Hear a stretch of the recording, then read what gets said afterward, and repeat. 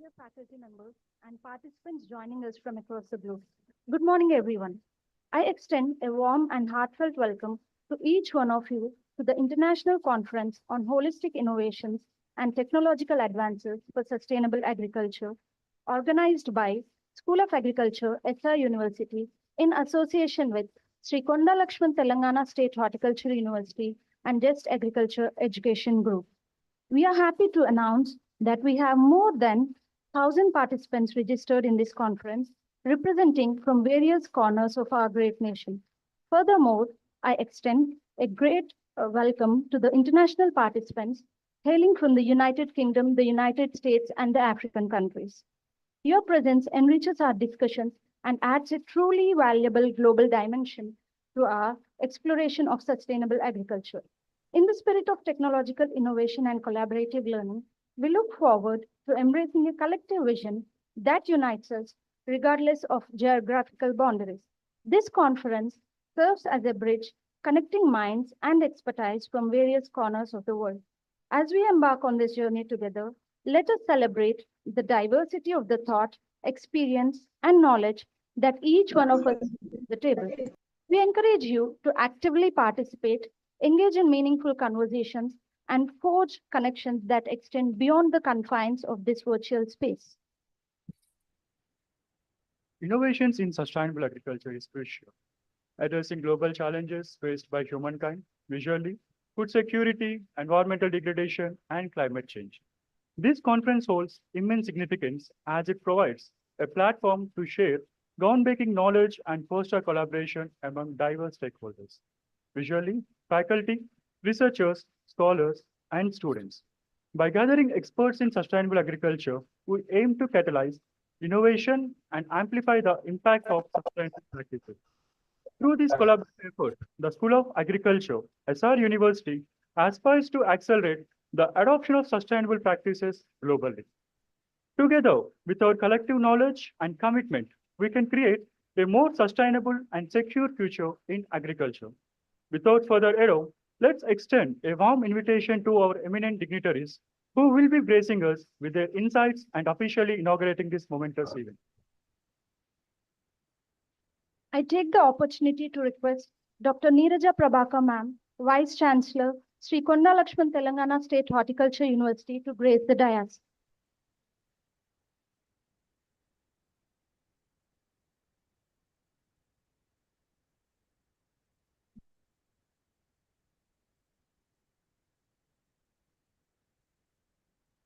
Thank you, ma'am. I take the privilege to call upon Dr. K. Samiritiso, Director, ICO Niyasam Baramati, to join us on the dais.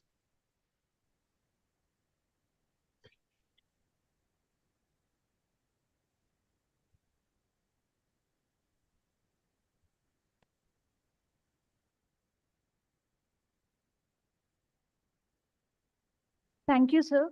It's my pleasure to invite Dr. DPS Badwal, founder and CEO, Just Agriculture Education Group, to join the dais.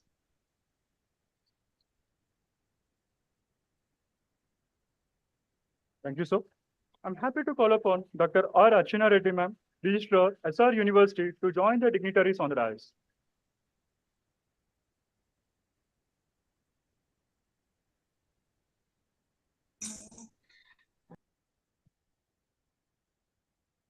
Thank you, ma'am. I'm pleased to call upon Dr. Sushila, co-founder, Just Agriculture Education Group, to join us on the dais. Now, I take the honor of inviting Dr. G. Balraj, sir, Dean, School of Agriculture, SR University, to ascend the dais.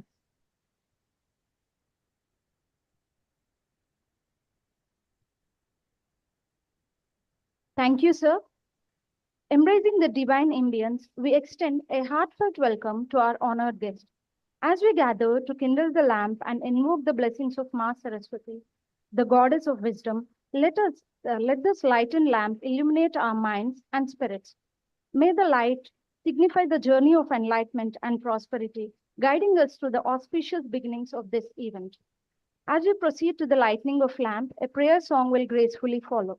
I kindly request all present here to please rise and join in reverence as we embark on this moment of spiritual harmony and unity.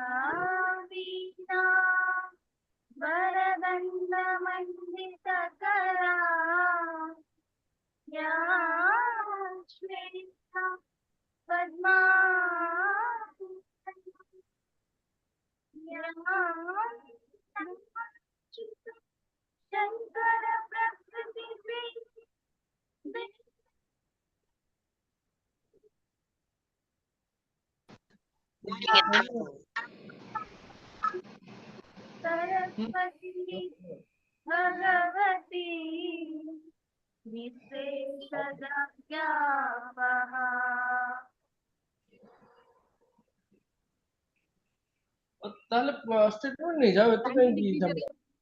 In the spirit of honor and respect, Dean School of Agriculture, Dr. G. Bhupal Raj sir, will be taking the stage to felicitate our esteemed guests, acknowledging their invaluable presence in today's proceedings.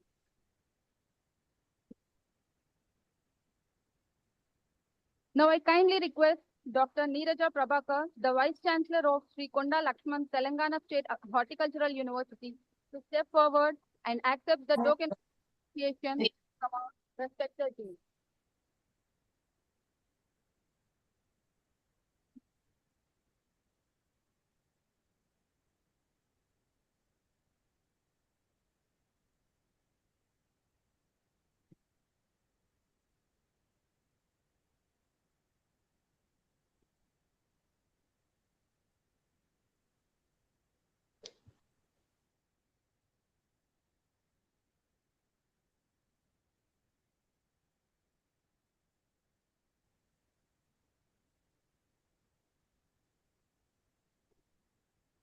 Thank you, ma'am.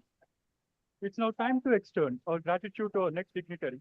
I invite Dr. K. Samireddy, sir, Director, ICAO, National Institute of Aquatic Stress Management, to kindly come forward.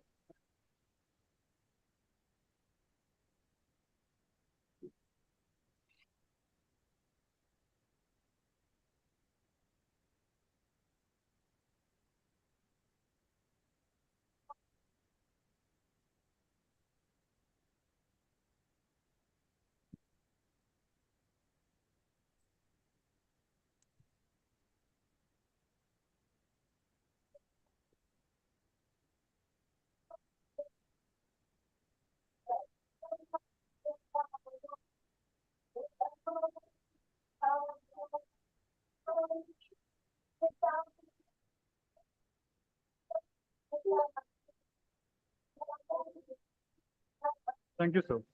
Our next guest hold a special place in today's proceedings. May I request Dr. R. Archana Reddy, ma'am, Register SRU, to come forward.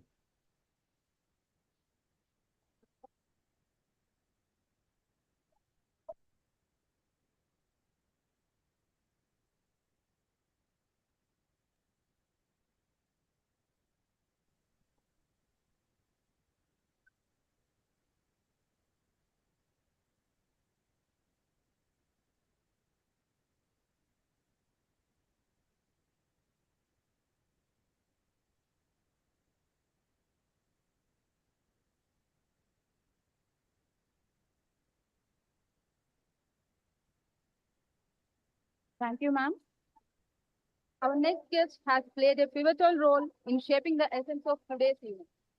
Now, I invite Dr. DPS Badwal, the founder and CEO of Just Agriculture Education Group, to step forward and receive a small token.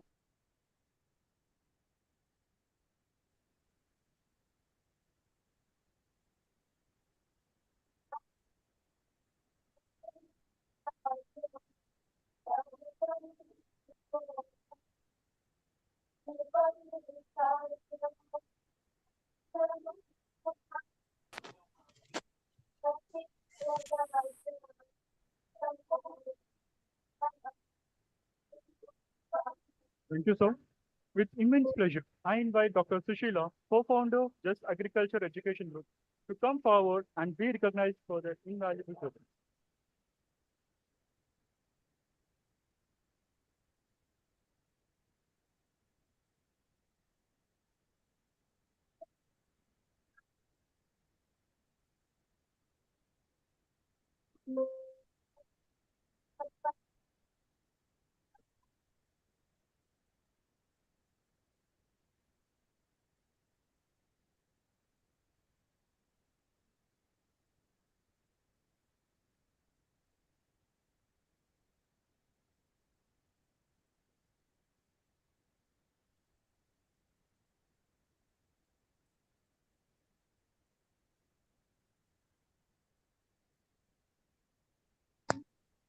Now, I would like to invite Dr. Satya Sandhi to start with. So please come on to the dais.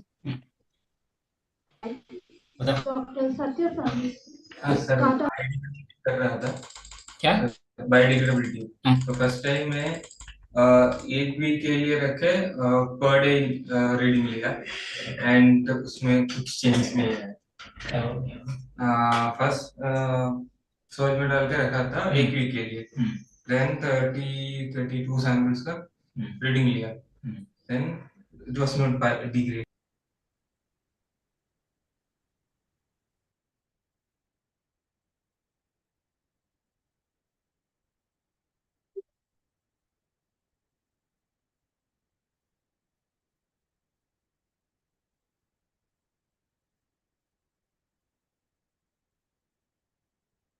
Thank you, sir.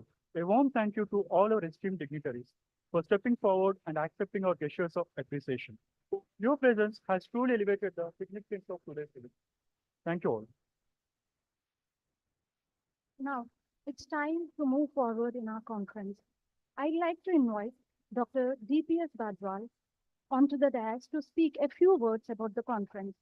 Dr. Davinder Pal Singh Badwal is CEO and founder of Just Agriculture Education Group, president of ISAD Foundation, a social activist, agripreneur, speaker. He has also received Best CEO of the Year Award and Young Professional Award. He has a great passion and zeal to reach the unreached one in agriculture sector for small and marginal farmer communities. Recently, he organized All India's first agripreneurship program with well-renowned academicians and business consultants in agriculture to meet futuristic goals and objectives. More than 10,000 plus agriculture students successfully trained to meet future futuristic goals and objectives under his guidance as program director of international workshops organized with collaboration of 7 ICAR agricultural universities. With his efforts in just a span of 2 years, Just Agriculture collaborated with India's most reputed government agricultural universities, institutions like ICRSAT, NAM, NIPH, MANIS, IRRI, PJTSAU, MPUAT, and many more. Apart from being as an organizer of 5 international agricultural conferences, he has held 17 workshops, 19 training programs, 3 international expo summits. He also attended more than 25 national and international conferences. With a dream to transform agriculture sector, Just Agriculture is one of the leading agriculture magazine in India with over 7 lakh readership. Sir, we welcome you to speak about the conference.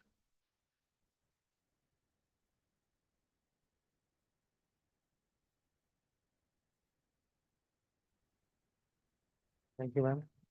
A very warm welcome to Honorable Chief Guests and all the delegates and participants of the conference.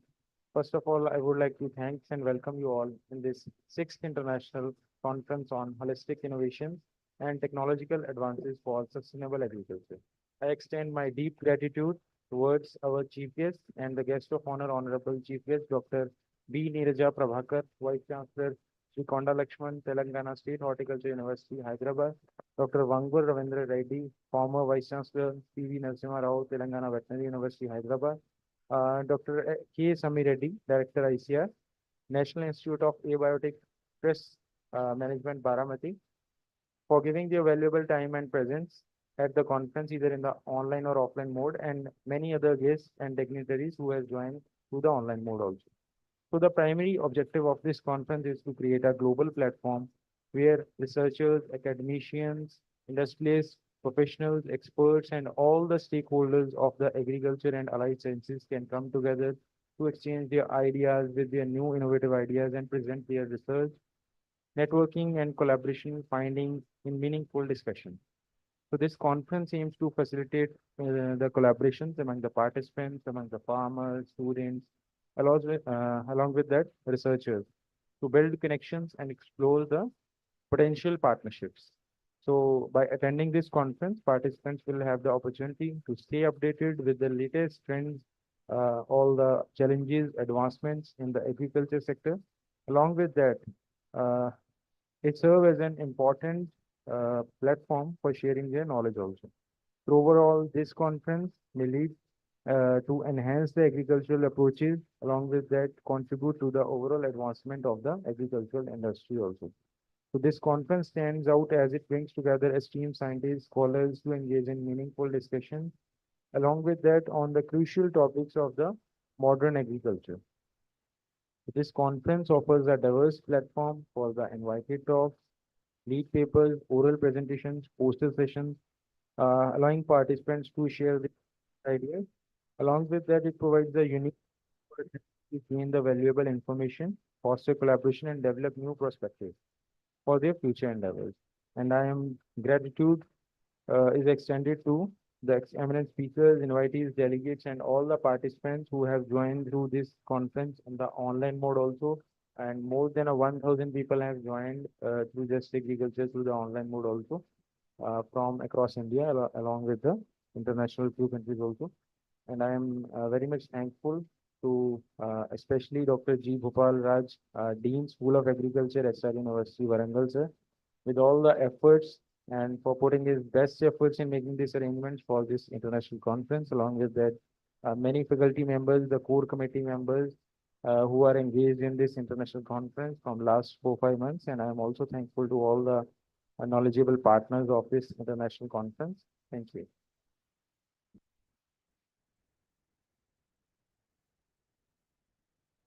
Thank you so much, sir. Such a valuable insights you have given about the conference. Now, moving to next dignitary, I request Dr. G. Bhupal Sir, School of Agriculture, to receive and address the gathering. Dr. G. Bhupal Sir received his BSc degree in the year 1977 and MSc degree in Soil Science in the year 1980 from Andhra Pradesh Agriculture University, Hyderabad, and PhD in Soil Science from Acharya Enjiranga Agriculture University, Hyderabad. He started his professional career in the year 1983 as an assistant professor and scientist in Acharya Enjiranga Agriculture University and was promoted to associate professor and professor subsequently. Professor G. Bhupal Rao sir was head of All India Coordinated Research Project on Micro and Secondary Nutrients and Pollutant Elements, ICAR, Hyderabad Center. He has worked as administration for several years in different cadres, as a Associate Director of Research of North Telangana Zone, Dean of Agriculture College, Director of International Programs, and Director of Extension in Professor Jaishankar Telangana State Agriculture University.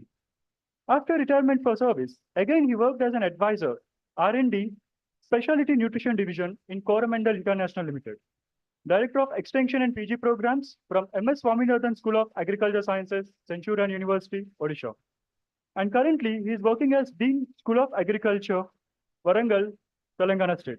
He has received several prestigious awards like Alapati Venkata Krishnaya Memorial Award, PG Krishna Memorial Award, and gold medals.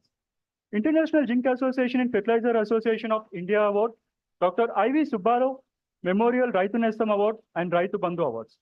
Professor G. Bhupalraj was elected as Counselor of Indian Society of Soil Science. He has published more than 100 research articles in peer-reviewed national and international journals. And he also co-authored as well as first authored several books and book chapters. His research works includes on soil fertility, nutrition of horticulture crops, heavy metal pollution, and contamination of soils and water under aquaculture. He has guided more than 10 PhDs and 20 MSc students for the award of their degrees. He has visited USA, UK, Thailand, and China during his service for participating and presenting papers in various international conferences. He has also handled 6 funded projects from different sources like World Bank, aided by Government of India, NADP, NAIP, and private fertilizer companies. His specializations include soil fertility, pollution, micronutrients, fortification, and risk-based nutrient recommendations, and organic cultivation and high-tech agriculture farm. So now kindly request Dr. G. Bhupalraj sir to address the gathering. Thank you, Manikanta, for elaborative. I didn't expect. So dignitaries on the dais. Today's our chief guest, Dr. Nira Prabakar, Honorable Vice Chancellor of Honda Lakshman, Telangana State Horticulture University. And another guest of honor, Dr. Reddy. He is from Director and Vice Chancellor, National Institute of Abiotics Tests, Baramati, Maharashtra. And another guest of honor, our beloved, respected Rishtar, Dr. Archana Reddy, and the founder of Just Agriculture Education Group, is the man behind inspiration for conducting this symposium, Dr. BDS Badwal. He is the founder and CEO of the Just Agriculture Educational Group, and co-founder Sushila Madam. And my dear participants across the state and abroad, those who are participating in hybrid mode, online and offline, and my dear students and press and media for all, good morning. So it is a privilege for me to welcome all the chief guests and participants and students all to participate in the prestigious 6th International Conference, that is Holistic Innovations and Technological Advances for Sustainable Agriculture. So I welcome you all for this conference. So as our founder Badwal has explained the objective of this conference. Before that, I want to tell something about our university and our School of Agriculture. Our SR University, earlier it was engineering college, and as a university, it is established during 2020. After establishing the university in the 150 acres of green campus, our School of Agriculture is also started during 2020. So our first batch of students, they are in final year now. They are very actively participating in the RAWE programs and ELP programs. You can see through LinkedIn their activities. About School of SR University, it is the first of this private university among the Telangana region which got that below 100 rank in NRF. That is last year it got 98 rank. Continuously for last 3 years, it has been getting below 100 in NRF ranking and 100 to 150 band in university category. And recently we got some international, some green award also. So this is the specialty of our new university. Coming to our School of Agriculture, as you know, it is established during 2020. We are following the ICR syllabus totally, because for information of the people who are participating online mode also, just I want to speak some few words. So we are following totally ICR syllabus. We have very good teaching staff across the country. from all the states, we are having the teaching staff about 35 members. And we are having intake of BSc Agriculture students. Altogether, we have now 650 plus students, undergraduate students, and 22 students, MSc and PhD students also. We have started the UG and PG and PhD programs recently. I am happy to announce that we have 18 students from international. They are doing PG here across the different departments here. They are deputed from the Nigerian government. And we have very good instructional farm of 50 acres. It is, and garden also very beautiful, good garden we have covering mango, guava, sapota. And we have high-tech this one facilities like polyhouse, shade net, every facility, all the facilities which ICR requires for its accreditation, we have been building up. We have already got. We hope by the next year, by this time, we will be having our college will be accredited college. So this is the good information for all the students. So then, for the sake of students, we got several MOUs with the different institutes, like ICR institutes including. And recently we got MOU with our that Konda Lakshman Telangana State Horticulture University with the help of our Honorable Vice Chancellor. And we got MOU with NAM, National Laboratories. And again, next week, we are going to get MOU with Indian Institute of Millets and Indian Institute of Oilseeds and Rice Research. So this will facilitate the students to go for internship and they get acquainted with the different facilities available there. And one more advantage for the PG and PhD students, their specialists are there in the different institutes. They can guide our students helping us. So that is the motive of the MOU. So regarding this convention, as explained by Badwal, it is very important convention covering the recent aspects. That is, it moves around the, different aspects of the latest technologies linked with the high-tech agriculture.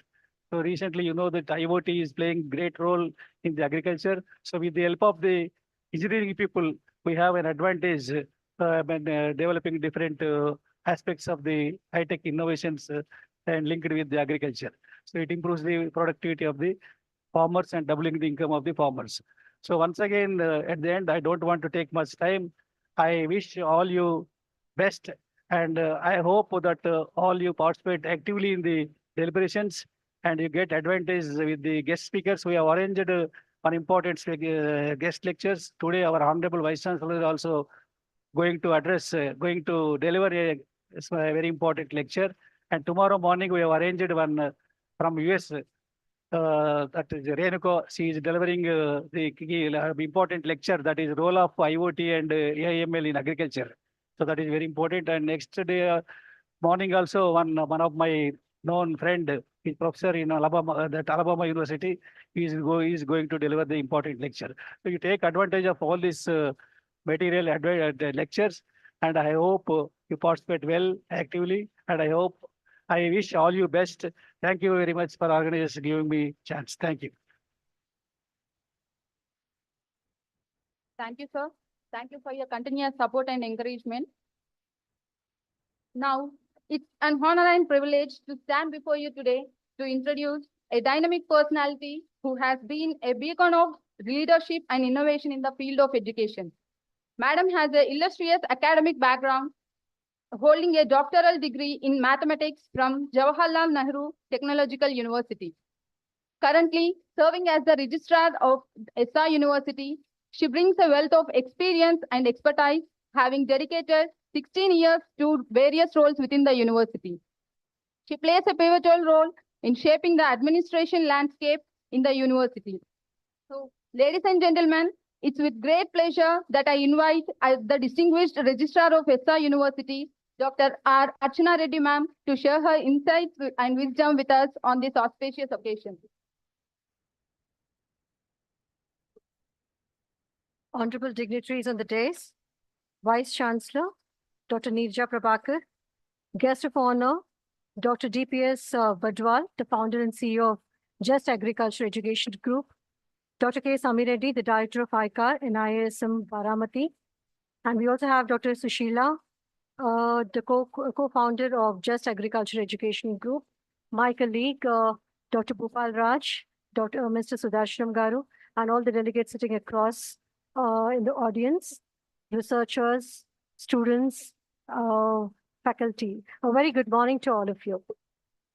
I'm here as a representative of the SR University, and Dr. Bhupal Raj has already told you about what SR University, the brief history of it. So I will not take much time to introduce again. But we started off in 2002 with a very humble number of students, with just 240 students and 4 branches of engineering. And in 18 years, we had transformed into a university. And in that, we had a lot of milestones, like we have NBA accreditation, NAC accreditation.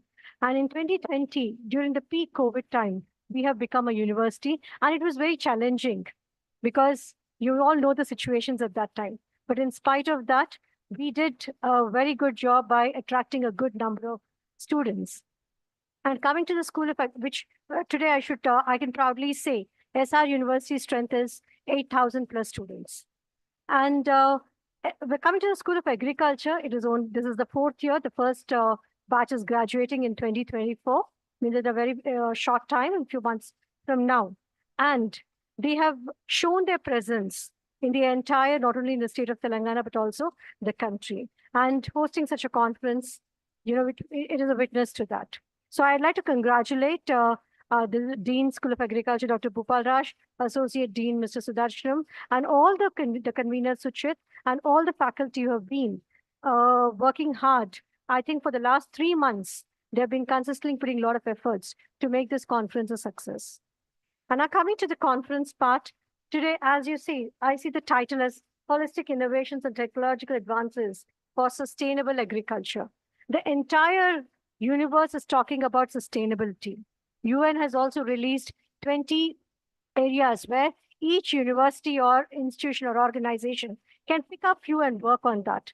So SR University also, just last year, we started our journey on sustainability, and we have also identified few areas where we would like to take it forward. And agriculture can play a great role in terms of sustainability. You must have heard my introduction. I'm a person from mathematics background and a very little knowledge about agriculture. But yeah, we are hearing a lot about hydroponics, about how to conserve our natural resources, getting more social equity and economical betterment for the farmers, conserving our renewable resources, like using less of it, conserving our energies. So maybe this conference will open up new avenues to all the young researchers, students. You can discuss here, deliberate, participate in all the discussions, present your research work, take feedback from the great academicians sitting over here. And last but not the least, make friendships over here where, you can take these friendships much ahead in your research work.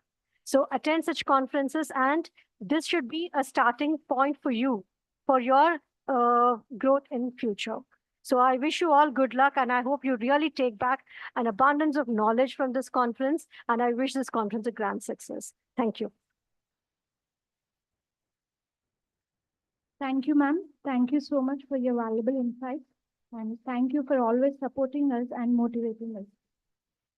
Now, I'd like to invite today's chief guest, Dr. B. Neeraja Prabakar. Dr. B. Neeraja Prabakar is the Vice Chancellor of Sri Konda Lakshman Telangana State Horticultural University. Her diverse background and in-depth knowledge in the horticulture sector made her known personality in scientific fraternity.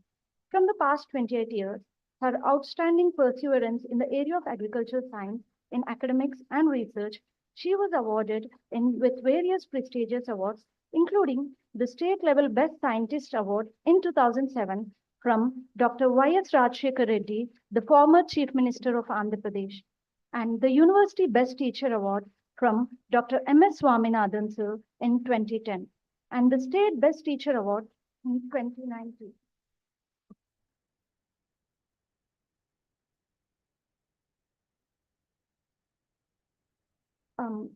My apologies.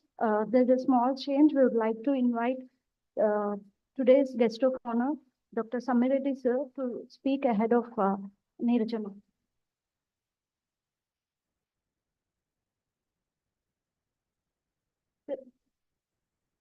We extend our heartfelt congratulations.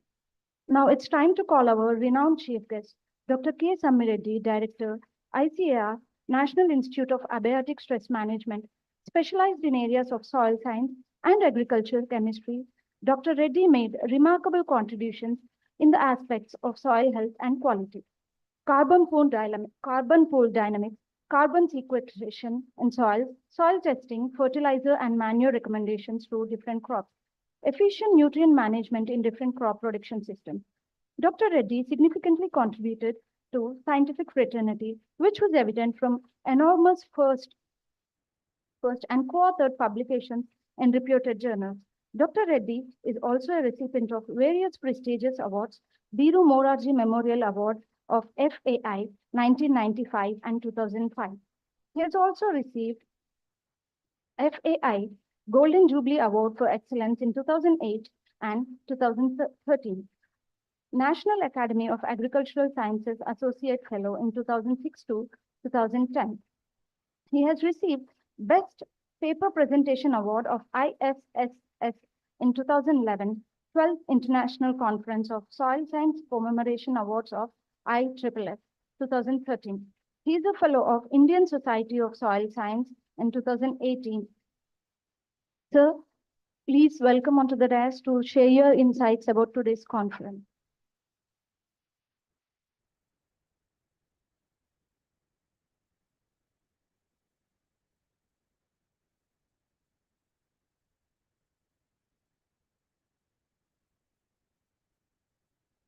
Good morning to all of you.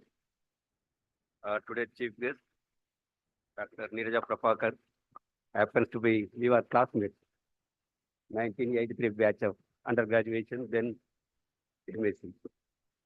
Now it is the PGTSAU. Earlier, when we were students, it was APAU, Andhra Pradesh Agricultural University. Of course, guest of honor, Dr. Badwal, and Archana Reddy Garu, registrar of this university. Balraj Garu happens to be is also our soil scientist. And when I was at Indian Institute of Soil Science, Bhopal, he used to look after the All India Coordinated Research Projects on micro and secondary nutrients. He was the center in charge of Hyderabad. And Dr. Sushila, Huda, who is also the guest of honor from the Just Agriculture. Senior members, our Dean, Sampurna College from the Mysore University. All the faculty members of this upcoming prestigious university, SR University. All the students, my dear students, actually very dear students of both all faculties, agriculture as well as others. And dear delegates, both national and international delegates, many are there from the African countries. Good morning to all of you. Actually, this is the right topic. They have selected sustainable agriculture. Nowadays, everybody speaks about the sustainable. Because after all of you know, our India is the population 1.3 billion. And we are having the very, very limited land resources. Our land resources just, it is the, if we say it is 175 million hectares, means if we take the grass cultivable area. But if we see out of that, 73 million hectares is the rainfed area. Means around 144 million hectares net cultivable area. Out of that, 72 to 73 million hectares is the rainfed area. Rainfed area means all of you know, those who are agriculture first year BSc is itself agronomy course. People say, teachers say Indian agriculture is gamble with the monsoons. Everything our agriculture depends upon the rains. Means 73 million hectares means after all 52% of our cultivable area is rainfed. Means completely depend upon the rains. No assured irrigation facilities. Actually, that is why our agriculture always say is a gamble with the monsoons. It always depends upon the monsoon. That is the one. Second is the very, very limited resources. If we see we are land resource, population is increasing, ever increasing. Our land resource is a static, it cannot increase. So our per capita availability of land is decreasing year after year. Today we are having only 0.11 hectare per person. So that is and if we see agriculture, it is very, very less. And other is the depleting water resources. You know, India actually water stressed country. 75%, 75 to 100% of our Indian geography, Indian area is suffering from water stress. Water stress in the sense, if the per capita availability water is less than 1700 millimeter cube, less means it is called as water stress. We are having only nearly 1150, 1200 meter cube per availability. So depletion of the water resources is very, very important, very main. Apart from this land degradation, I mentioned by every source is degrading. Unfortunately, our green revolution, when introduced in 1965, no doubt we have efficiently utilized our seeds, fertilizers, our irrigation water very efficiently, and our production increased from 51 million hectares in 1965 to 330 million hectares today we are having. But because of these, some of the problems, secondary problems that took place, that is the one problem is the land degradation. Land degradation, if we know, around 7 million hectares of the land is suffering from the salinity. Nearly 90 million hectares of soil are suffering from the physical growth. And land degradation, nearly 104 million hectares of land is suffering from land degradation, physical degradation, chemical degradation, or the biological degradation. So every source actually now getting degraded. That is another important thing. Lack of seed. You know, every papers, even farmers, they are suffering from the lack of timely supply of quality seed material. This is also another important area where the farmers are suffering. And also our soil organic matter. If you see our soil organic matter, I don't know, BSc agriculture students, it is very, very less than 0.5%. Actually, if we want to have the full potential of the yield potential of the soils, means at least it's there 1.1% organic carbon content. But our soils are suffering very, very low. On an average, it may be around 4.4 to 0.5% organic carbon. But red soil area, if you see here, Warangal area, so many red soils are there. Of course, black soil patches are there. Red soil area is even less than 0.4%. So that is another important area. And apart from this, after cultivating the crops for almost 1 year, Kharif season, Rabi season, you know, farmers, they are not getting remunerative prices. So people actually, if we ask the farmer, if any alternate profession if we give, they are ready to leave the agriculture. That is another problem. Why? Because cost of inputs is increasing. If you see fertilizer except urea, all fertilizers become very, very costly. DAP 1750 rupees per 50 kg bag. Potassium, actually once upon a time, 3 years back, it was the 550 rupees per 50 kg bag. But today it is nearly 1300 to 1350 rupees per kg bag. And if we see all other fertilizers, they have increased prices like anything. So input cost is increasing, but they are not getting, because of whatever it may be, the policies and other things, farmers are not getting remunerated prices. That is why everywhere agriculture is suffering, so that it is our duty, particularly young scientists, how to sustain our production by protecting our resources is very, very important.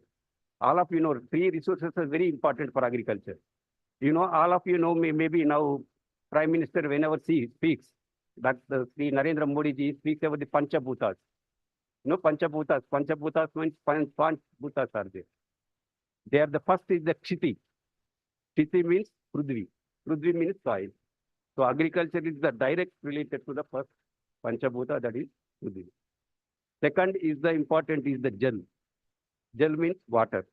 Without water, already I told, there is no agriculture, it is not possible. The third is the Samira. Samira means it is the wind. You know, all this atmosphere, whatever we are seeing, that is related to the climate change, climate variability, all this related to the third very important Panchabhuta is the Samira. That is the wind or Vayu, we can say. In other words, there are some people, they call it as the Vayu. And fourth one is the Akash. Akash means whatever the clouds, they are the source of our energy, solar energy, you know, photosynthesis. Without solar energy, photosynthesis is not possible. There is no photosynthesis means there is no food. That means there is no life. That is the Akash is very, very important. And is the Agni. Agni means fifth one is the Agni. Agni is the actually source of energy, thermal power, all these are the considered. So agriculturally, at least first, that's the soil,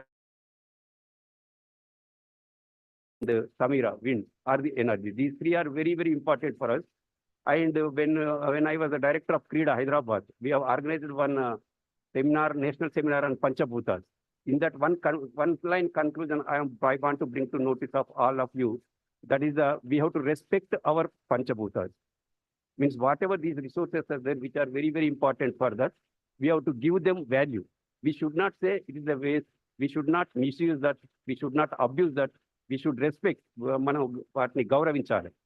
Once we respect, we understand the importance of that, so that we will take all steps to protect that. That is another thing. And other is the conserve. Conserve means we have to always try to conserve. Conserve, how we conserve water. Water conserve means we have to increase the water is efficiency.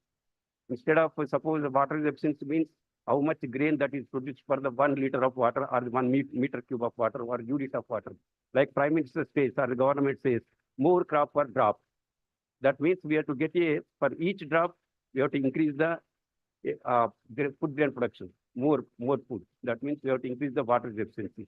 That is one. Another important thing is that after respecting, conserving, we have to follow all practices, whatever that are in protecting nature, conserving practices. So we should not actually, efficient utilization is very, very important. So like this, if we follow, we utilize all these, our 5 resources are the first 3 important resources, we can definitely achieve the goals of the sustainable agriculture. For this, actually, all of you know, now everybody speaks about the climate change, climate variability. PIDA, we have started one project, NICRA, National Innovations in Climate Resilient Agriculture. In that one, climate resilient agriculture. Climate, I am not going to details. You know, greenhouse effect, all these effects, you know, greenhouse gases. I am not going to this. But only thing why I want to highlight is that now it is agriculture, we have to follow, we have to recommend, we have to develop. All are the climate resilient agriculture. Climate resilient agriculture means there are the 3 pillars of the climate resilient agriculture is there. First pillar is the mitigation. First pillar is the increasing the production. Production we cannot compromise. With ever increase in population, food grain demand is increasing in India. So we cannot compromise the food grain production. We have to increase that ever increase. But while achieving that target, we have to follow 2 important steps. That is the second pillar, mitigation. Mitigation means we have to reduce the emission of greenhouse gases into the atmosphere due to our agricultural activity. That is one. The third is the adaptation. Adaptation means we have to enhance the capacity of our resources, like the soil capacity, production system capacity, forest capacity, agriculture systems, so that can enhance itself, will become a resilient to our climate change and climate variability. So these are the few climate resilient practices. Wherever we have to work, climate resilient practices we should important. And other important thing, present government, our central government, Modi Saabs, always they say, nature positive solutions nowadays. Nature positive means all the solutions, whatever technology we will give to the farmer or we will give to our stakeholders, that should be nature positive. Nature positive means that should not release into the greenhouse gas into atmosphere, or that should not badly affect or cause the degradation of whatever the resources I told. So all should be the nature positive. So like now people are recommending organic farming, integrated nutrient management, integrated pest management. Wherever possible, we have to minimize the use of the external inputs. So that low farmers, whatever that are on farmers' fields, we have to efficiently utilize. Along with that, whatever we want, we can purchase fertilizers. We have to minimize, but we have to use, but efficiently use. So if we follow this climate resilient agricultural practices, definitely we can achieve the goals of sustainable agriculture. With this, once again, I am thankful to you, because actually all of you may not be knowing this SR tutorials. When I was a student of intermediate year, government junior college, municipality. At that time, actually, Reddy sir was he was a famous tutor. That is a SR tutorial. Of course, I did not go to that. We used to go to Reddy and chemistry, physics for Reddy, chemistry for that. But today I'm very, very happy. Sir has worked very, very hard from the beginning. He has converted that SRL tutorials to engineering colleges. Now engineering colleges to today, very big SR university.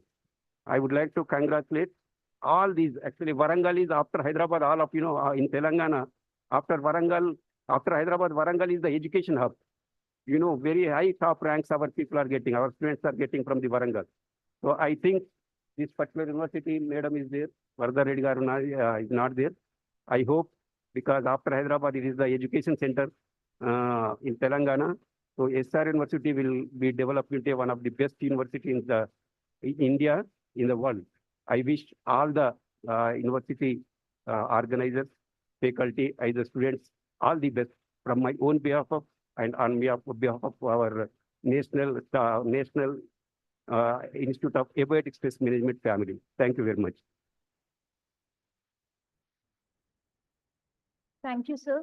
Thank you so much for your inspiring speech, and I hope our participants will concentrate more on soil conservation. Thank you, sir. Now, I'd like to call upon Dr. Sushila Huda to give today's chief guest to deliver a keynote address.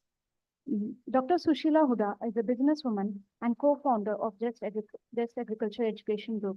Her strength lies in her perceptions, and she's an independent and successful woman who can be an aspiration for many. And she is supporting Dr. Badwal in his entrepreneurship journey.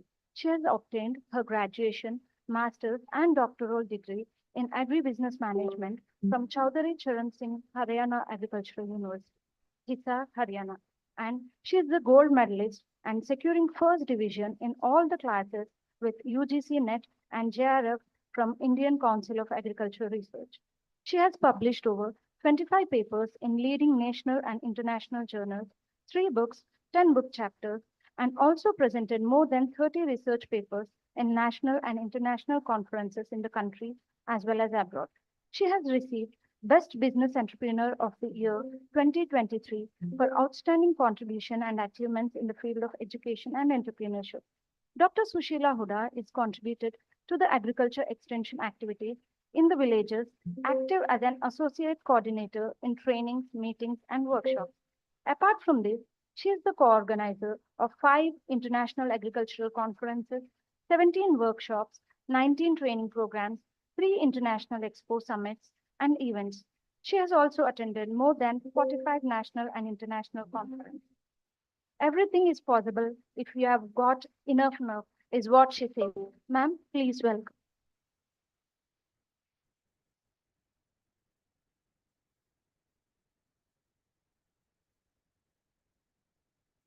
Thank you, ma'am.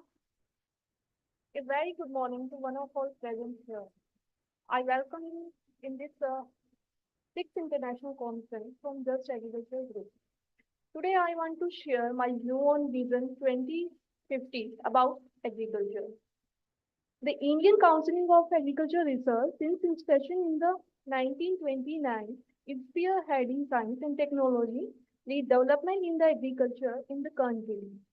This is being accomplished through agricultural research, higher education, and frontline extension undertaken by a network of research institutes, agriculture universities, and Kirti Vigyan Kendras.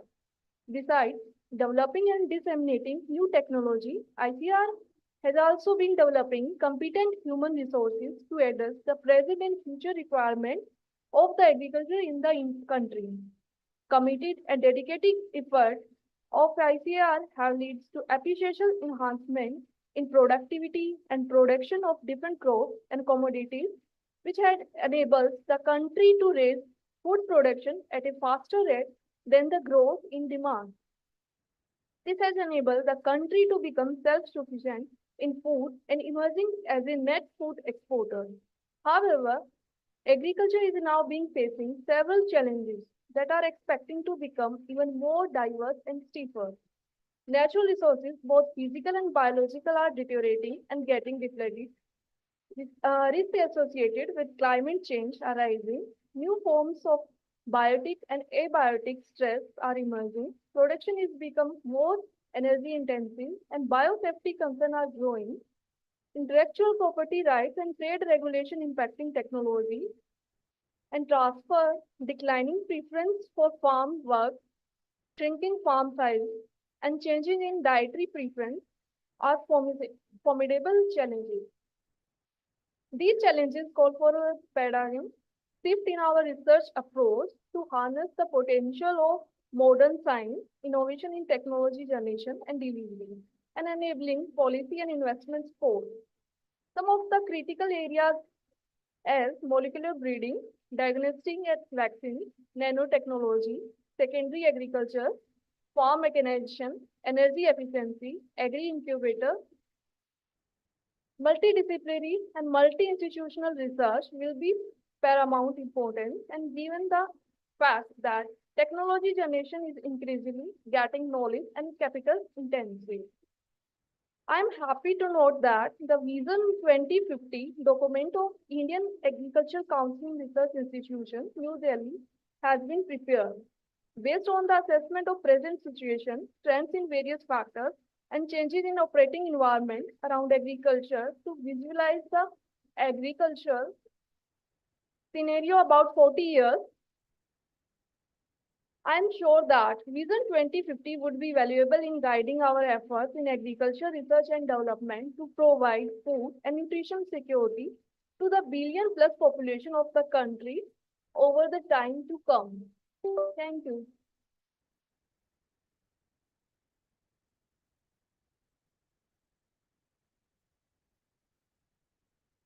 Thank you, ma'am. Thank you so much. Now, I'd like to call upon today's chief guest,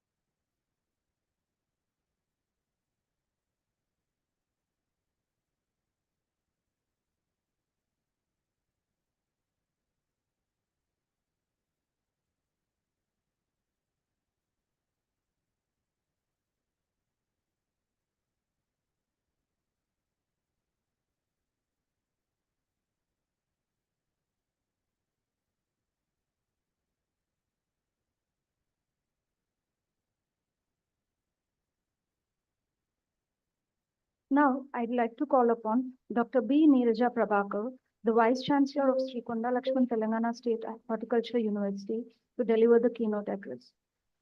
Her diverse background and in-depth knowledge of the horticulture sector made her a known personality in the scientific fraternity. From the past 28 years, for her outstanding perseverance in the area of agriculture science, in academics and research, she was awarded with various prestigious awards, including the state-level Best Scientist Award in 2007 from Dr. Y.S. Rajshekar Reddy, former Chief Minister of Andhra Pradesh. She has also received the University Best Teacher Award from Dr. M.S. Swaminathan Sir in 2010, and she has also received State Best Teacher Award in 2019. Dr. Neeraja Prabakar has been serving as a member of Telangana Oil Palm Advisory Committee, where she provides valuable insights and recommendations for the cultivation and promotion of oil palm in the state. Ma'am, please.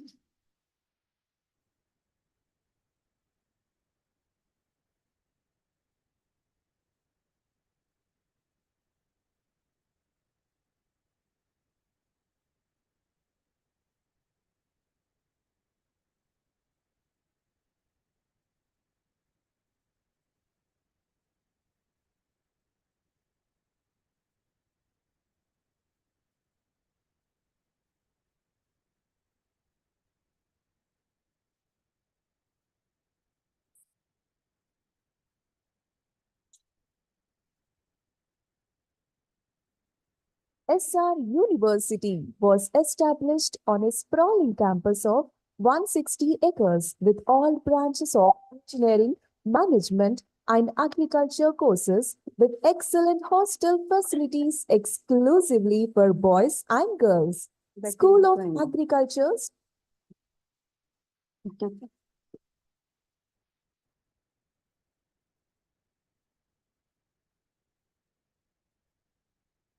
సభకు నమస్కారం. Dignitaries on the dais and today's Is it okay? First of all, my congratulations to the organizers for conducting this sixth international conference on holistic innovations and technological advances for sustainable agriculture. That is ITASA 2024. So it is going to be organized for 3 days. So dignitaries on the dais, my fellow, that is classmate, Dr. K. Samireddy Garu, who is the director of ICR, NIAFM Bharamati, and today's guest of honor, as well as, another guest of honor, Dr. DPS Badwal, founder, CEO of Just Agricultural Education Group, and also co-founder of Just Agriculture Education Group, Dr. Sushila Huda, and the dynamic lady, Dr. R. Archana Reddy Garu, this is of your SR University, Warangal, and the person of enthusiastic senior personality of your university, Dean of the School of Agriculture, Dr. G. Balraj Garu, and as well as of the dais, the dignitaries, Dean of Mysore College, and other staff from Just Agriculture, and delegates, my student friends, and the faculty of different departments belongs to this university, Sri Rajeshwari University. A very good morning to all. Actually, I'm happy to be here as a guest of today's function, chief guest of today's function. I'm very happy that another two dynamic ladies are participating in today's inaugural session. I'm happy to announce that I am the first woman vice chancellor among 74 state agricultural universities. Then, so I'm the chairperson of RAC, not a member, okay? That is Regional Advisory Committee for Oil Palm, IOPR, Pedavegi.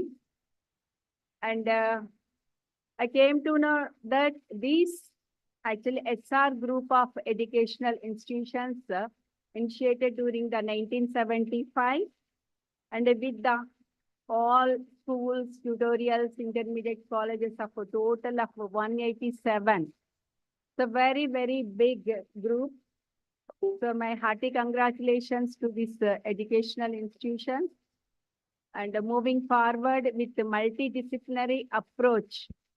So having the engineering as well as now agriculture department, agriculture faculty also. So starting, I think in future they will start maybe BSc Honors Horticulture and other also. Hope for the best.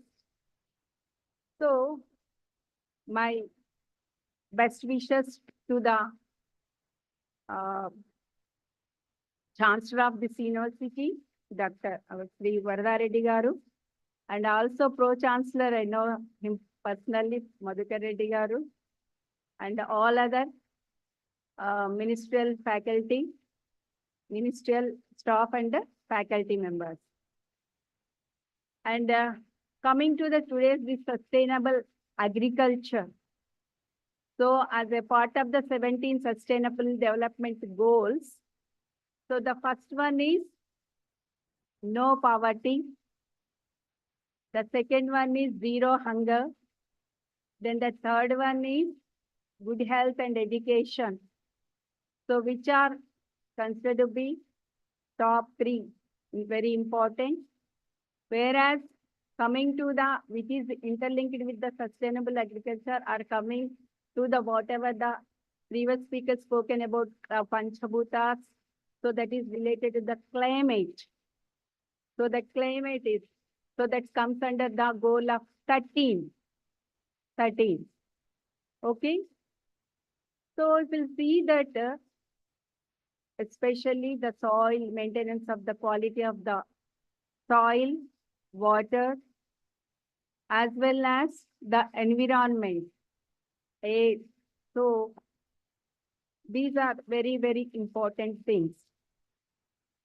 We are coming across about the famous campaign of Save Soil by Sadhguru Jiggi Vasdev Garu. So they are started the campaign, but previous to that we used to talk actually at our university levels about the health of the soil. So whatever we are talking about the availability of the nutrients always to the plants, but not as a living source of the all living organisms are to be considered very important in the soil. So now in the next my presentation in my keynote address, I'm going to present about that one also. Then coming to the water, the judicious use of water is very, very important. So if you see that with the available water resources in Telangana, there is so much increase in the paddy production. And even diverting the farmers who are cultivating the vegetable crops and other crops, also they diverted to the paddy because of the availability of the water. Do you know that how much water that requires to produce 1 kg of paddy? 5,000 liters plus. So if you see that the water footprint of the very nutritious, the way that fruit is avocado, which is considered as a healthy fruit. So having the very low water footprint of around only 600 liters. That means I'm showing the wide gap. So with the minimum water usage, you can produce very quality fruits and vegetables. So that are coming over there, we'll see the history. So during the Green Revolution, so that is the aim is to meet the food requirement of then after the independence. So the grown-up population. So we used to import, so with the Green Revolution, overcome that one. But what happened? Because of the usage of the indiscriminate use of fertilizers, pesticides, and high-yielding varieties, which demands that one. So that leads to the imbalance of the environment. So now it's a high time to address these issues. So that is called now, after the Green Revolution, Evergreen Revolution, even the eminent scientist and who awarded the Bharat Ratna is the recently, so Dr. M.S. Swaminathan Garu. So even he also emphasized about the use of the organic manures to maintain the sustainability of the soil. He also realized about that one. So now what is happening? Then shifting. So if you see in 1950-51, so after achieving this, after that one achieving that self-sufficiency in food grains, if you see the horticulture production, so we are producing more of a production, that is more productivity per unit area from the horticulture crops and contributing to the more the GDP. If you see, for example, Telangana, from 13% area, we are contributing to the 18% of the GDP. More of contribution from horticulture crops. If you see the growth rate from the 1950-51 to till today, we'll see then the 54 million, around 54 plus million tons of the fruits, that was fruits, vegetables, all horticulture produce was increased to the last year around 324 million tons. And this year, it is expected to be 354 plus million tons in horticulture. That means it is showing very, very reputed growth. In case of the agricultural crops, it is only 6-fold growth, whereas coming to the horticulture crops, it is a 13 times, 13 folds of the growth rate. So this shows that if a farmer going for the integrated farming systems by including the horticulture crops, of course, it will include the more of like, the pink revolution, which is contributing to the more of, that is and the blue revolution. Pink revolution means meat production, and the blue revolution means that is fisheries, that pisciculture. So that is showing still more, like 16 times, 16-fold increase.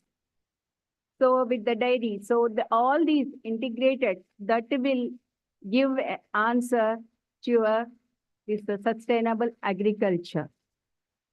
So we are talking about this one, about the increasing the productivity, maintaining the balance. But in this includes the reduction of wastage also. The amount of wastage that is causing in India is equal to the production of the all agricultural production of UK. About 92,000 plus crores of rupees we are wasting due to the waste of the food. And especially coming to the horticulture, the wastage is about 25 to 40% post-harvest losses. So in my view, if you'll avoid the wastage, it is equal to the production. I am always telling the same since in my UG classes. Now it's came down. Now it's came down to, I think, 15 to 20%, but still long way to go. So these things can be achieved only through the integration of the technologies. Some are the technologies with the engineering department and with the agriculture. Agriculture means includes all horticulture and other departments. So then only we can achieve this one to avoid that minimum wastage, avoiding the wastage to the negligible level, and reach in good quality stays to the consumer.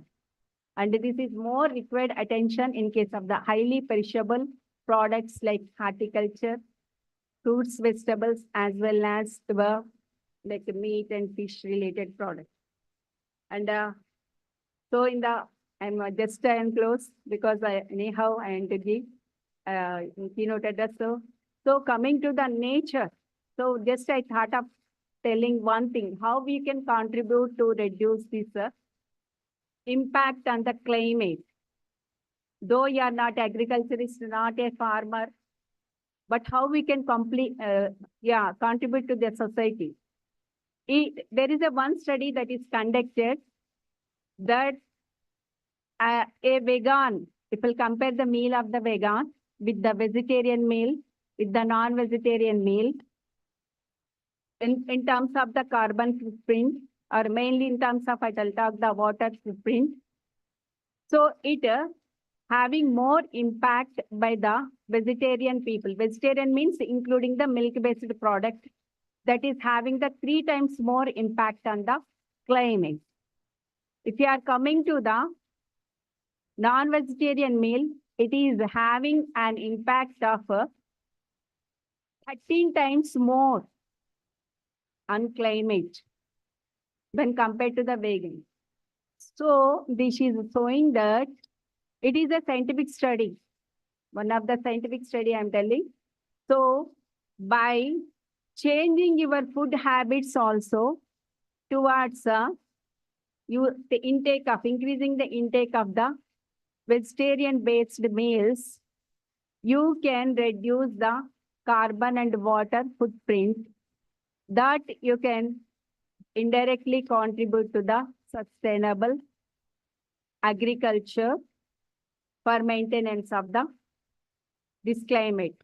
So the future, all nature things, everything is available. I'll quote here at the end of the Mahatma Gandhi ji.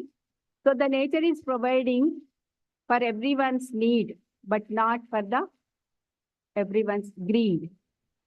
That is the one ultimate. So you save the nature, nature will save you. I thank organizers for giving this opportunity. I think the deliberations in this ITASA 2024 will enlighten you and will certainly give, you will get the take home things out of this international conference. My congratulations once again to the organizers. Thank you for giving this opportunity. Thank you so much, ma'am, for your valuable insights. Indeed, we all expect that waste reduced is produce generator. So moving on to our next occasion, ladies and gentlemen, esteemed guests, it is with pleasure and excitement that we announce a momentous occasion in conjunction with our international conference. Today, we are delighted to share the release of special issue of Just Agriculture magazine. This edition brings together cutting-edge research, innovative perspectives, and thought-provoking articles from experts of across the globe. The magazine serves as testament to the commitment and excellence of our scholarly community in addressing crucial issues in agriculture. We invite each and every one of you to explore the insightful content within this special issue during your conference break. The copies will be available at the registration desk. We extend our heartfelt congratulations to all the contributors and express our gratitude for their valuable contributions. Let us collectively celebrate this achievement and embrace the knowledge that was being shared upon us by Just Agriculture Group. Thank you.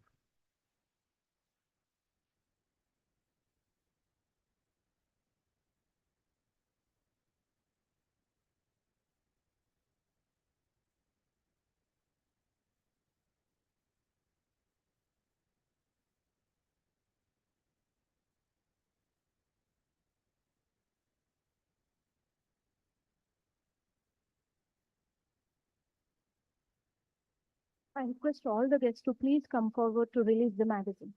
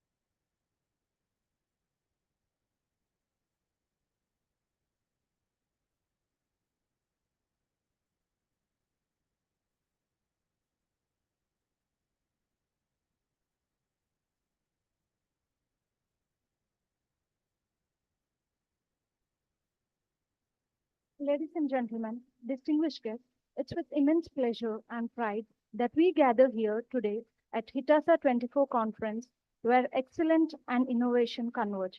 As we celebrate the spirit of knowledge dissemination and academic brilliance, we are delighted to announce and honor outstanding individuals for their remarkable contributions in various domains.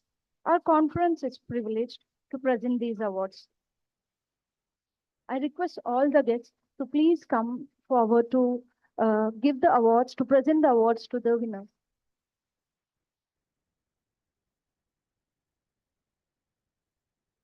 Now I would like,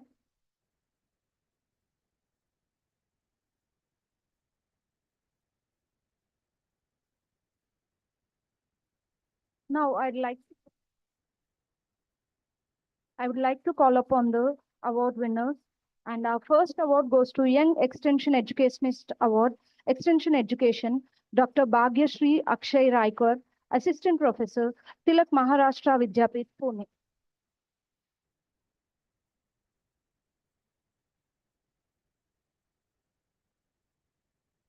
Our next award goes to Young Agronomist Award, Irrigation Water Management, Paul Jaimala Bharat.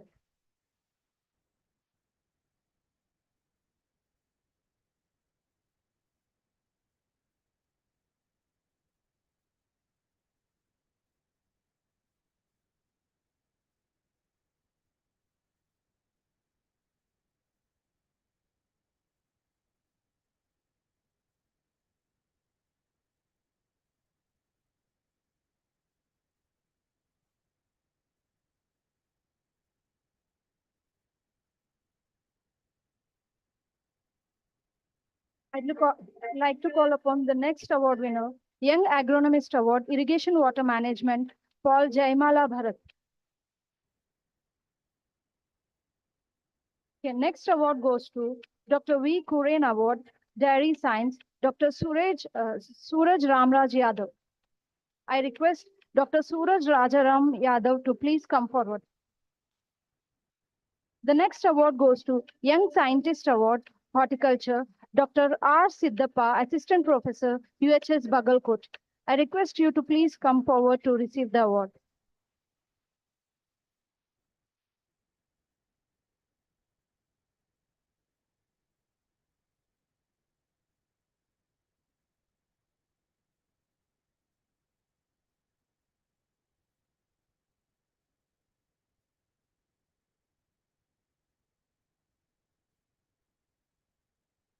I now request Ayodhya Bhunadas Gaikwad to receive Young Professional Award, Home Science Communication and Extension. I request Ayodhya Bhunadas Gaikwad to please come forward to receive Young Professional Award.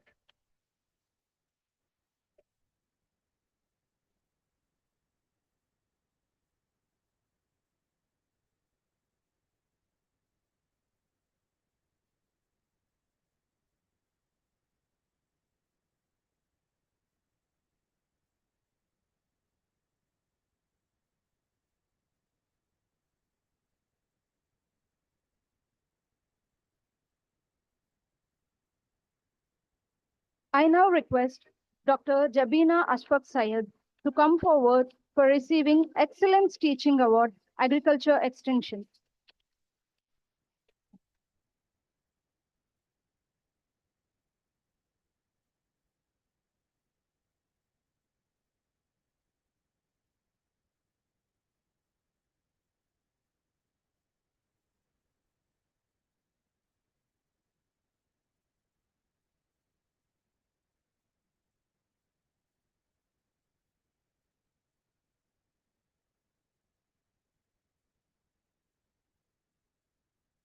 I now request Munul Shrikant to please come and receive Best Biotechnologist Award, Biotechnology.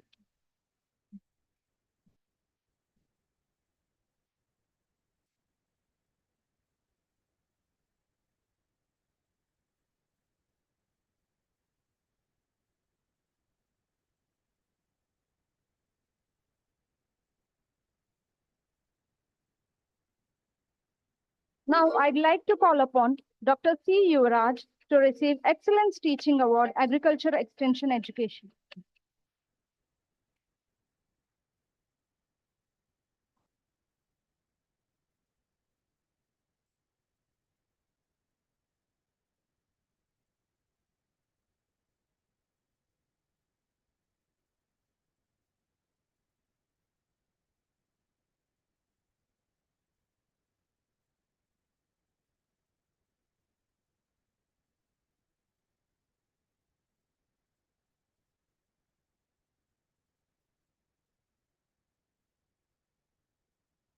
I'd like to call upon Dr. Nagamandla Ramyashri to please come forward and receive Women Entrepreneur of the Award.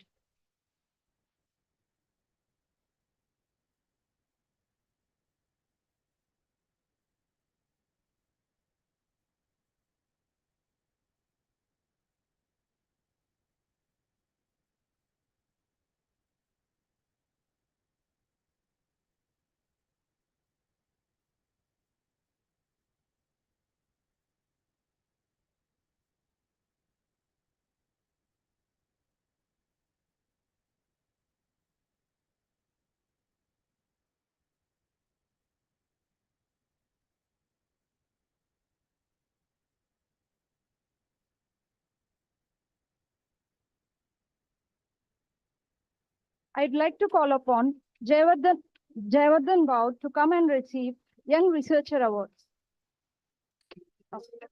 I would now like to call Dr. A. Lata to please come forward and receive Best Agronomist Award.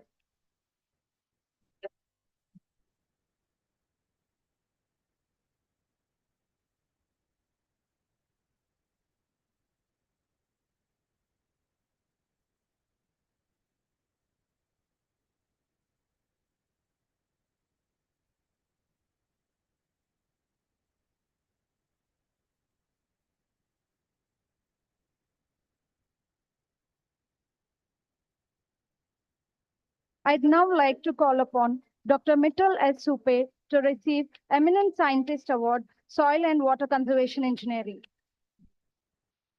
I'd like to call upon Dr. Sushila to please come forward and receive Excellence Teaching Award.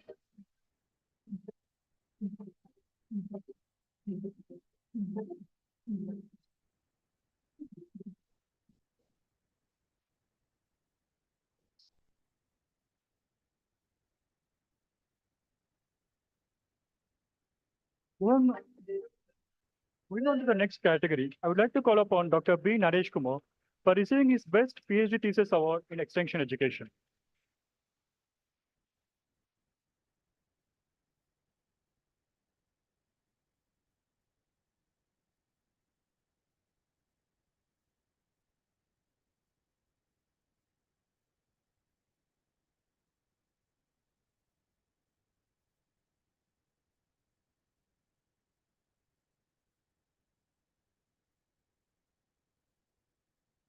I would like to call upon Professor Rajesh Kumar Sharma for receiving his Lifetime Achievement Award in the Sociology Department.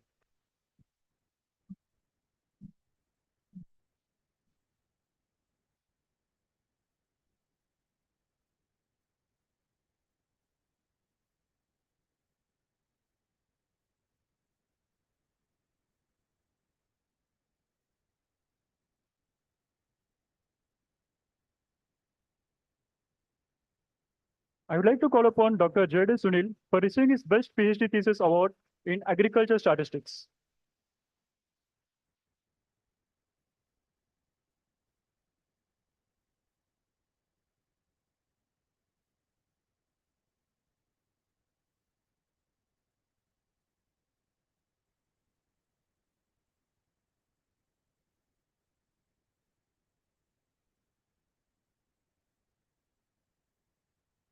I would like to call upon Dr. Ileti Shambabu for receiving Dr. M.L. Madan Mohan Award, Livestock Production Management.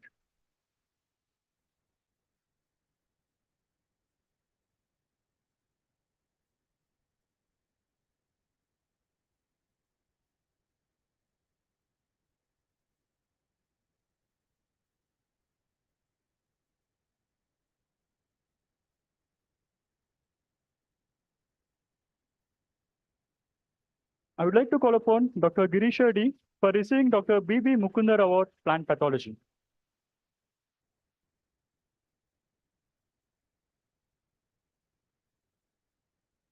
Moving on to next, I would like to call upon Mr. Sumit for receiving his Best MSc Thesis Award in Forestry. Followed by, I would like to call upon Mr. Reguri Harshavardhan Reddy for achieving Young Achiever Award in Agronomy.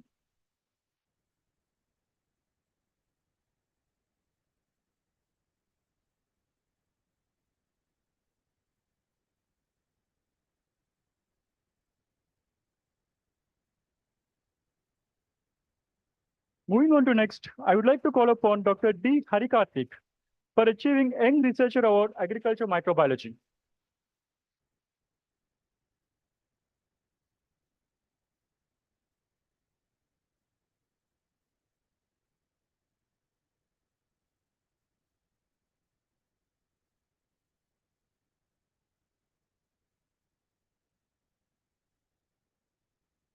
I would like to call upon Mr. Kalluri Praveen for achieving Young Researcher Award, Farm Power and Machinery Engineering.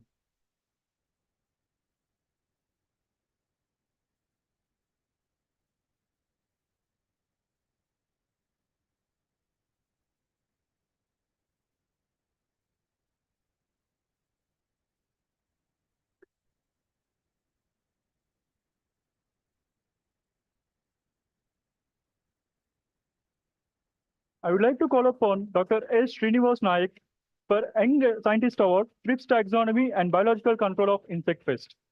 Srinivas, sir, please.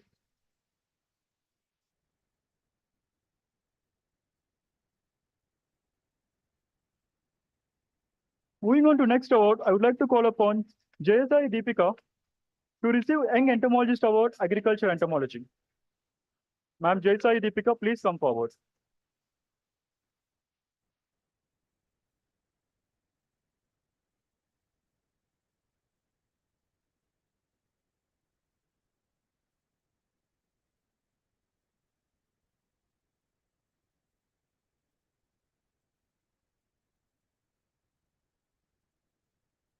Moving on to next award, I would like to call upon Mr. Chitram Arun Teja for receiving Young Extension Education Award. Chitram Arun Teja. Followed by, I would like to call upon Ms. K. Vanitha for receiving Best MSc Thesis Award, Vegetable Science.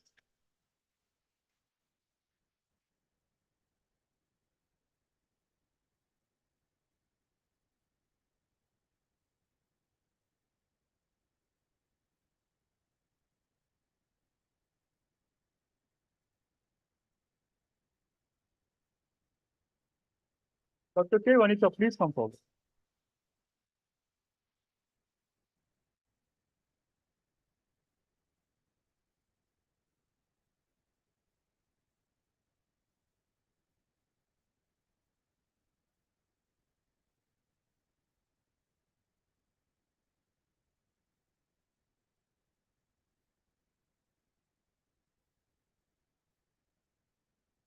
I would like to call upon Dr. A. Raju for receiving Distinguished Scientist Award, Plant Protection. Dr. A. Raju, sir.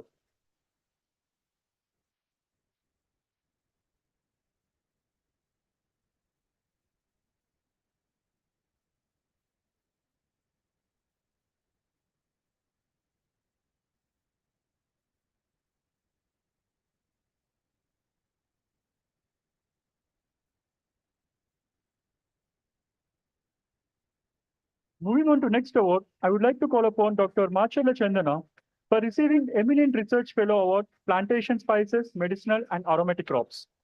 Dr. Machala Chandana, ma'am, please come forward.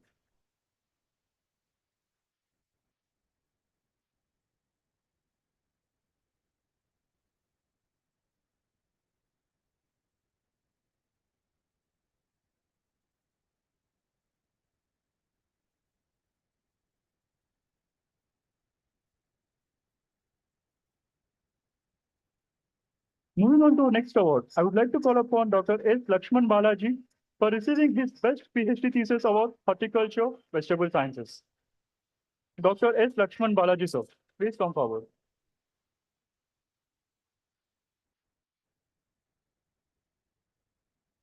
Moving on to our next category, I'd like to call upon Dr.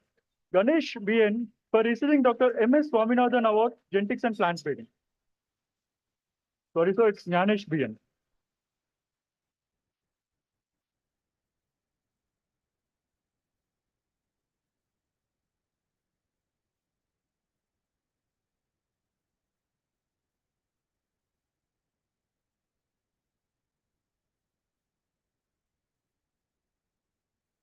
Thank you, sir. Moving on to the next award, I would like to call upon Dr. Vishwanath H for receiving Young Extension Education Award. I would like to call upon Dr. Srikant GA for receiving Eminent Scientist Award. Dr. Srikant GA, please.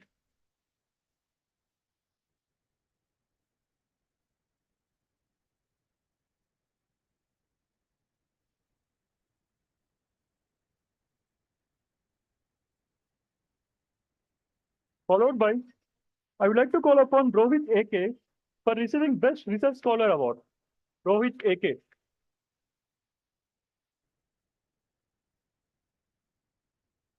Moving on to the next award, I would like to call upon G. Venugopal sir for receiving Best KVK Scientist Award. Dr. G. Venugopal sir.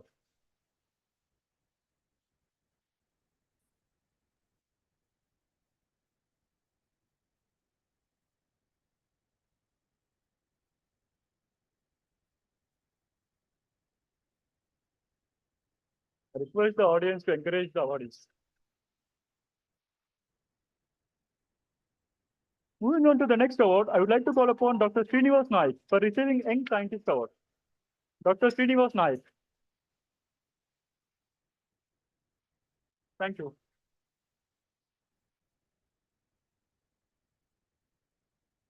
We extend our heartfelt congratulations to all the awardees for their outstanding achievements. Thank you for being an integral part of this momentous occasion. Dear participants, it's now time for short break and indulge in a delightful interlude. We invite you to join us for a high tea break, providing an opportunity to refresh and rejuvenate. Please make your way to designated area where delectable spread awaits you.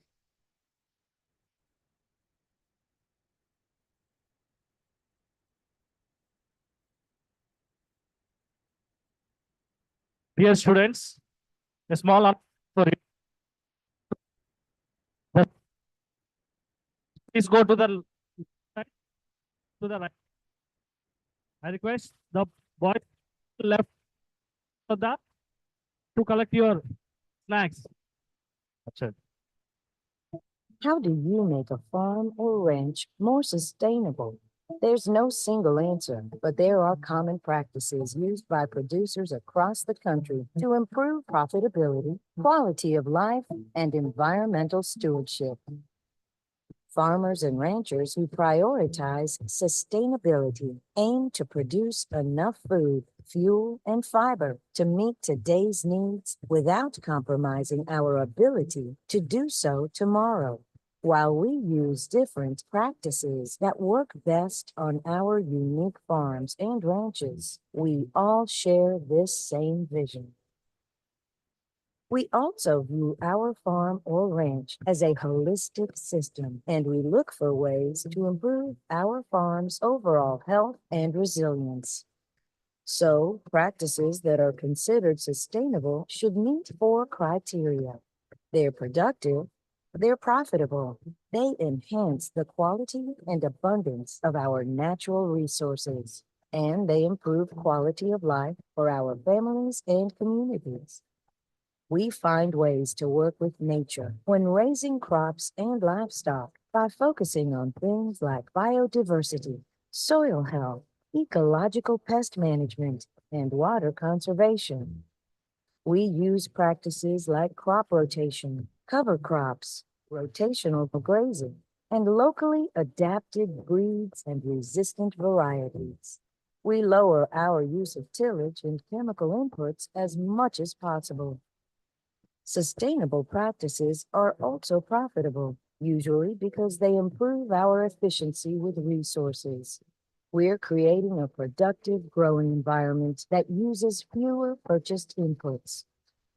We strive to be good marketers, and we seek out value-added strategies to increase profits. We sell our products through multiple channels and engage with communities to meet the demand for local foods and better ensure that all people can access healthy food. We need to consider the people who are growing our food too. Sustainability involves focusing on the health and well-being of ourselves, our families, and our workers. And we look to the future by actively encouraging the next generation of farmers. Farmers who prioritize sustainability are always trying to find new ways to solve problems and build resilient systems. That's why many of us collaborate with our peers and extension professionals to conduct on-farm research. There's much more to learn about sustainable agriculture. Start exploring today.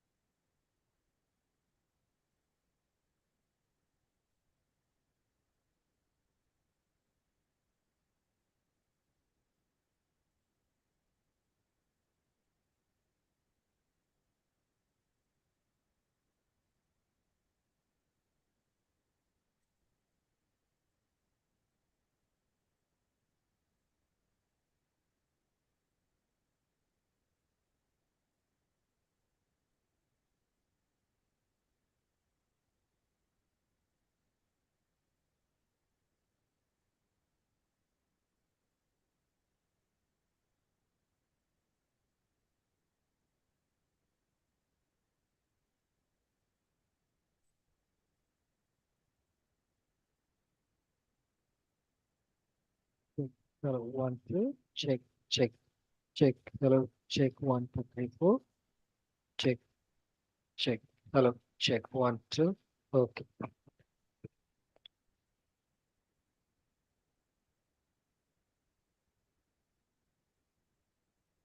Hello, check, hello, check. Hello, check, 1, 2. Finish. Check. Hello, check, 1, 2, 3, 4. Check, check. Hello, full lapin.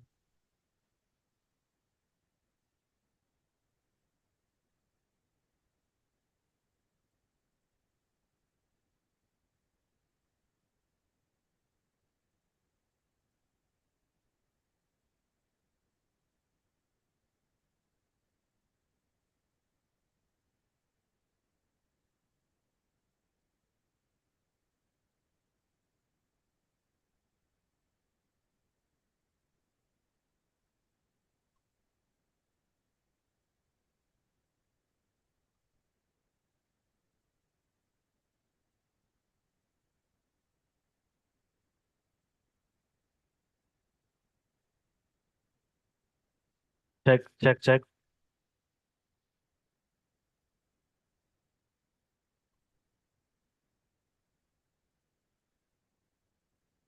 Attention, dear participants.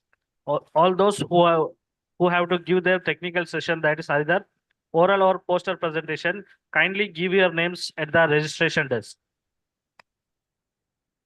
All the participants who wish to give their technical session, that is oral presentation or poster presentation, are requested to give your names at the registration desk. And also please share your PPT with Dr. V. Nagendram, one of the conveners of the program.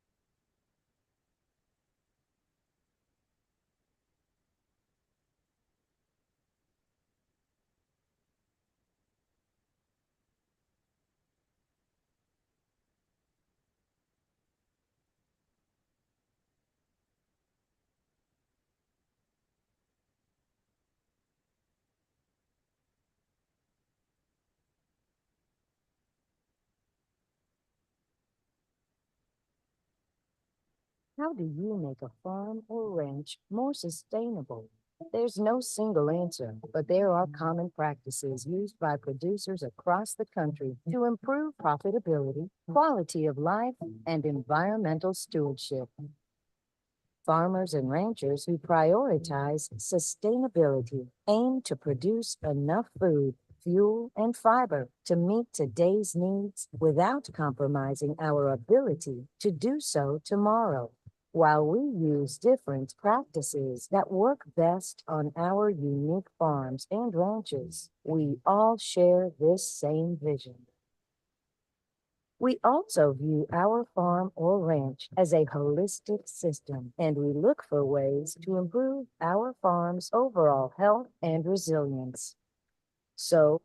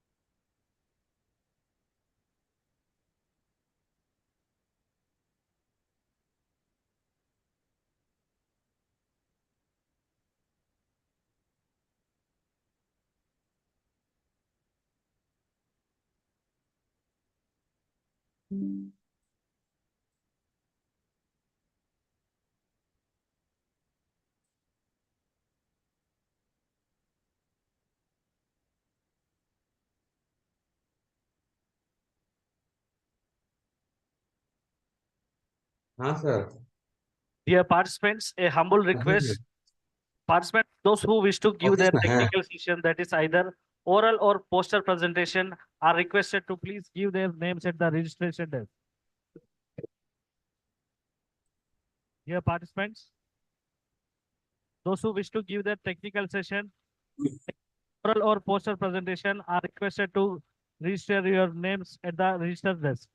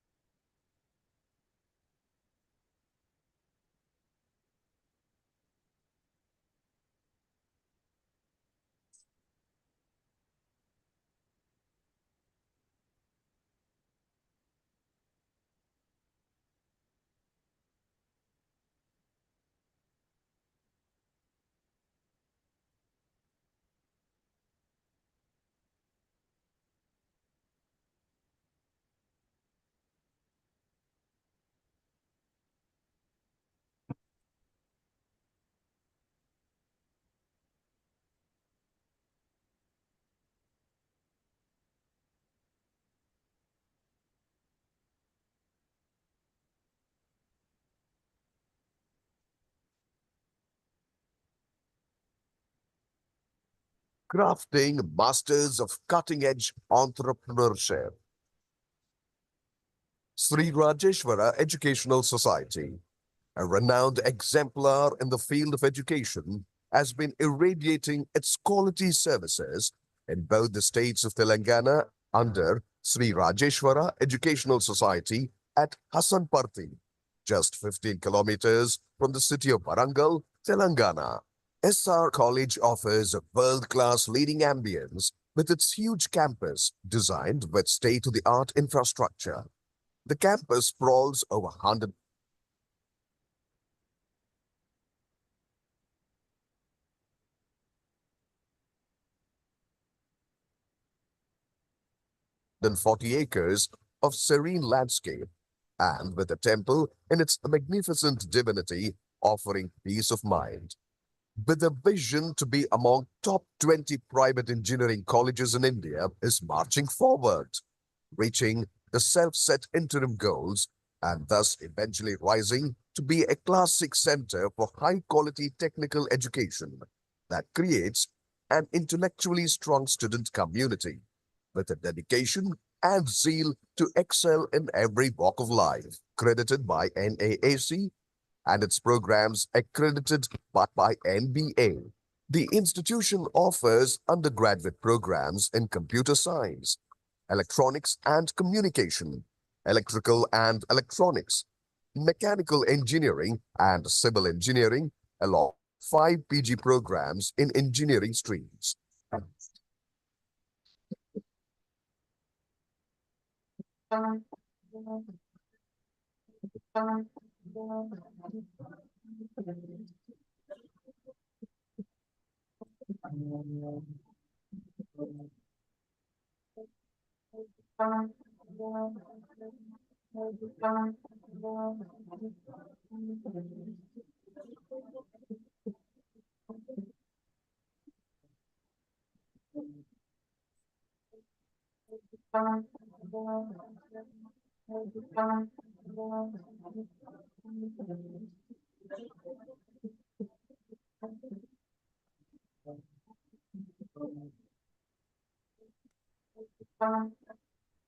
The institution also offers MBA and integrated MBA programs.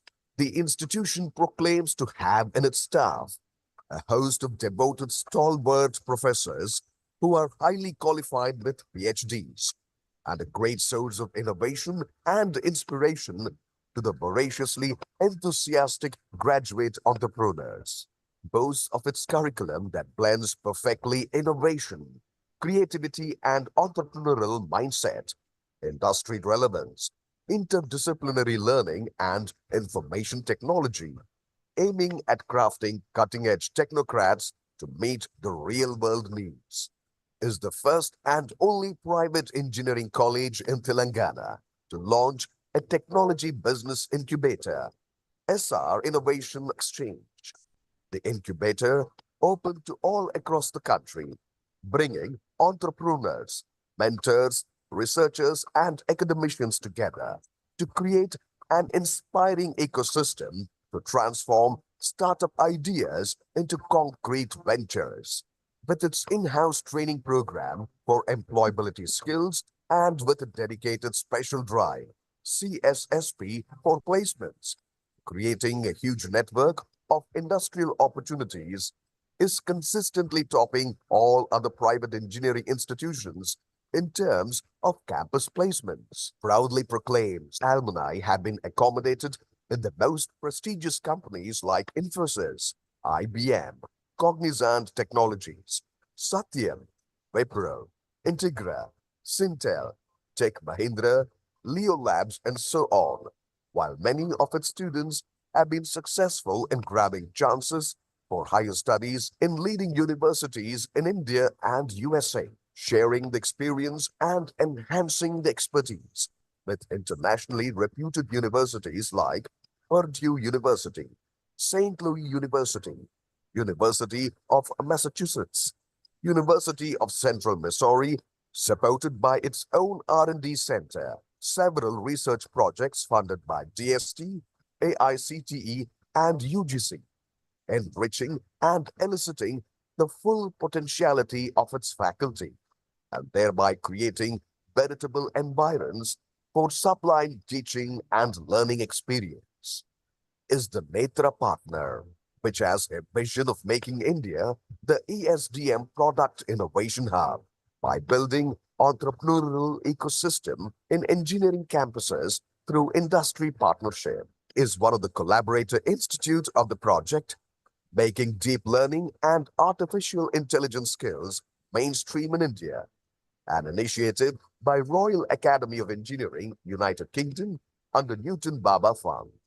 International Engineering Educators by Indo-Universal Collaboration for Engineering Education, being the member of professional societies like IEEE, ISTE, and CSI, bags various opportunities for its staff and students to participate in workshops, paper presentations, and professional conferences, making students organize and conduct events while acquiring subject expertise. Cultivating signs of innovation among its students, the startup projects proposed by the students interfacing imagination with invention. Sir engineering college పెట్టినప్పుడు చాలా పరిశ్రమలు ఇస్తుంది ఎందుకంటే infrastructure బాగుంది, staff బాగుంది, academic programme, examination programme అన్ని కూడా చాలా వండర్ఫుల్ ఉన్నాయి.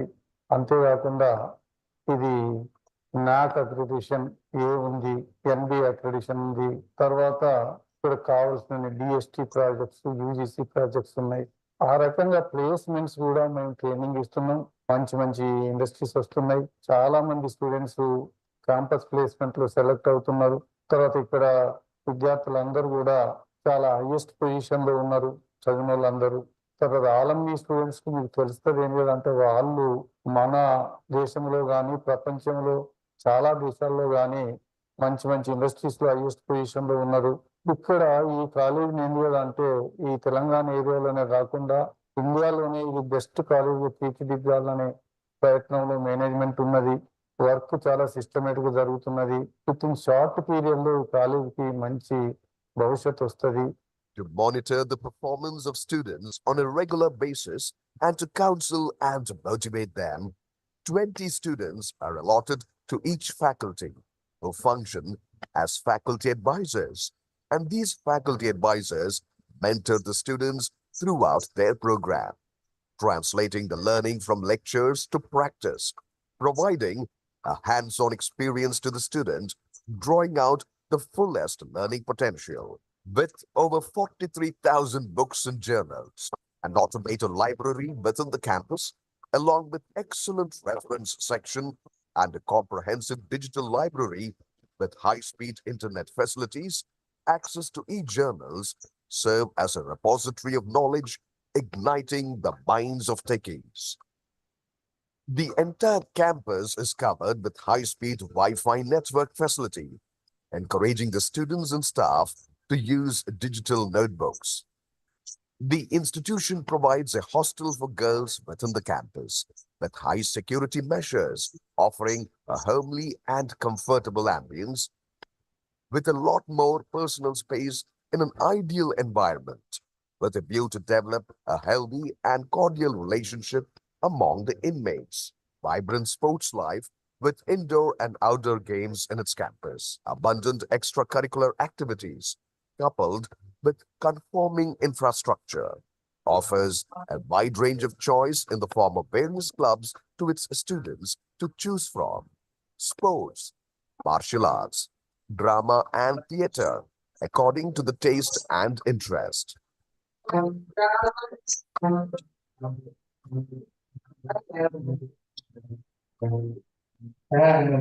करे तो ना कि कल किसान को देवघर जाना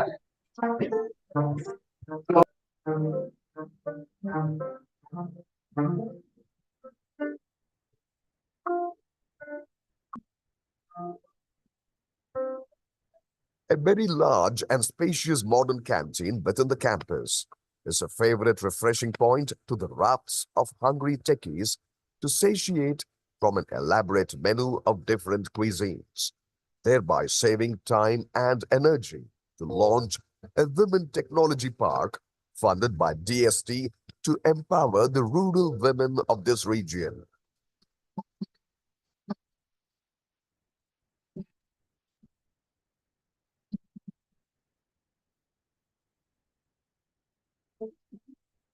With its mission of consistent growth in structure and strategy.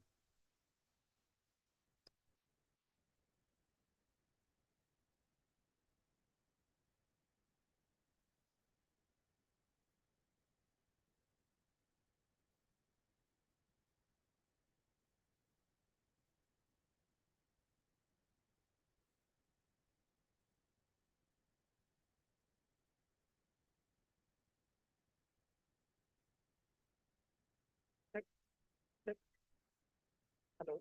Check. Hello. Hello. Check. 1, 2, 3. Hello. Hello. Hello. Check. 1, 2, 3. Hello. Hello.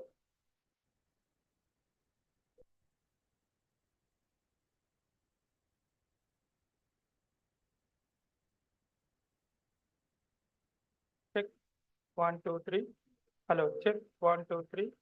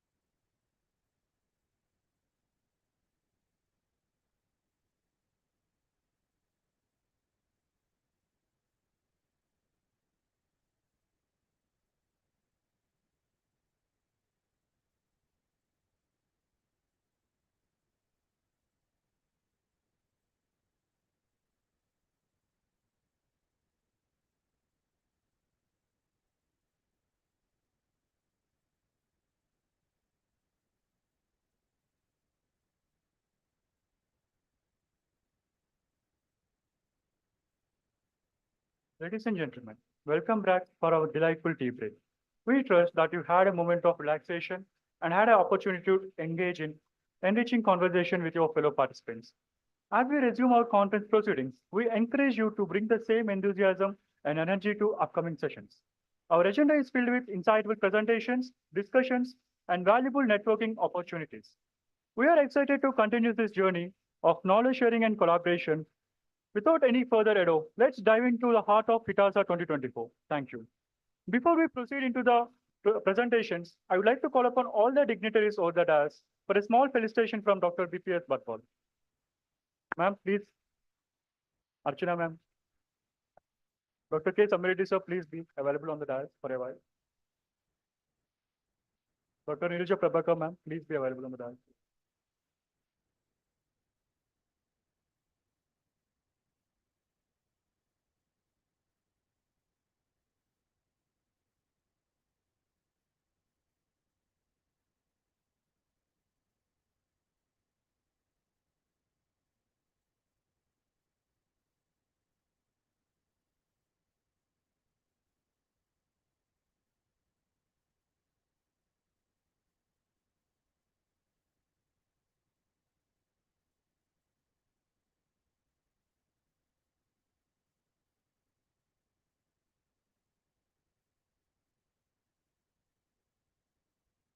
Thank you, sir. Thank you, ma'am.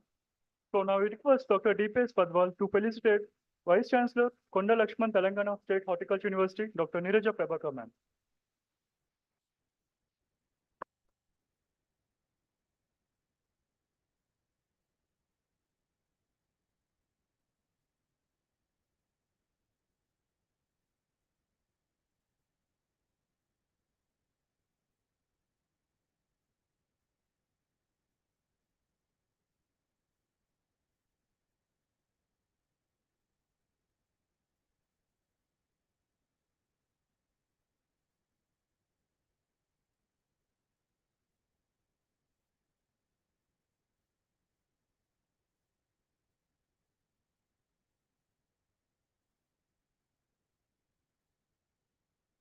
Thank you, ma'am. Now I request Dr. Badwal to felicitate Dr. K. Samireti, Director of NIASM Baramati.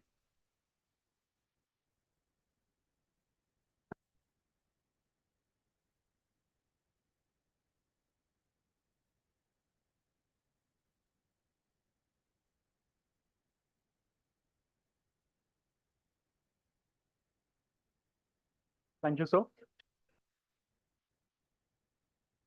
Now I request Dr. Badwal to felicitate Dr. Archana Reddy, ma'am, Registrar, SRU.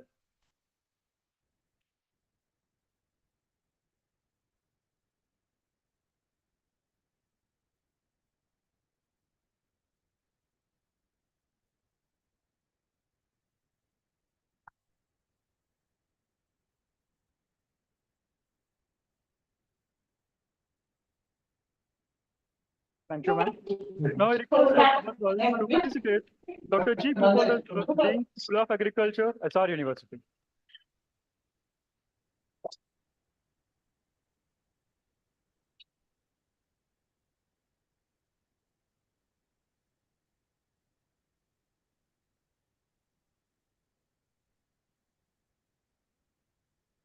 Thank you, sir.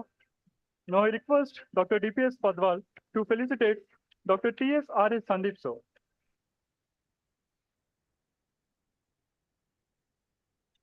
I request the gathering to please encourage them.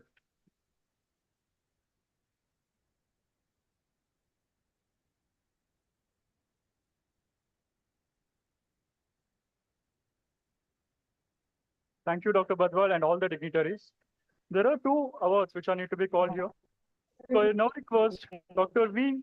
Vinod for receiving his Young Agronomist Award.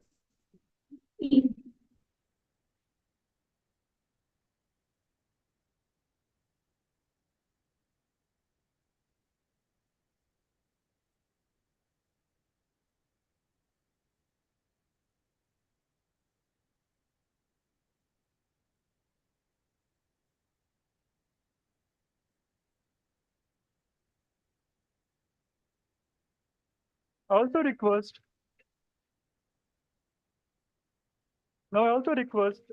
Dr. G. Bhupal, sir, for receiving his Lifetime Achievement Award in the Department of Soil Science.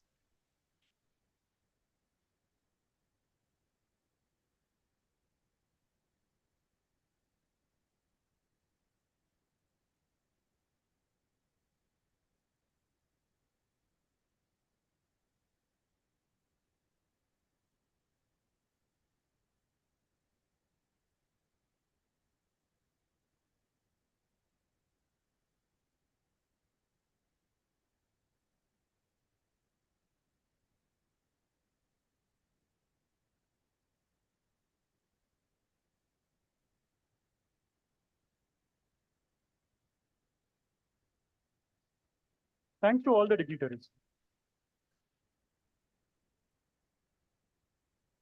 Now we dwell into some important keynote sessions where our dignitaries will be addressing all the gathering. So I hope you have a pleasant time in a scientific manner.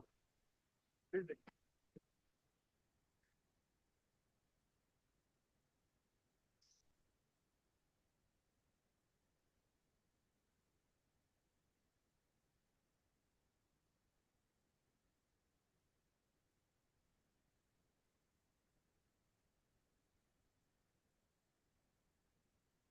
So meanwhile, I request all the poster presenters to please submit your soft copy at the registration desk.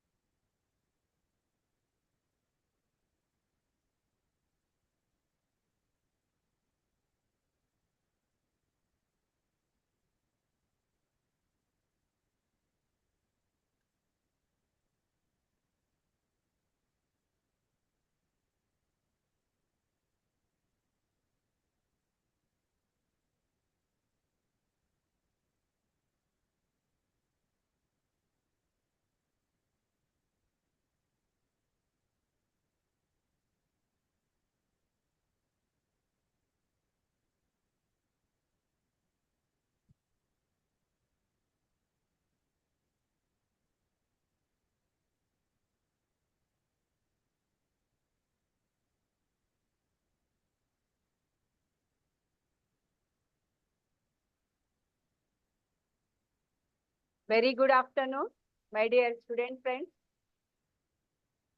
Very good afternoon.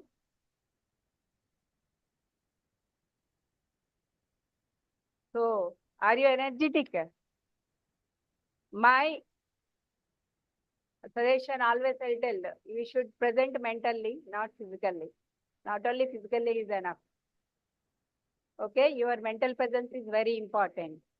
I think Zoom link also there. If you want to with the cell phones, be with the Zoom link. Okay. So if you are addicted to cell phone. Okay. And yeah, today's my keynote address related to this ITASA 2024, mainly on sustainable agriculture. And more of you know, I am connecting with the horticulture. And yeah, we'll see that already I told in the morning, the population, world population increasing. It is maybe reaching to the 9.7 billions by 2050. So by that time, the amount of that is the increasing the production to the 70%. That is the very important. We had to concentrate on that, focusing on mainly using the conserving the natural resources, reducing the waste, promoting the biodiversity, and adapting the climate resilient practices.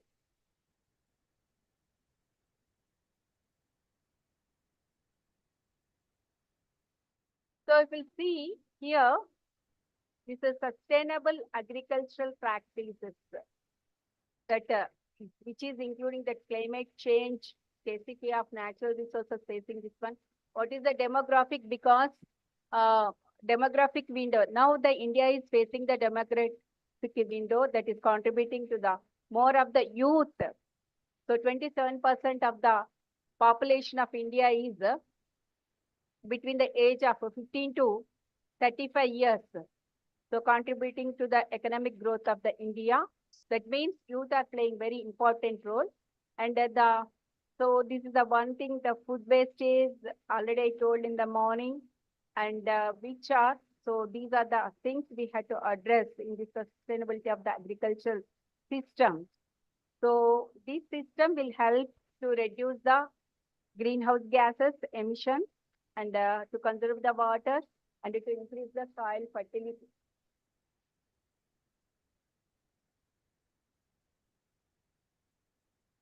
So if you see, the National Mission for Sustainable Agriculture is focusing on 4 areas: dryland agriculture, then risk management, and the access to the information, and the biotechnology. So here, in case of the sustainable agriculture matrix, we have 3 prominent areas. One is the environmental, then social, and economic. So here, healthy environment and economic profitability with social and economic equality is essential to develop the sustainable climate resilient agriculture. And if we'll see that what is this climate smart agriculture. So this is what there are the 3 pillars for this CSK, that is enhanced productivity, then resilience, and the carbon sequestration. So in this one, to bridge this to several SDG goals, the already, so I spelled out among the 17 goals, that is the 13, SDG 13, which is speaking about the climate action. And then 14 is about the life below the water as well as the on land. So here the increasing productivity, enhance the resilience, and reduce the emissions. These are the 3 important things in CSK.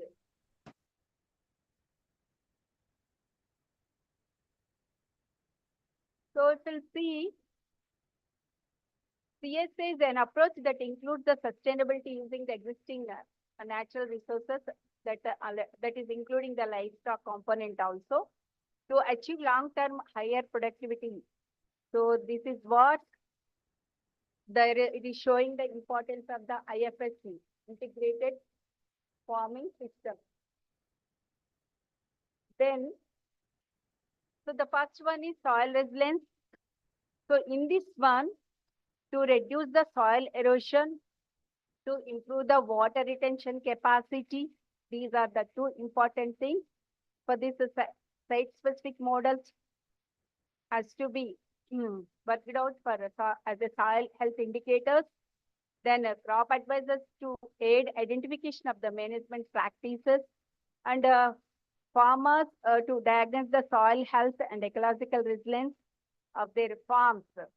This has to be, soil health has to be assessed before putting cultivating the crop each and every year. That is the my suggestion.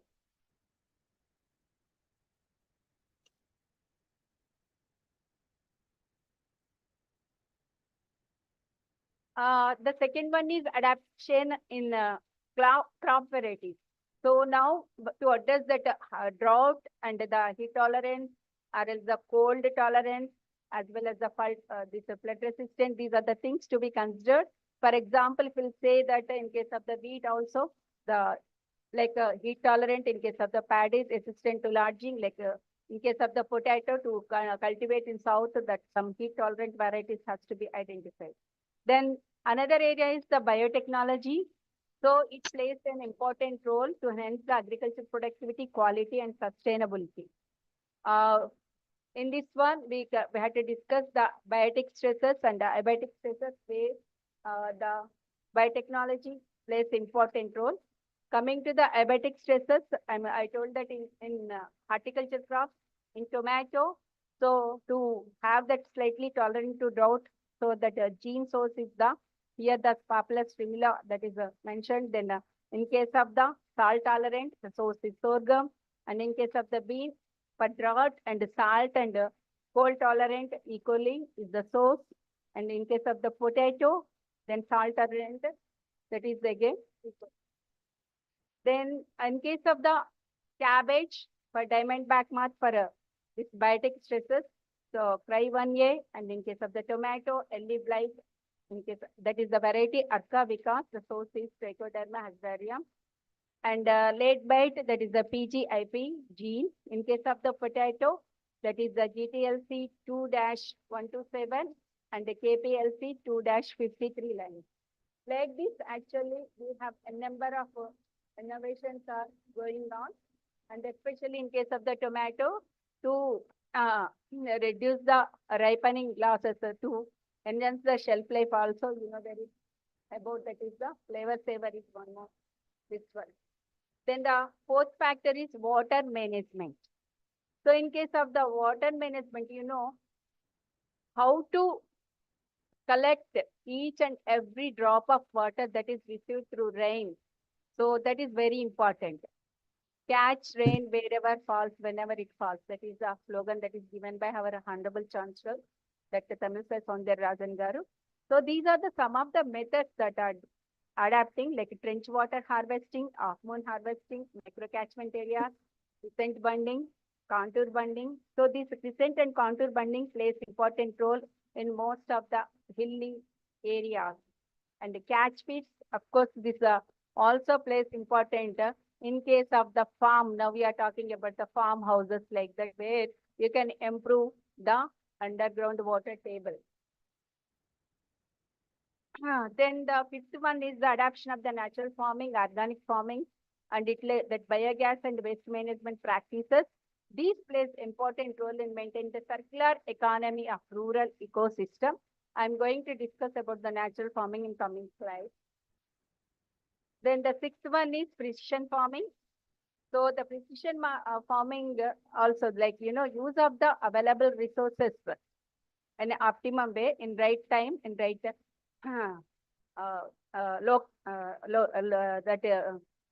That is the most important one. So here the sensors can determine whether the crops are growing at maximum efficiency. And this I want to tell that recently I visited Israel. So where that sensor-based system is there to analyze what is the water requirement, the intake by the tree. I'm talking about the tree, not the annual crops like in a lychee they are growing.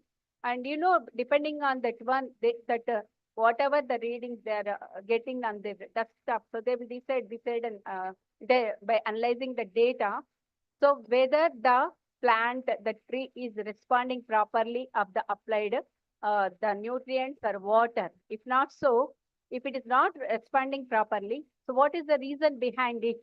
So they will analyze that.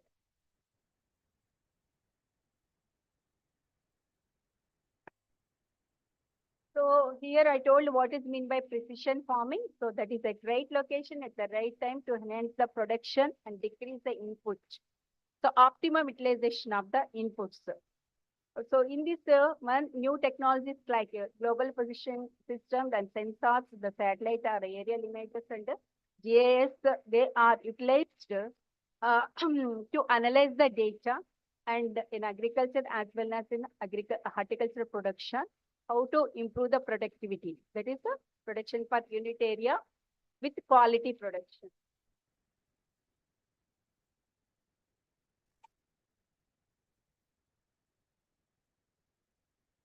So the another area that is coming up is nanotechnology. So in case of the nanotechnology, so we are talking about the nano fertilizers, like zeolites, then for the soil improvement to reduce the pollution, soil pollution, and crop production. So that comes to the different kinds of usages of pesticides, fungicides, herbicides. Then precision farming, that sensor-based technology that is used, how the plant is responding, and due to what it is, due to the deficiency of the symptoms or due to the infestation the plant is suffering, that could able to differentiate clearly. Then in case of the crop improvement also, so this is playing important role.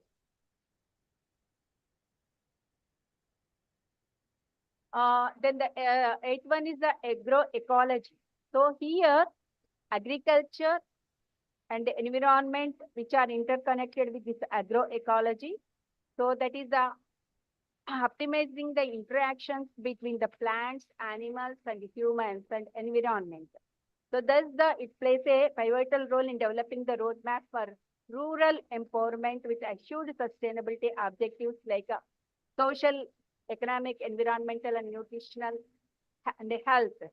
So, now food security is not only the important, but also the nutritional security is very important in view of the recent issue that is COVID-19, what it taught to the each human being. So now they are concentrating more of having the quality food with more of minerals and nutrients to develop the resistance in our body rather than the only the intake of the quantity of the food. Then the ninth one is the renewable energy integration.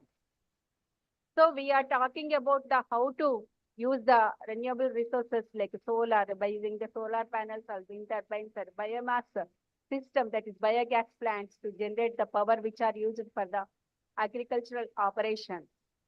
So if time permits, I'll request that one unit that is there near Chevella, Chevella, that is near to Chilkur Balaji temple. One IRS retired employee is maintaining very well this biogas plant with the dairy and completely maintaining the organic farming. So that is actually very impressive. The dairy is operating in such a very neat and hygienic way. So it is worth to visit. Then now we are India, and each and every person has to look after that, how to utilize the full potential of this renewable energy in agriculture, because being this tropical and subtropical country, so in the different zones we have plenty of solar energy. So how to utilize this one, we had to concentrate in this one.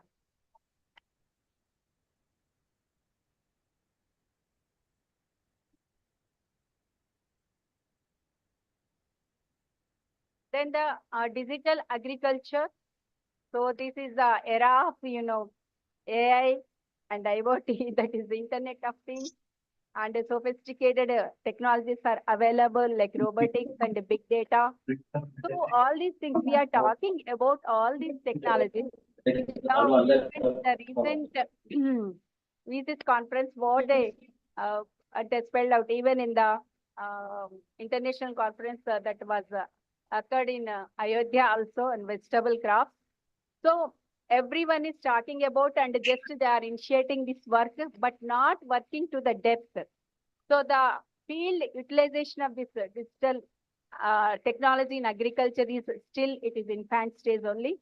So here the integration of this tech kit with the agriculture or horticulture scientists plays an important role, how to use the best and this fourth stage of revolution and agriculture sectors, that is agriculture 4.0. So where the drones now, they are coming into the picture, and the central government is much supporting, especially the women SHGs, they are helping a lot to get the this training, and also rural youth also, because there is so much requirement of drone operators.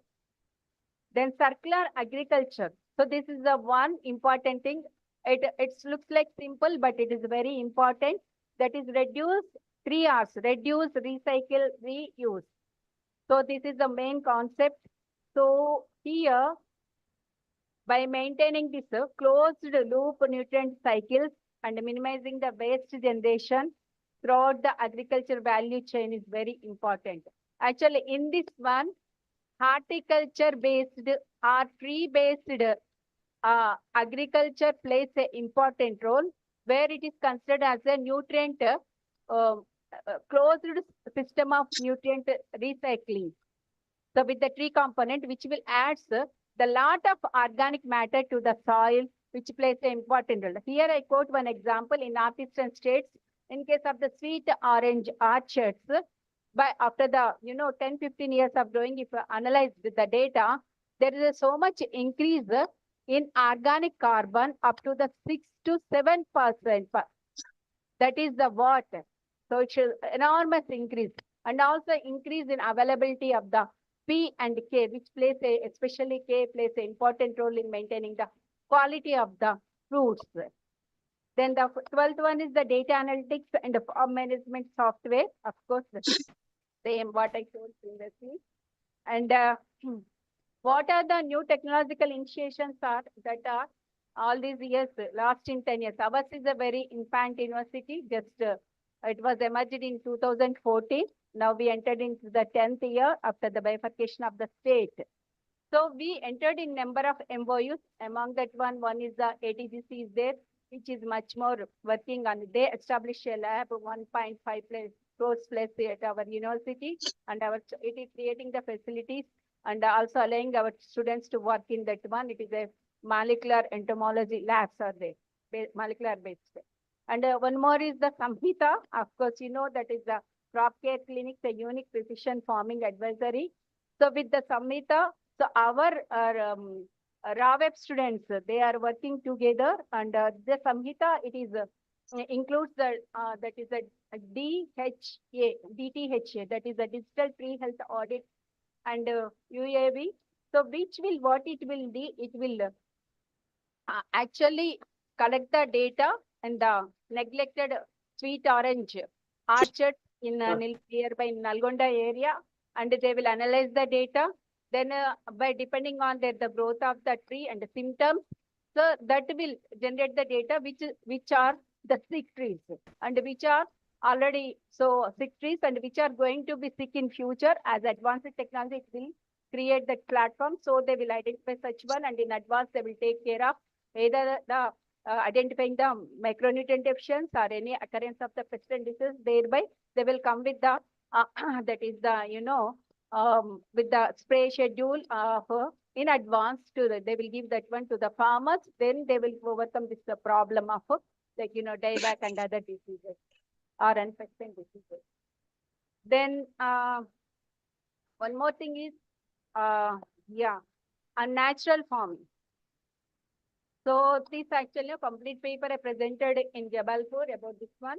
In College of Horticulture, Mojarla, this orchard was created during the 2019. So this is conducted to examine the importance of the natural farming practices. And here we impose this Satyagavya. You have studied about the Panchagavya.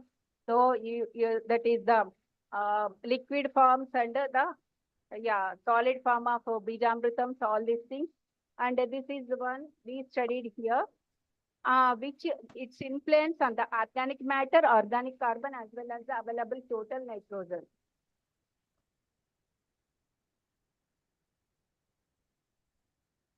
So here the technique that is used is whatever the weeds that are, they are removed and they are buried inside the 1 centimeter of the depth, whatever the weed seeds are there. And then on the surface cut also they will be burying between the reds. But these are the things, and followed by this is how Satyagavya is prepared of 1 part of the crop residue for every, and 1 part of the cow dung, and the cow urine is 1 part with the 2 parts of the water, that is liquid prepared, and it is sprayed on the cut down weeds and whatever the pruned material that is there of mango, fig and pomegranate, and every 2 days interval they are turning out, and after that the data was studied. So this was practiced since last 4 years. From 2019 onwards, actually the soil is very degraded soil, and the top all fertile soil is removed. So that kind of land, how it is improved its soil conditions, this is a very interesting study.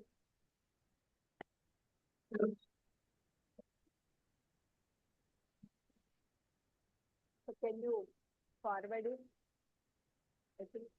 Okay, this is showing how the land is very degraded land, and the plants are raised on raised beds, and that is the Satyagavya preparation and applied to improve the soil fertility. I'm pressing the same, but this is. So this is how they applied.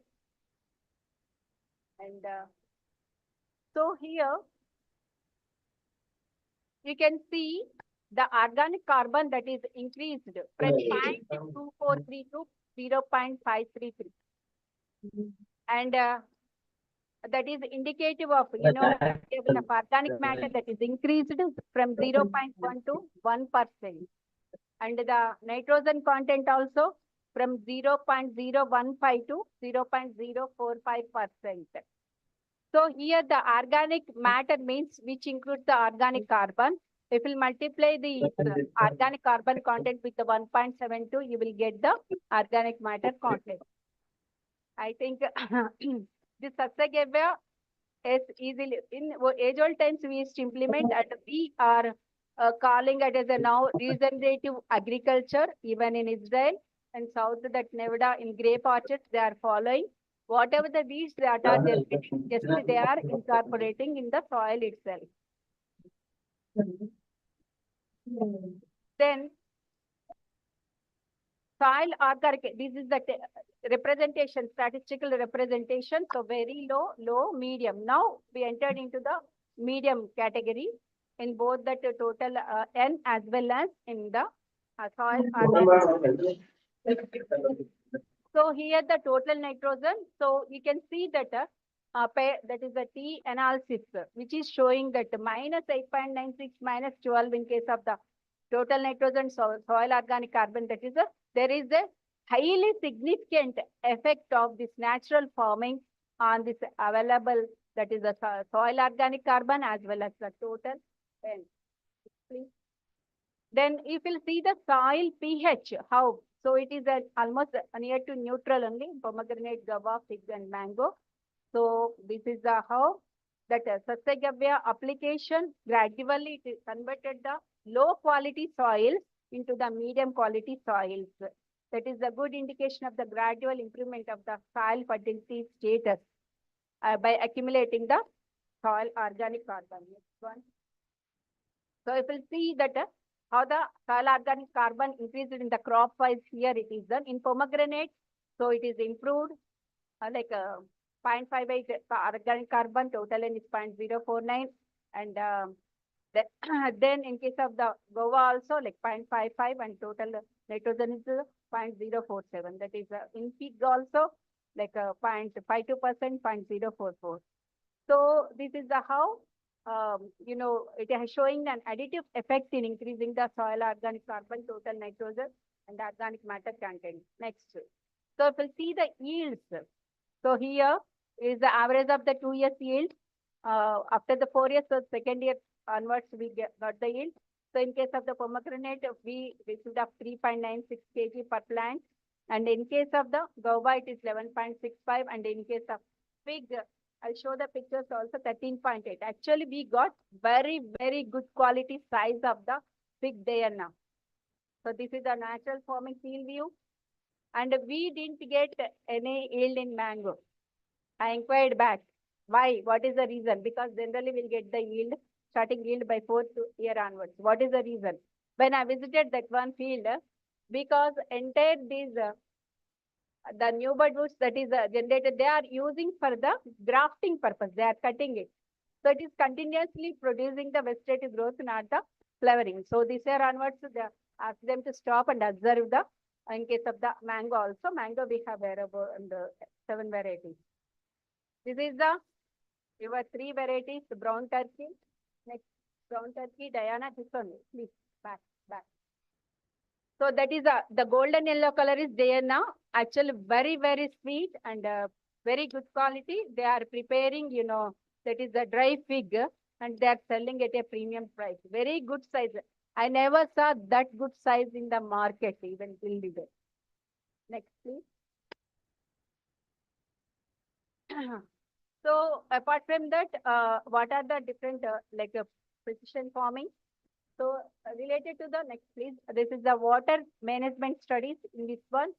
So here, by saving about 46% of the water, we can improve the quality of the the produce as well as without affecting the yield under the drip irrigation in case of the grape. This is the study. It's a grape.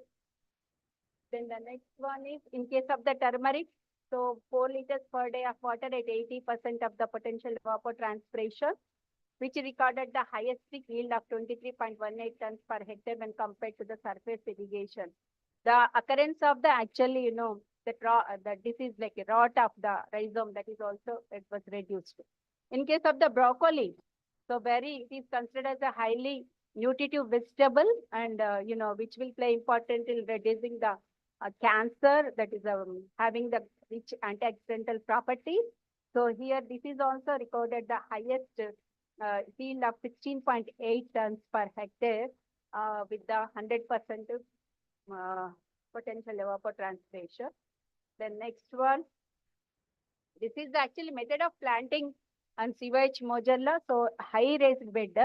So in between these two beds, this is a one trench is there, so which will helpful in that is the catching of the natural rainfall, and where even the whatever the weeds also incorporated here itself, and there it is creating the that good soil conditions and microbial growth in the soil, and that is the hub. If you see that soil now, you will feel that whether many produce you will get in that neglected soil. You will feel like that. But once we are taking all this care, so we got the yield. Then in case of the INM and fruits, so here you by reducing the 50% of the chemical fertilizers and with the use of the 250 grams of the azotobacter. So that is how we got the very good yields, good quality fruits in mango Banganapalli, and as well as in case of the same is in case of the Gava, Lucknow 49 also.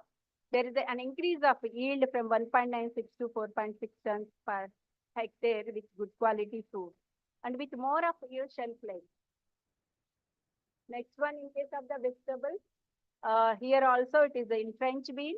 So with the 75% of the NPK, actually, and in case of the red cabbage with the 80% of the RDF, and this is under the all drip irrigation only. In case of the lettuce, so lettuce is a leafy head lettuce that requires more of water. That is the reason. So it requires about 120% of that RDF also is going on responding that one.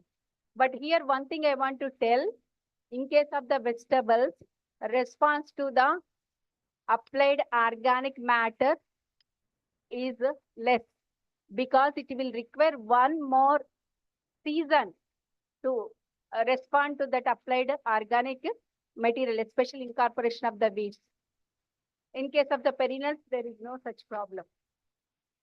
Then one more thing, in case of the turmeric, so here, yes, with the 75% of the RDF, with the use of the vermicompost and FIM and neem cake, so which has yielded about 29.16 tons per hectare. So one of she's my MSc student. If you see the curcumin content under this condition, the soil is like little with low carbon content and red soil. So that is why the curcumin content is 4.54. In my observation, if we increase the organic carbon content, there is an improvement in the curcumin content a lot. So up to it is going to 6 and 7%. This is the one observation. And the other one is today she has received Chandana. This is the second one is Hararutundi. So by using the Arca Microbial Consortium and with the FIM of 45 tons per hectare, that resulted in yield of 26.85 tons per hectare. You may ask here the yields are little bit less because here she used only 50% of the planting material. That is the innovative method of that plug tray technology she raised. That is the mother, that is the vertical cutting or the with small rhizomes with the two buds. That is the how she used. That means the cost of the production was reduced. So BC ratio was more. So here the quality of the turmeric was improved in terms of the curcumin content. That is about 5.75%. Antioxidant and all. So these are also included. Next one. So we are talking about the protected cultivation, fully automated and polyhouse. That is actually, very huge investments are required. That is the one thing. Then the other one is what I suggest to the farmers is going for the low polytunnel. Low, this is the, what you are seeing here is the low polytunnels, water tunnels with minimum expenditure only. Farmers can go then the small area, especially these are very much useful for the farmers to raise the leafy vegetables and like short duration cooked bits and as well as the onion as a leafy, we will call it as a manamu ulipuraka antam Telangana. So that is made. So they will get a lot of income by using this one. So here again, we have the new red type, black type, the white and green. So in case of the black type, more of increasing the temperature, plant will reach to the maturity at early stage. And white is good because it reflects the light and heat. Then the other one is the method of completely in polyhouse conditions with the September planting, which has given, you see, the maximum yield. So almost it is a 77.74 tons in capsicum. In the same way, in case of the broccoli also, so the response to the micronutrient application also. That is the micronutrient which is coming under, you know, how by using the small quantities of the micronutrients, it will improve the yield as well as the quality. So that is missing in case of the at the farmers level. They are gone using only NPK and ignoring the most of the like, you know, zinc, then iron, as well as in case of the like a cruciferous where the boron is very important, and tomato, calcium and boron. These are the things by 1 or 2 sprays only we can improve the yield and quality allowed. So soil health also. So here the cropping pattern. So with the mixed cropping pattern in case of the, you know, carrot with fennel or cabbage with fennel, which will improve the yield as well as the BC ratio. Then by using the black palatine mulch with the 0.9 bar in case of the tomato, so which will improve the yield and as well as reducing the water requirement. And in case of the, you know, here in tomato with organic farming, here I am telling, so NPK at RDF recorded maximum yield in tomato. Here you can see. Just simply application of the FIM and VAM or Pseudomonas, it reduced the yields. So the response is less. That shows that, you know, farmer will get income only with the premium price, and that can compensate the reduced yield. So by getting the more of rate per unit.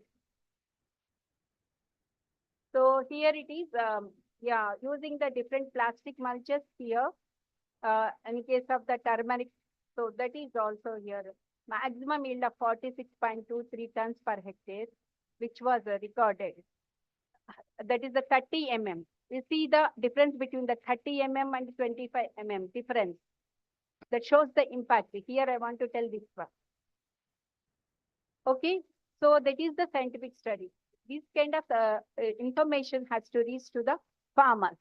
In the same way, actually, you know, in case of the chili also, so with the 7,000 liters per day of water, that has recorded, you know, 4.5 tons per hectare of yield when compared to the, like, you know, local check without mulching. So that is about 3.05 tons. That is so I'm talking about the integrated farming systems apart from the dairy. So farmers, this is the 1 KVK is there. So they are by supplying this grass carp fish fingerling. There is a farmers, they have harvested about 5.3 tons. It's the additional income for the farmer as a part of the food security. So now the going for the poultry also.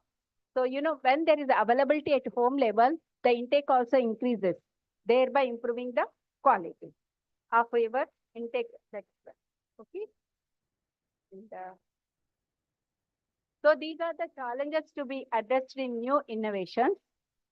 So these are the things I think tomorrow they will just address it, like usage of the drones, big data analytics, or cloud computing, and Internet of the Things. So these are the what are the challenges now we are facing. The more of Linux, you know, required skill operations and the training of the youth as well as the students, and these are in that sophisticated infrastructure is required, and expert is required. All these things are required to implement all these actually new innovations. So this is another one. Next, please. Yeah. AI also there, and machine learning and precision agriculture also. So what is the way forward now?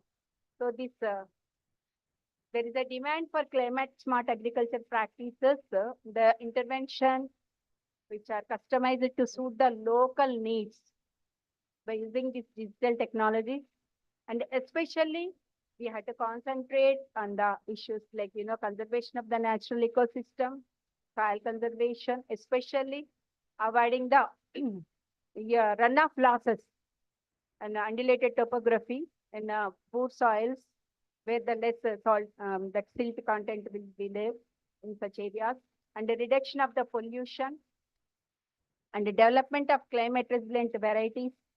And so natural farming is a dire need for sustainable agriculture, no doubt, but we had to take care of our quantity, that is the productivity that is very important, because we never be back for the sake of the food production.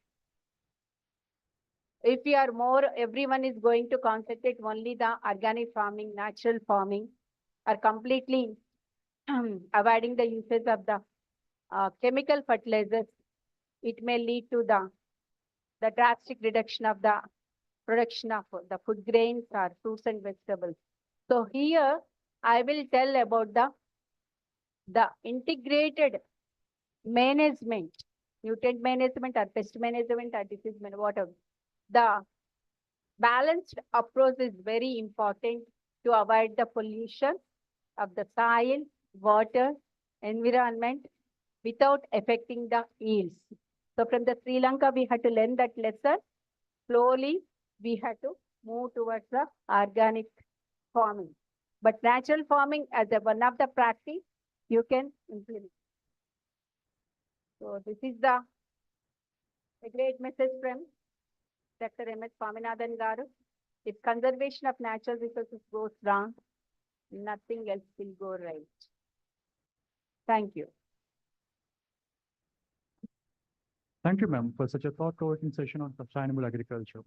Incorporating various tools, starting from microbes to the utilization of sensors, ma'am has shared her varied insights in the field of sustainable agriculture. From her studies, the emphasis given to Satyagavya and many more formulations really fills us with a hope to generate the lost soils. So now I request our gathering to have a valuable inquiry sessions with the respected dignitaries over here. So over to the gathering.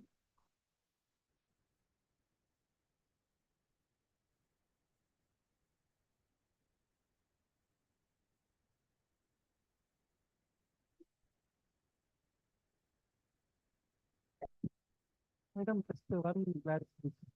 As organic carbon and organic matter increase over the some years, whereas in our permanent manual trials, continuous application of farmyard manure 50 tons per hectare, we could not improve to that extent the organic carbon or organic matter. Then how could be possible with this incorporation? So here, whatever the weeds that are generated are incorporated from the beginning. Then the prunings, that is the why in perennials, whatever the pig is continuously, it has to be pruned for every crop. Even pomegranate also it requires pruning. And the guava also some pruning. And in case of because they are raising on high density planting, so we are maintaining with the prunings, whatever the prunings that are, they are incorporated right in their fields itself. That is how they got it. And only the required amount is from outside, cow dung and cow urine. Only part of that is also for every 10 portions, 1 portion of that is used. So that is the way I told the response is more in case of the perennial three-component system when compared to the field cross RL. Thank you. Thank you, ma'am. Thank you so much. So I request the gathering to find a time to interact with the ma'am post lunch. Now, thank you so much, ma'am. Yes. So now I call upon Dr. K. Samiriti, sir, Director, Niyasam Baramati, to deliver the keynote address. Thank you, sir.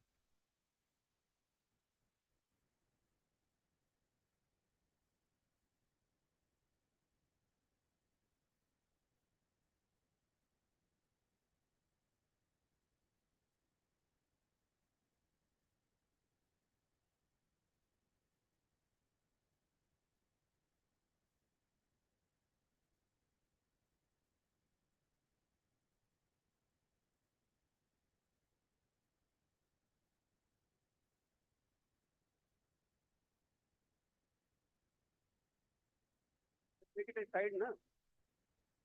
Top posting.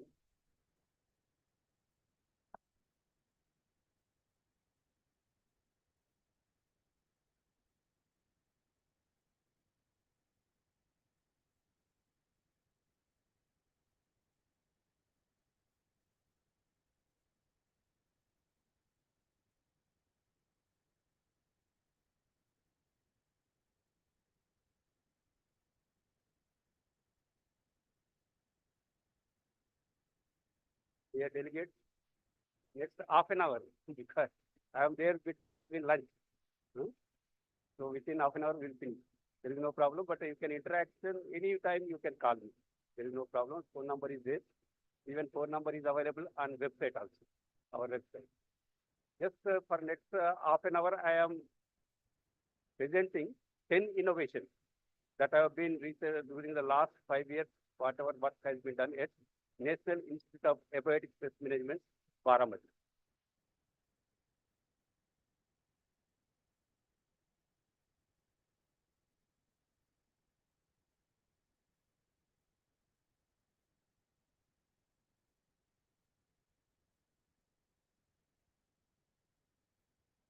What government? Okay.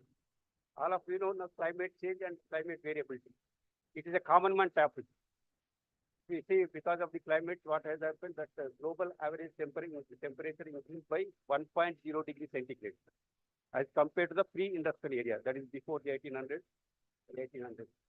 We see actually the important thing is this graph.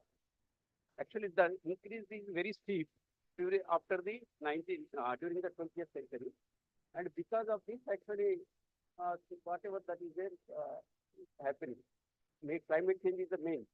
In India, if we see, the major effect of the climate change is the variability in the rainfall. If you see these two projected and the actual, during the 1975 to 2005 average is the one. And this is the projected one. What we predicted because of the climate change, total rainfall of India may increase. Total rainfall level. But what is the problem is that we will receive more rainfall within less number of rainy days. That means intensity of rainfall is very high. Less number of rainy days, more rainfall means so much rain within the short time. If we don't utilize that or don't conserve that or don't harvest that, it will be wasted. That is the one thing.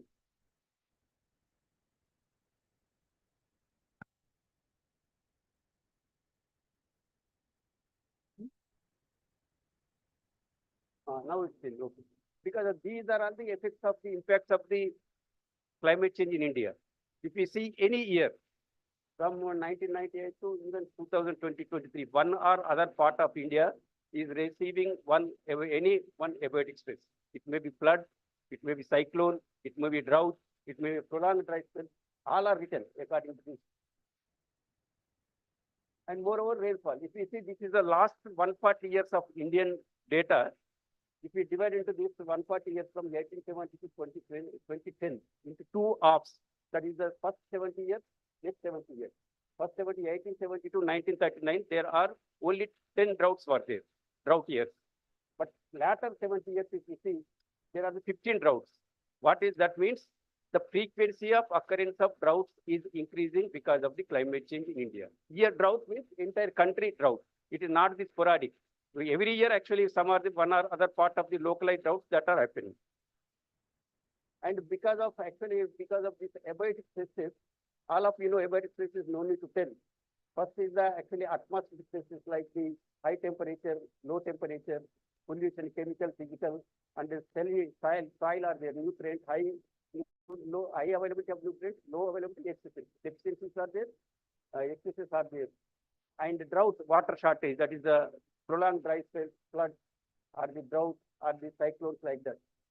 Wind, because all these are the actually salinity, alkalinity, all these are the abiotic stresses. Actually, if we see abiotic stresses, no doubt adversely affects the agriculture. And abiotic stresses, they are causing reduction in the yield by 50 to 70%. So whatever the yield that reduction is there, that is contributed by abiotic stresses 50 to 70%. But because of the climate change, this loss is going to increase by 10 to 40% by the year 28 to 2100. So this shows actually is very, very important to manage the abiotic stresses. So because of this reason, actually, when the UPA government was there in the year 2006, the committee headed by then Minister Sri Veerappa Moily has recommended to establish 3 ICR institutes. One is the National Institute of Abiotic Stresses Management at Baramati, our institute. Another is the National Institute of Biotic Stress Management, that is at Raipur. And the third one is the Indian Institute of Agriculture Biotechnology, that is at Ranchi. So as a result, in 2009, on February 21st, 2009, our institute was founded actually. The objective of our institute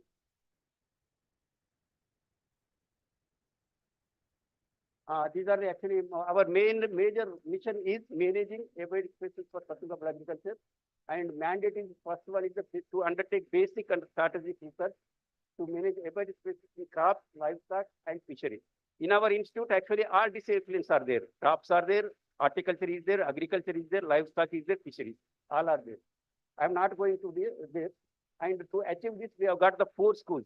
There's the School of Water Stress Management, School of Soil Stress Management, School of Atmosphere Stress Management, School of Social Sciences and Policy Support. And facilities, of course, all facilities are high-end, world-class facilities are there at our institute. This is our achievements. Foremost achievement of our institute is that we have started this abiotic stress information system.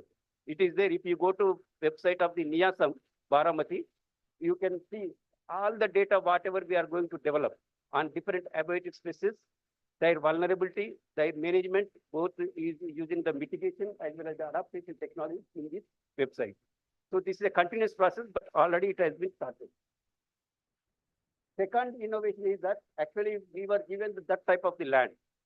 Actually, एक institute के लिए Maharashtra government एक हिल्लाक दे दिया. Hilak means gutta. Telugulo gutta antam kada. That gutta 150 acres gutta maku icharu. So we have converted that basaltic rocky terrain into the cultivable land. Today, this is our land. Like this, everywhere plant is there, everywhere tree is there, everywhere orchard is there. So this is the first innovation that we have made so many steps. First, ripping and chaining. Bulldozers, completely ripping and chaining of the surface. Then blasting, even using the small micro blasting, potassium nitrate, we have blasted the surface. Then we have applied this distillery effluents because that area, so many sugarcane factories are there. Then undertaking the deep ploughing. Then after deep ploughing, whatever the boulders that small, bigger stones are there, they are separated, but small stones pulverized into the powder. Then half of the area mixed with the black soil, native soil. So today, once upon a basaltic rocky terrain, today is a completely cultivable land. You can see. So this is the first innovation, and this technology is suitable for in India. We are having the 26 billion hectare land-based land is there. If anybody can convert it into they can convert using this technology. And this is anybody interested, you can see our website. Complete, it is a video is there. How we have done that. That is available, and cost will come 1 acre per 2 lakhs per acre. That's already farmers they are following wherever they are having this basaltic rocky terrain land wastelands, they are converting that into the cultivable land. So this is the first achievement of our institute. So many plants, everything I have written a number. Anytime you can visit whenever you are there. The third achievement is that for any abiotic species, actually germplasm, that conservation is management very important. We are screening the larger germplasm, which is tolerant to different abiotic species in different crops. For example, we have already completed the 10 phenotypes tolerant to waterlogging in pigeon peas and 16 germplasm tolerant to high temperatures in cowpea. Already they are registered, available with our NBPGR. And also we have also developed some of the rootstock for grafting in different vegetable crops, like this is for example, it is a brinjal and also tomato. The brinjal which is grafted on the rootstock of this Solanum citriifolium that has produced the higher yield, 20% higher yield with 60% irrigation.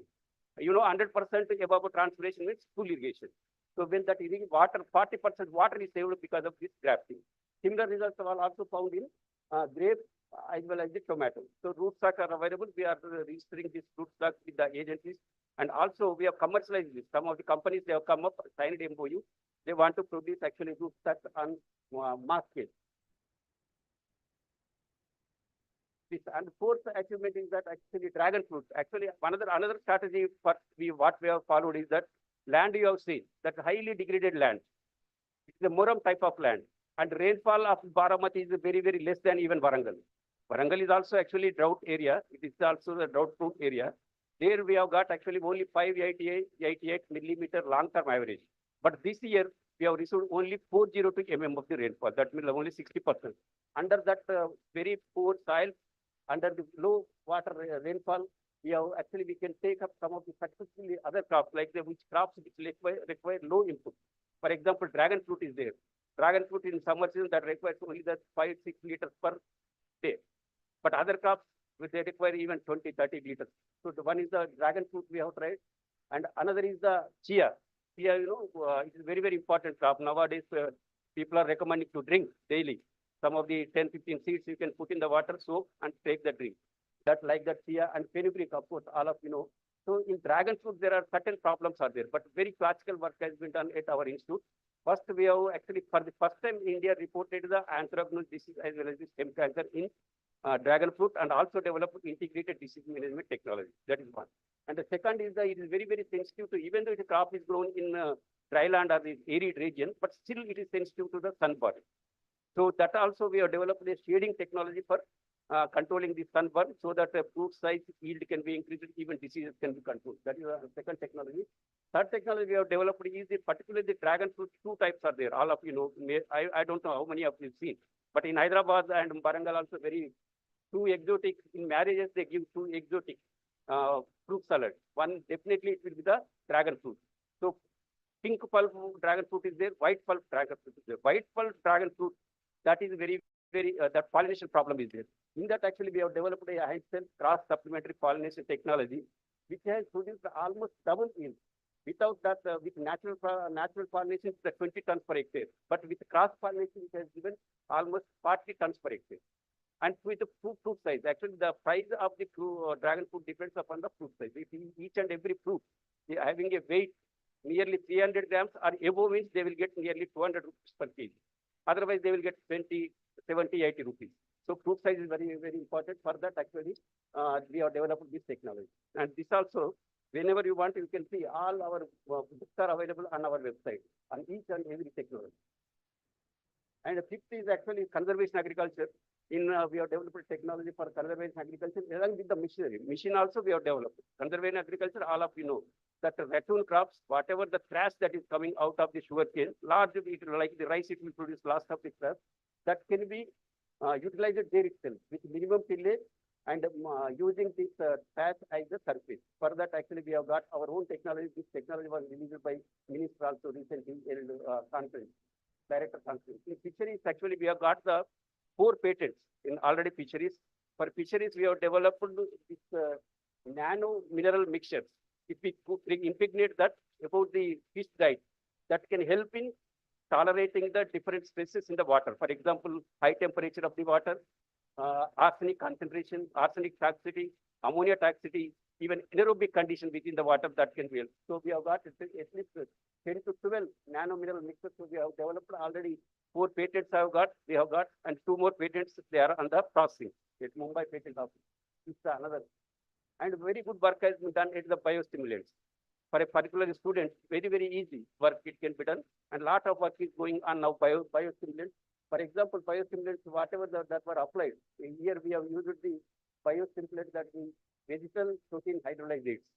They are available in the market. When they are applied at the rate of 2 milliliters per liter to 6 milliliters per liter for different crops like the soybean, chili, the yield increase we found was 17% to 30% higher as compared to the when biostimulants not applied. So these are also very good quality, highly rated journals we have published that is available. Anybody you are interested, you can just give the what we call keywords. You will get all now journals we have published in open access journals. All are available freely. We are paying for that, but at the same time we are getting highly rated also. So anybody can see that is not a problem like that. Biostimulants, another work area where we did work, good work was on bioregulators. It is a very easy because farmers also they can easily implement because it is only the spraying of different concentrations of the bioregulators at the critical stages of different crops. For example, I have given the concentration also. For example, if you see thiourea, the concentration of spray was 10 millimolar per liter. And at different stages, that the ground root initiation, flag leaf initiation, seed milk you see.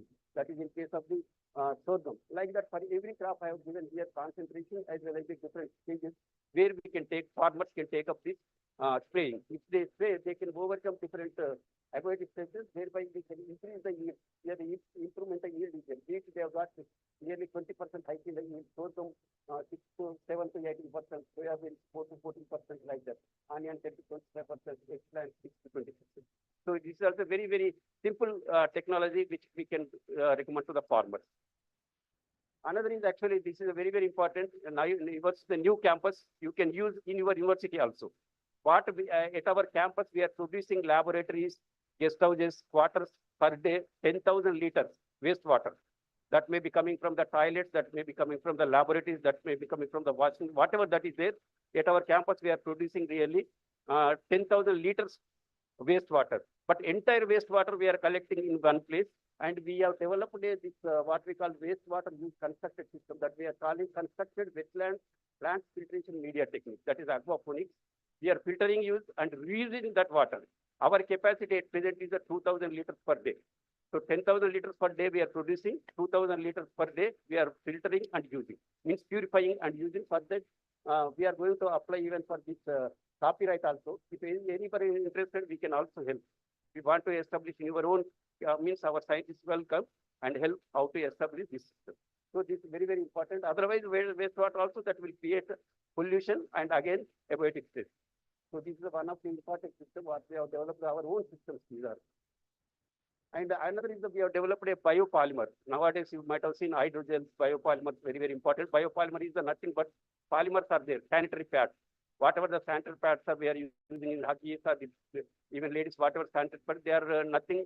Actually, that pads contain the some 4 to 5 grams of the polymer material, which can absorb the water and sweat. So same technology, whatever that is there, we have developed our own biopolymer using this cytogen and microbial product. And this is having the, without 1 gram material that holds nearly 120 ml of the water, irrigation water. So if we apply this 25 to 30 kg per hectare to the soil, it helps in particularly red soils, which are having the very less water holding capacity, that will help in increasing the water holding capacity of the soil.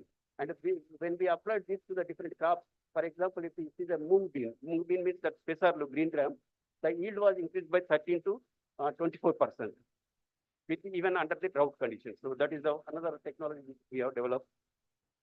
And this is a climate smart integrated farming system. We have developed a model for 1 hectare, marginal degraded lands, very poor quality soils if a farmer is having.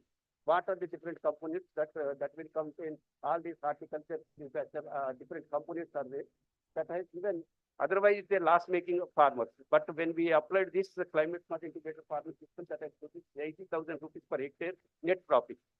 This after 3 years, now this will be demonstrated to our farmers.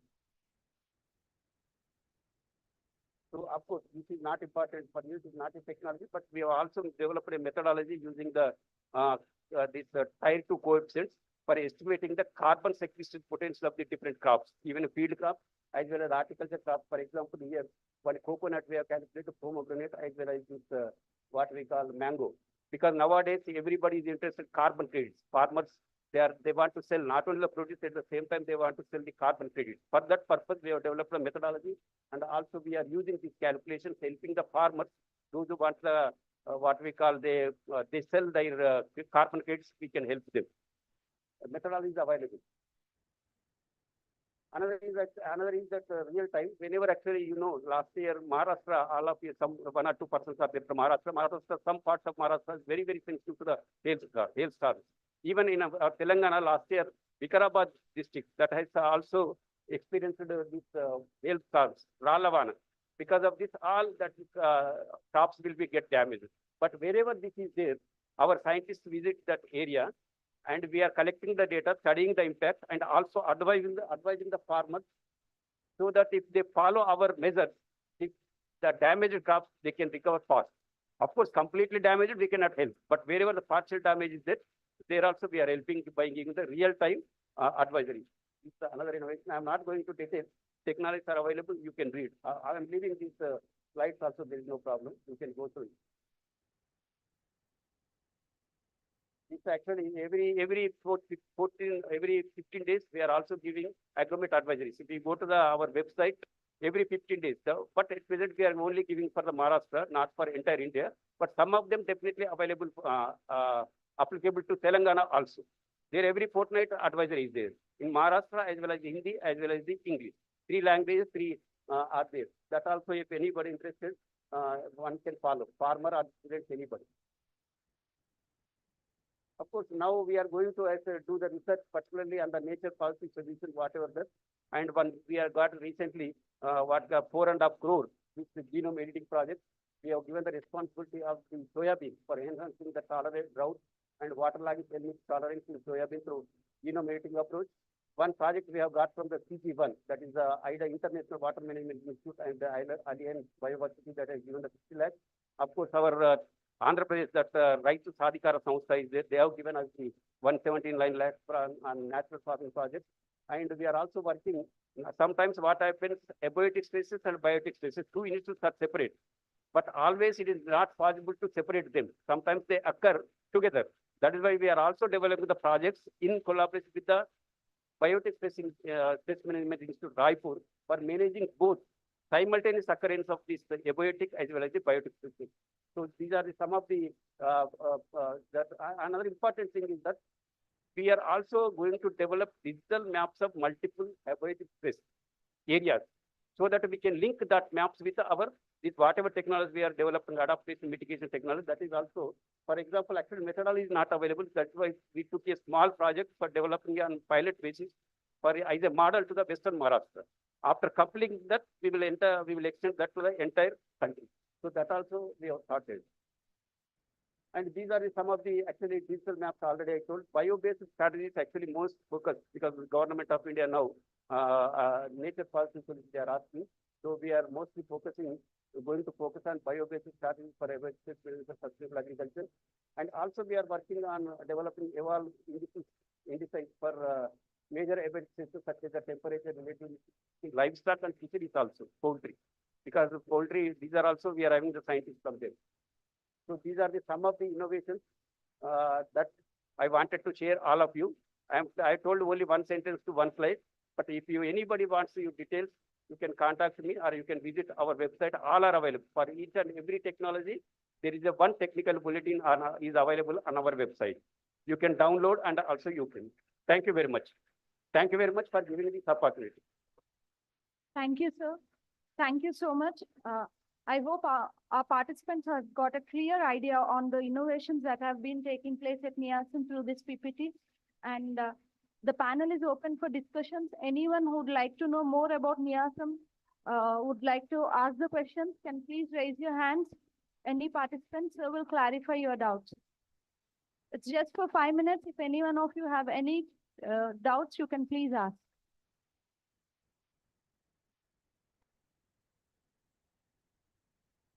Afternoon, sir.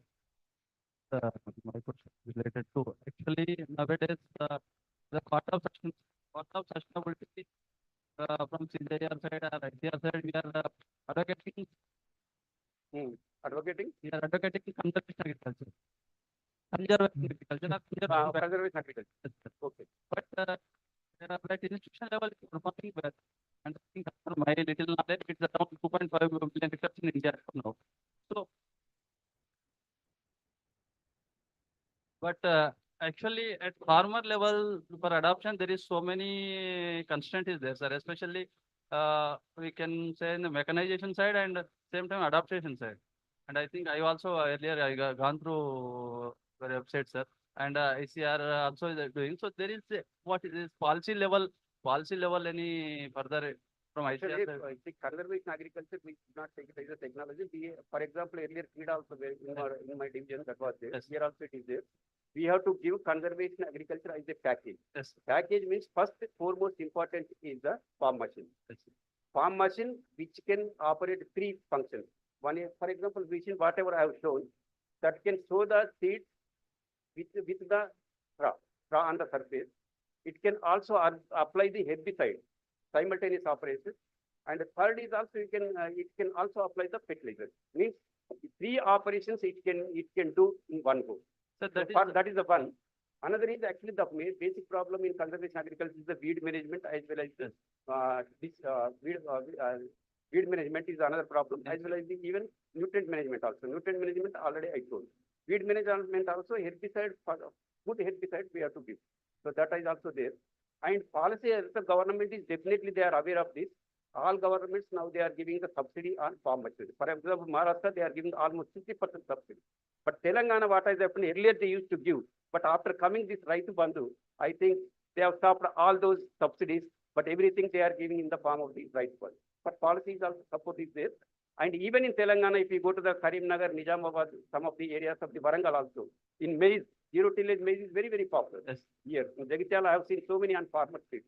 That is there. Slowly it is coming up, but it's highly successful in most of the farmers are in Indo-Gangetic plain. Yes, sir. Uttar Pradesh, wheat, that rice wheat system are there.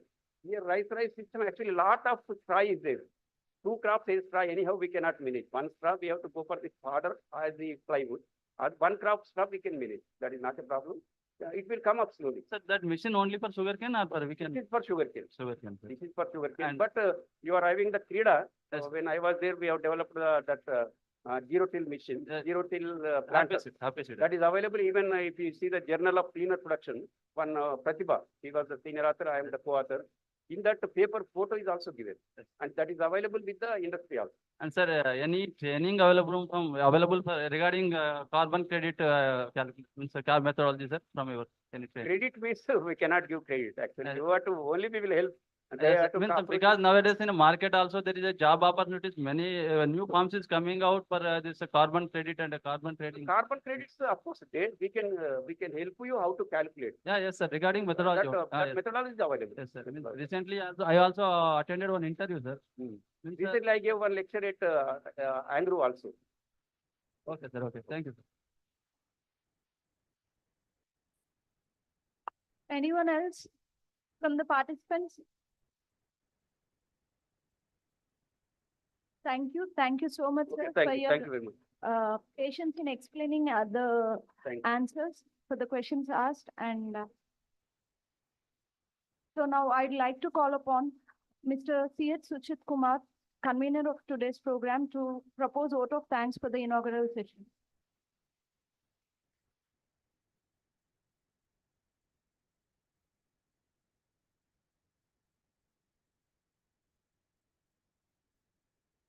Esteemed Vice Chancellor of Sri Konda Lakshman, Telangana State Horticulture University, Dr. A. Samir Reddy, sir, the Director of NIASM, Honorable Registrar of SR University, Dr. DPS Badwal, sir, Founder and CEO of Just Agriculture Education Group, distinguished guests, Dean, School of Agriculture, scholars, delegates, ladies and gentlemen. I stand before you today with a heart brimming with gratitude as we conclude the inaugural ceremony of our International Conference on Holistic Innovations and Technological Advances for Sustainable Agriculture. It has been a privilege to convene this gathering of brilliant minds, each contributing their expertise and passion towards the advancement of sustainable agriculture. First and foremost, I would like to extend my heartfelt gratitude to our esteemed chief guest, the Vice Chancellor of SKLT, SHU, and the Registrar of SR University for gracing this occasion with their presence and invaluable insights. Your support and encouragement have been instrumental in making this conference a resounding success. I would also like to express my sincere appreciation to all our distinguished speakers for sharing their profound knowledge and cutting-edge research in various facets of sustainable agriculture. Your presentations have not only enlightened us, but have also inspired us to explore new horizons in agricultural innovation. A special word of thanks to our partners, SKLT, SHU, and Just Agriculture Education Group for their generous support, without which this conference would not have been possible. Your commitment to promoting sustainable practices in agriculture is commendable, and we are grateful for your collaboration. To the organizing committee, volunteers, and staff who have worked tirelessly behind the scenes, I extend my deepest gratitude. Your dedication and hard work have ensured the smooth execution of this inaugural ceremony of conference, leaving a lasting impression on all attendees. To our delegates and participants from around the nation and the globe, thank you for your active engagement and enthusiastic participation in the conference. Your diverse perspectives and experiences have enriched our discussions and fostered meaningful dialogues towards finding innovative solutions for the challenges agriculture is facing today. Last but not least, I would like to express my profound gratitude to each and every individual who has contributed in a way to the success of this conference. Your collective efforts have made a significant impact, and I am truly grateful for your unwavering support. Thank you so much.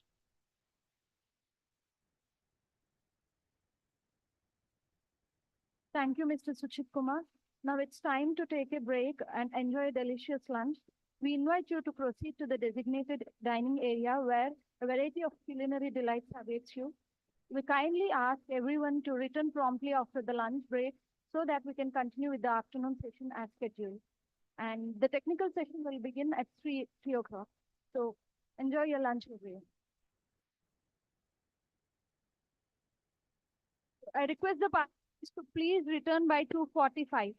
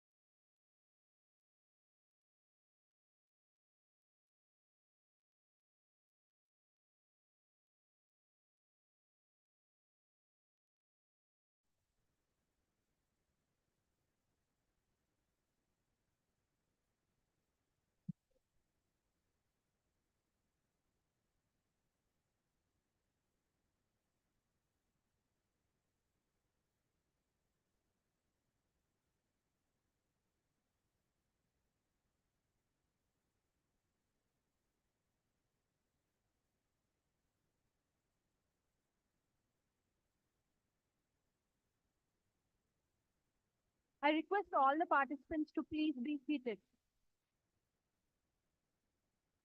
Please occupy the front chairs. I request all the participants to please occupy the front rows.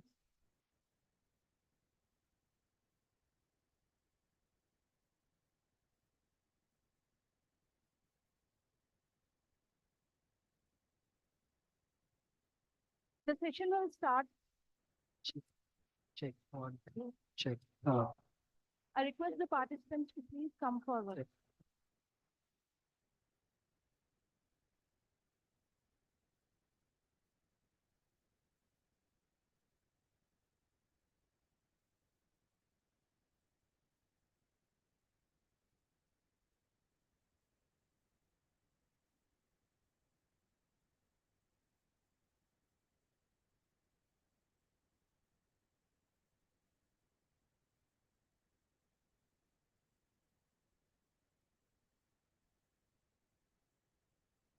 Aishwarya, please come forward and sit, ma.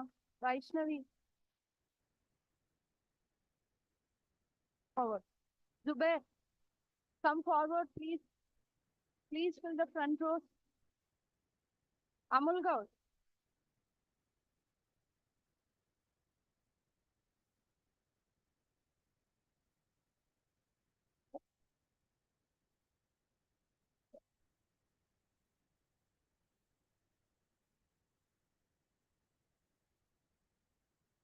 Hello.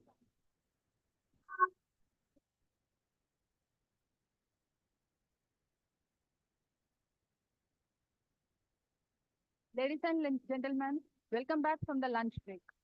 We hope you enjoyed a nourishing meal and had an opportunity to engage in valuable conversations. Now, as we embark on the afternoon session of ITASA 24, we invite you to immerse yourself in captivating technical session. Let's make this afternoon both informative and engaging. Without further delay, let the technical session begin. The session chair of today is Dr. Gnanesh B.N., Dean Agricultural, Mysore University. And the rapporteurs are Dr. T. Saujanya ma'am and Dr. B. Vijay Kumar from School of Agriculture, SR University.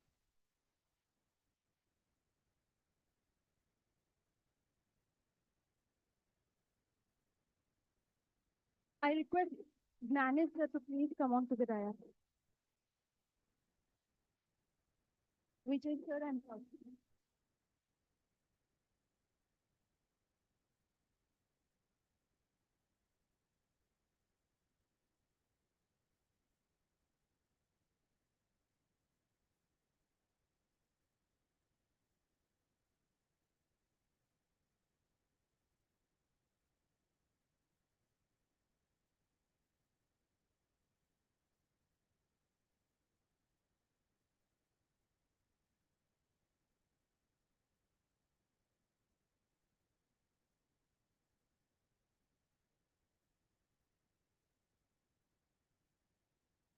The technical session will begin with a lead presentation by Dr. Gnanesh B.N., Dean Agriculture, Mysore University. Let me just brief about sir. Dr. B.N. Gnanesh is currently working as a professor and dean at Sampurna International Institute of Agricultural Sciences and Horticulture Technology, recognized by the University of Mysore, India. He obtained his doctoral degree in genetics and plant breeding from the University of Agricultural Sciences, Bangalore, and the International Crops Research Institute for the Semi-Arid Tropics, ICRISAT, Patancheru, India.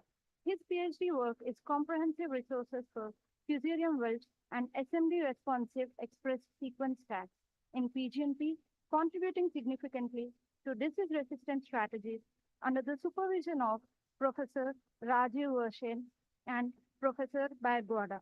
He has more than 18 years of research experience in the field of germplasm resources, genomics, and disease-resistant breeding. He has been awarded the prestigious Natural Sciences and Engineering Research Council of Canada Award by the Government of Canada, Ramanujan Fellowship Award by the Science and Engineering Research Board, India, International Crops Research Institutes for the Semi-Arid tropics. Research scholarship for PhD secured ICR JRF 98th rank. He worked with Agri-Food Canada, Winnipeg as the oat molecular breeding specialist, and developed inexpensive and easy to use allele-specific diagnostic markers for oat crown rust resistance genes, a crucial step in the successful application of MAS. He also worked at the University of Manitoba, Canada on Canono blackleg disease resistance. His major research focuses on Central Sericultural Research Training Institute, Mysore, was on mulberry transcriptions, genome survey, SMP discovery, linkage mapping, and molecular identification of Fusarium species complex associated with root rot of mulberry. It's a pleasure to hear from you, sir. Please.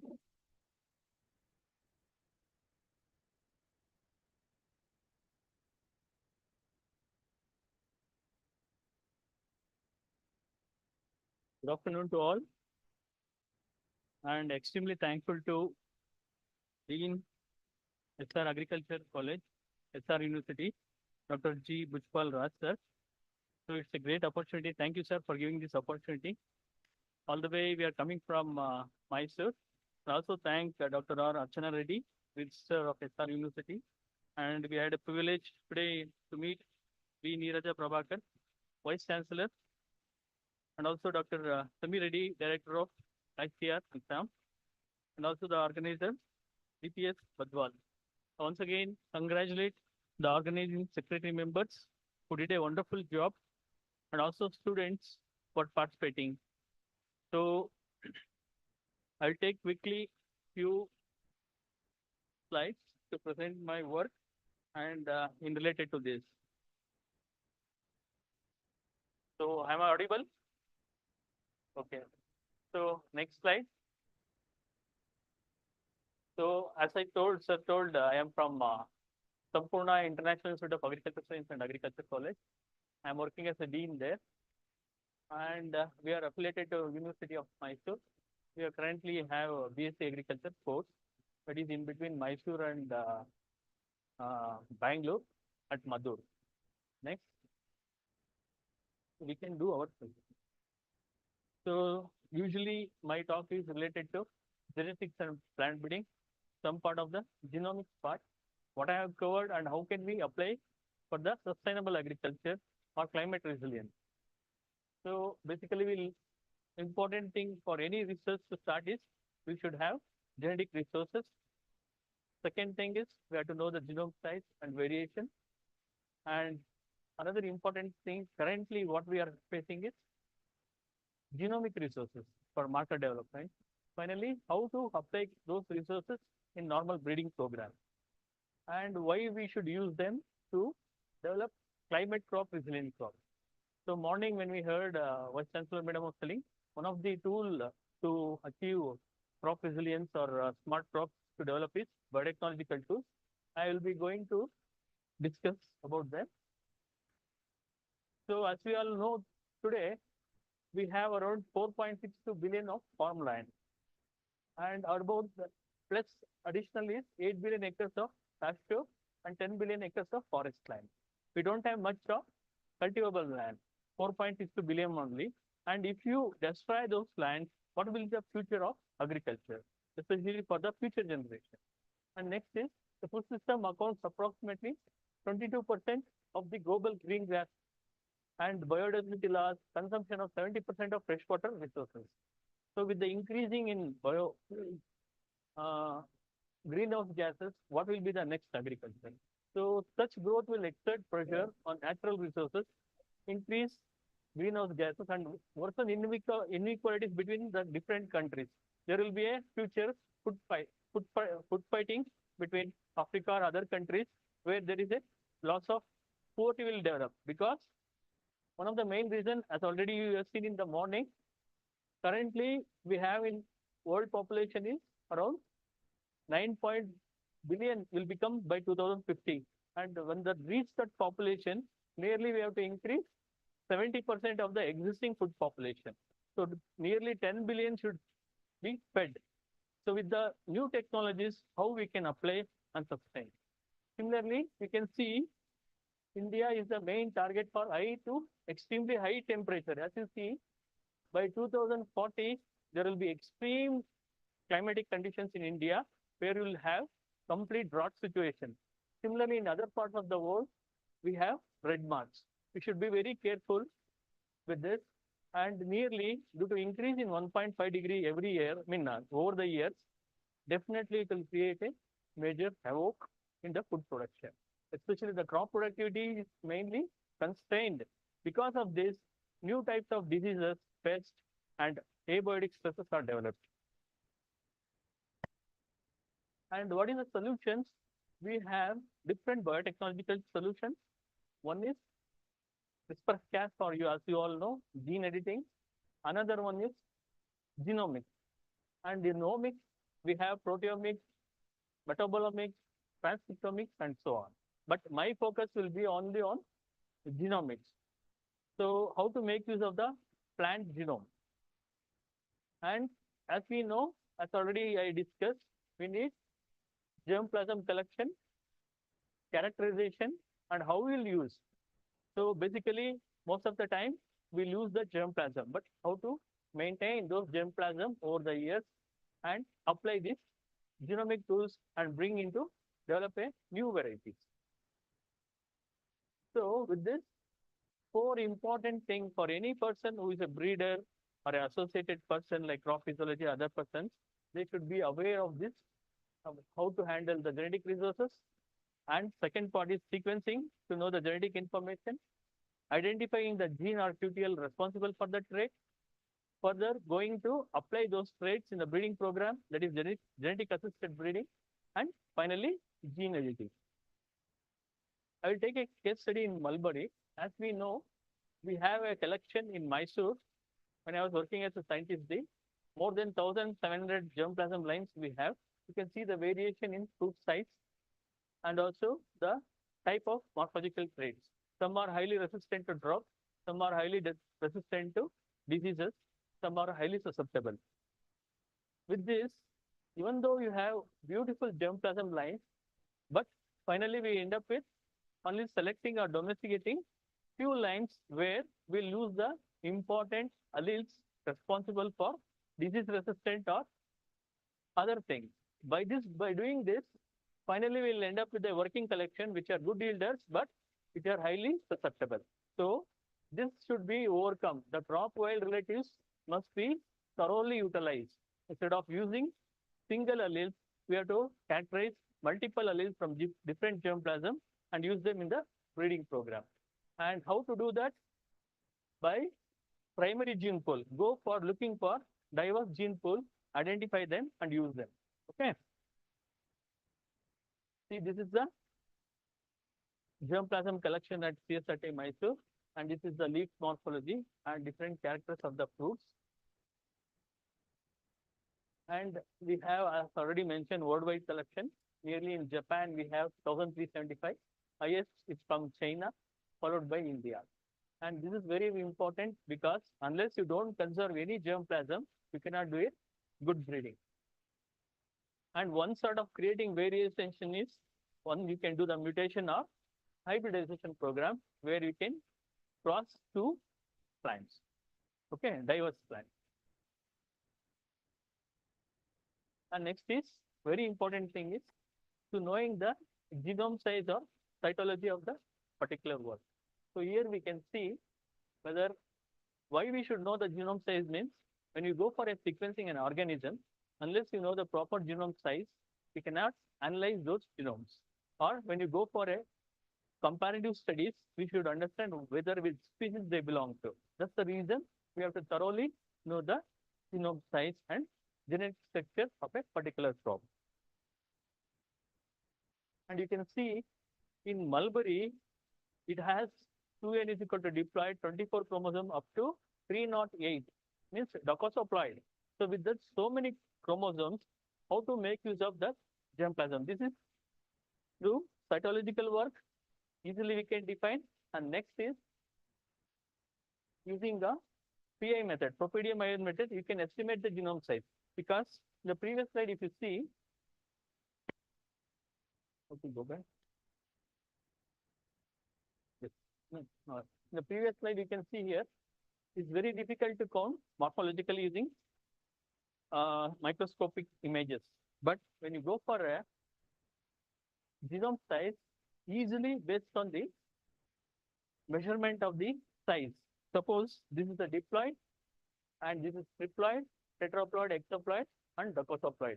Based on the size of the genome, what we are doing here is in the flow cytometry, we are extracting the nucleus and running them under a microscope. When we do them and running them under a flow cytometry, you'll get the exact size of the nucleus. And most of the crops, like underutilized crops or unknown crops, where you have to do the cytology work, you can go for genome size study. Again, the pollens comparison to see the variation. Some of the triploids, the pollen size are bigger as compared to the diploids. And next, very important things, once you have the information about genetic information or resources, next thing is the sequencing part. Now the sequencing cost has come down drastically. How to make use of them and how you can select the most or best germplasm. Usually the most cultivated one they choose from a particular species. In mulberry, the most widely used is Morus alba and Morus indica. Both have been sequenced. Another haploid is there from China, that is Morus notabilis, that is also been sequenced. So the sequence information is nothing but it's just knowing a particular organism's dress code, A, G, C, D, how they are located. So anything for us, if you want to know whether the genes, we have the susceptible genes for diabetes or highly resistant genes for certain disease, we have to go for genome sequence. Similarly, this is applied in plants. And currently, we have very good genome sequencing techniques. For long reads, we go for PacBio and Nanopore. And for short reads, we go for Illumina. So by using that, first thing what we will do is assembling. Finally, once you assemble, you annotate them and finally know the function of the genes. Once you know the function, we have to validate them. So this is the beauty of genome sequencing. Now we have ISEC sequencing. It will directly give the chromosome directly. So no need to go for separate cytology work. If you go for ISEC, it will arrange based on the scaffold size. So this is the beauty of current sequencing techniques. So once we have the sequencing techniques done, and there are different platforms you can use, as already mentioned, ISEC, and this is known as nanopore sequencing, where you can sequence your own crop for your master's or PhD work sitting with your own laptop. Just switch on that machine. Here, I don't think it will work. If you play this, just you have to drop a good quality of around 100 nanogram of DNA to the machine. You'll have that small machine. It will immediately start sequencing. Within half an hour, 90% of the genome information will be captured in your laptop. It hardly costs around 50 to 60,000 rupees. So if you have now previously, if I want to do the genome sequencing, it used to cost around 80 lakhs, 1 crore. But the cost you drastically see has come down to 45 to 50,000. So 5-6 students can come together and sequence their own organisms or the crops they have given. Similarly, why we should go for sequencing? One is the availability of those markers for SSR mining or SNPs. What are SNPs? They are the very important markers which are currently being used in all the breeding programs. Those are called single nucleotide polymorphism, where mainly we convert them to different types of markers. And we have beautiful systems for genotyping. Probably you have seen this one. These are all CAP techniques, where per 1.5 hour, you will get around 2 lakh data points. Means for my doing PhD work, I use 3,000 markers for 3 years. But now 1.5 lakh markers can be done within a span of half an hour or 1.5 hours. See the beauty of that. Where they are using in big companies like Syngenta and Bayer companies, they are highly using this type of machine to screen the lines which are resistant or other parts. Sir, why you are asking so much? Can we afford it? I will tell you one more method where you can do in the lab only. So another thing is, one is due to the climatic change, you got biotic stress, abiotic stresses. Another important thing is, major happening is biotic stresses. These are the major diseases recently they have noticed, which have created a major havoc. And my case in root knot nematode acquisition, where it is creating lot of havoc. That is Melanogonada incognita causing root knot in mulberry. You can see at different stages. This is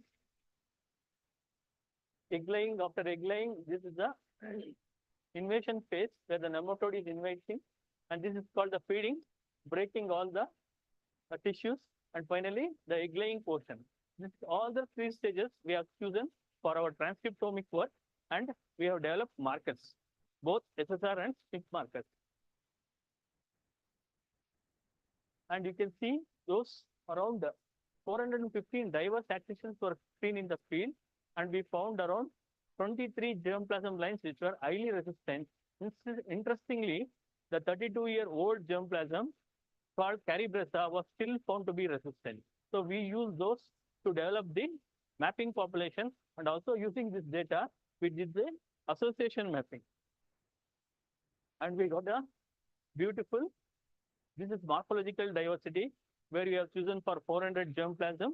We got very good clear correlation between the galls and the disease. Finally, I was talking about this technique where you can convert the SNP marker to CASP marker. Hardly we need one small microscope for you. PCR machine in your lab, flow cytometry or RT-PCR, and just run them using your DNA sample. Finally, you will get a beautiful images. Can you tell me what are these? This is segregating population, okay, where this is one, parent 2, and these are the in between the segregating ones. If they are fixed, you will get only 2 types. So this is where I was applying most of the markers in Canada for oat resistant breeding. And when we classified them, we got into 3 groups in our association mapping panel. And you know that why association mapping is very important. We target a specific gene can be done using association mapping. And these are the markers, what we got associated. Among that, since this is a major gene, we got 2 markers which were very common. Among that, we got very good associated means marker trait association of 26% and 15% of phenotypic variance. So these are the very good markers can be used for your breeding. And this is where I work on oats in Canada for the rust-resistant breeding. And this is how we were screening for the different rusts for different mapping populations. And as I told you, these are all the SNP match. And if I want to validate, I'll go for cats.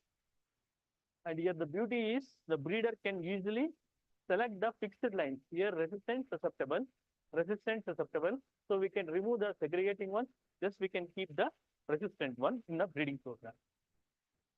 And the diagnostic marker. There is a difference between both diagnostic marker and a linked marker. Diagnostic marker is the one wherever you use that marker or across the world, it should show polymorphism. And these are the germplasm lines where we have done. And this is one comparative mapping, previous one, with minimum of 5 population you should use to validate your population. Okay, if you identify a unique QTL or genes, at least 5 mapping populations you have to use. Otherwise, it will not be accepted in a good journal of more than 7 or 6 impact factors. And this is one of the case study for adult plant resistance, where we have used 3 population and identify the gene which is resistant to for rust resistance. And for this, we have to use different panel of array of markers. One is SNP, another one is genotyping by sequencing, and some of them are the SNPs evolved from other species. And see, the beautiful QTL has appeared here with the effect of more than 45%.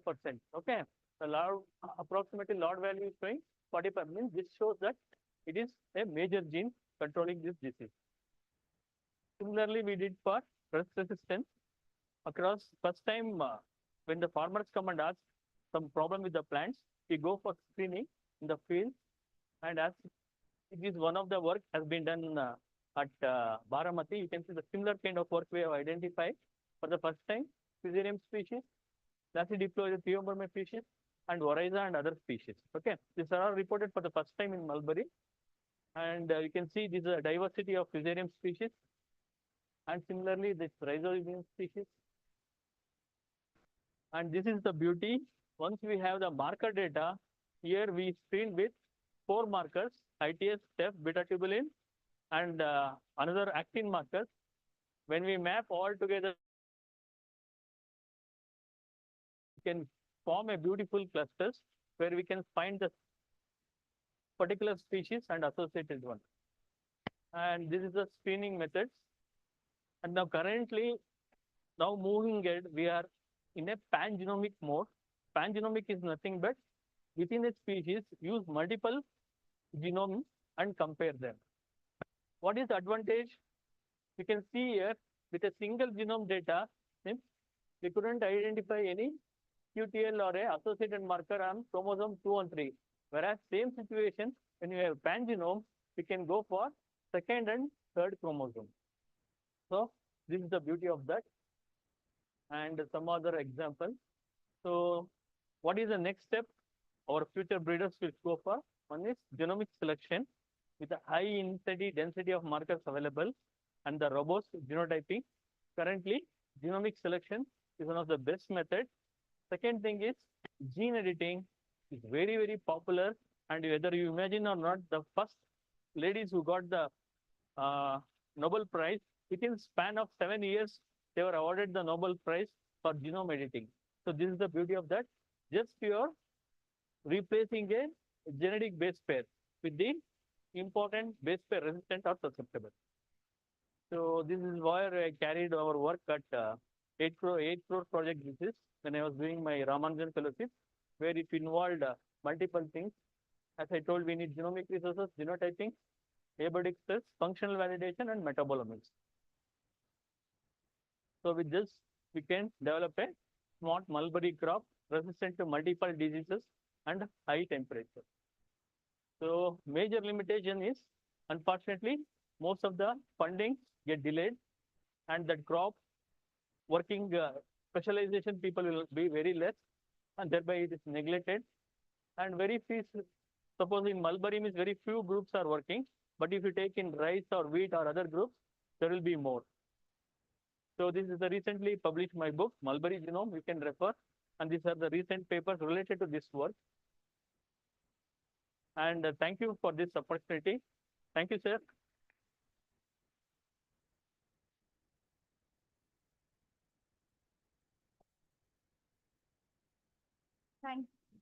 Thank you, sir. Thank you so much for explaining about associate mapping, QTL mapping, mega software, etc. Now, the session is open for discussion. Among the participants, if anyone is having any doubt, you can please clarify those doubts.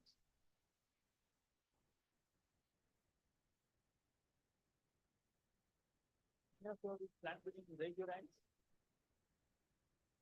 Anyone?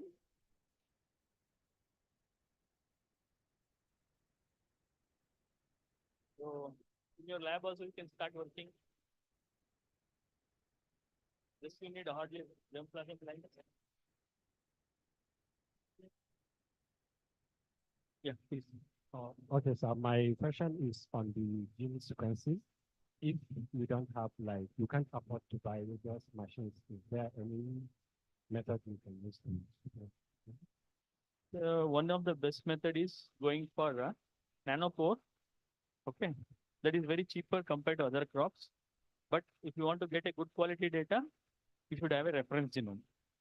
Because first time if you are using draft genome, I don't recommend for nanopore because many of the time we'll get a lot of errors and missed data. Instead of that, you have to go for PacBio or other things. If you're doing first time. No, sir, I don't have any resources means wonderful thing is GPS, genotyping by sequencing. But you have to plan thoroughly whether how many genotypes you are targeting. If you have a reference means that is the best thing to go for this genotype by sequencing, GPS method. So when we have this problem in oats, we did all the 3 types, sequencing, transcriptome data, genotyping by sequencing. Okay, thank you.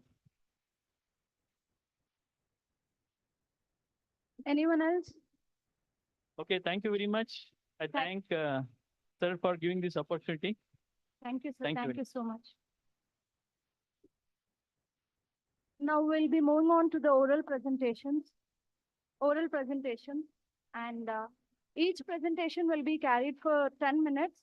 Eight minutes is for the presentation purpose, and 2 minutes will be for question and answer session. I repeat again, the presentation for each oral presentation, we have given 10 minutes slot, and 8 minutes is for the presentation, and 2 minutes is for question and answer session.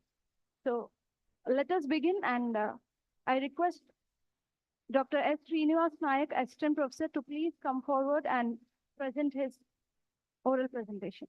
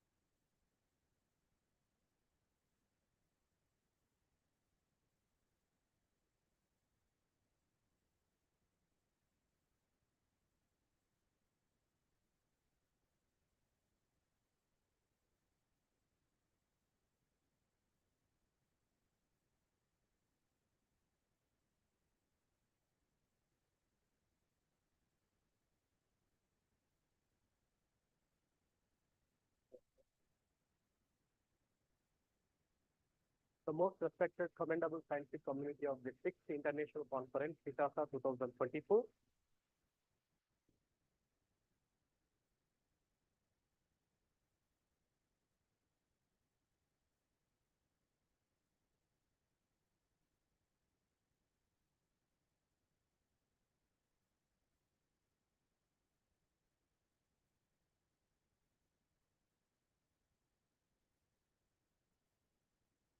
We'll get exactly 10 minutes. Okay. Stop 10 minutes for the presentation, 2 minutes for asking questions and other things. Okay.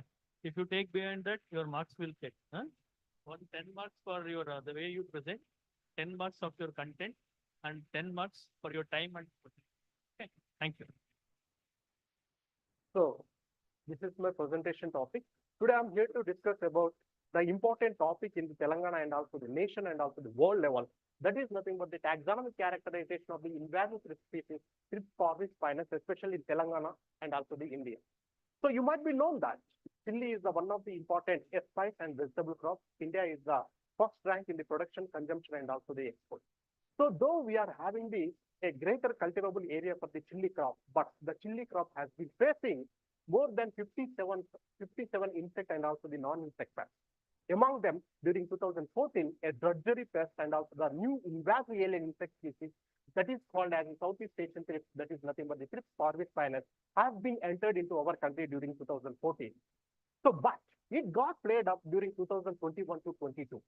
The similar pattern also been observed in the Hawaii, USA, where during 2006, it got introduced in the Hawaii on the papaya crop flower, but it got played up during 2010. So the similar pattern also been observed in case of our country. So what are the different types of the factors? What are the different types of the factors? There are n number of the factors, like the high frequency of the pesticide usage, climatic change, aberrant weather conditions. These are all the different factors they have been quoted for the flaring up of the Thrips parvis spinus in different countries of the world. Okay, so this was first time they have been reported that Tyagi and co-workers, the great pioneers in discovering this Thrips parvis spinus at Bangalore on the papaya flower. So keeping in this view, and also one more important thing is that the specific character, the unique character of the Thrips parvis spinus is that it is going to attack only the flower where it is going to feed on the pollen property. So it is causing more than 75% of the loss. In Telangana, if you take Jayshankar, Bhupalpalli, Warangal, and also other district farmer people also, they have been plowed up, they have been burned the entire chili crop because of the high incidence of the Thrips parvis spinus during 2021 to 22. So keeping in this view, so we have to do whether the Thrips parvis spinus is being present in our state or not. We have to confirm. And also, what is the population count? What is the person damage? And also, we have to know that what is its post-range distribution in our Telangana state. In that view, we have been conducted this research work. So here, we have taken 3 zones of our state, and we have selected the 6 districts: Jayityaal, Peddapalli, Khammam, Mahabubad, Joglamba, Gadwal, and also the Nagar Karnool. So these are all the 6 districts we have been taken, and it's vegetative stage and also the reproductive stage. We have taken the count of the Thrips parvis spinus, and also at the same time we have also done its incidence on the alternate host surrounding to the chili fish. And after collecting the host samples, we have done, we have taxonomically characterized, we have taxonomically confirmed, and at the same time, we have also confirmed using the molecular tools. So this work we have been carried out in the entire Telangana state. These are all the different geographical locations in Telangana state, and these are all the interactions we have been made with the farmer friends throughout our state. That is especially Telangana. And here we have also visited the floriculture research station of the Kundalakshman State Horticulture University, and also we have also visited the vegetable research station of the Kundalakshman Telangana State Horticulture University, where we have been interacted, we have been collected the samples in the 70% ethyl alcohol. Further, those samples we have been used for the taxonomic characterization. So this work we have been done in Telangana. Let us discuss about the taxonomies which are proposed by the Mountain Pollins. They are the pioneers in Thrips identification.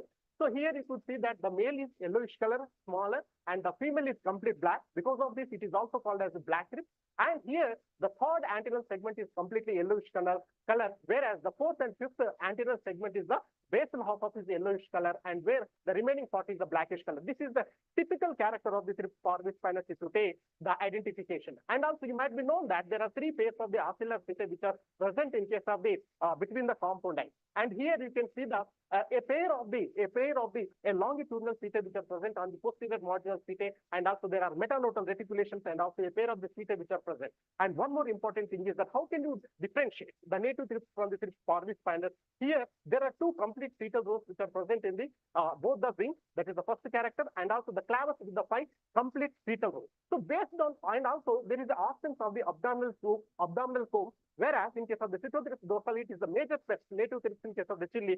So in that, the abdominal comb is present, whereas in case of the Thrips parvis spinus, it is completely absent. So based on all these taxonomical characters, we have confirmed that the Telangana state is being witnessed with the Thrips parvis spinus, that is Southeast Asian Thrips, and also it is also called as the black Thrips.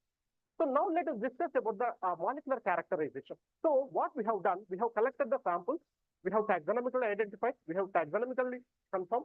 Those specimens we have used for the molecular characterization. So this work we have done at the NBR Bangalore. Then we have isolated the DNA, and the amplification is 658 base pairs. Then we have sent the sequencing.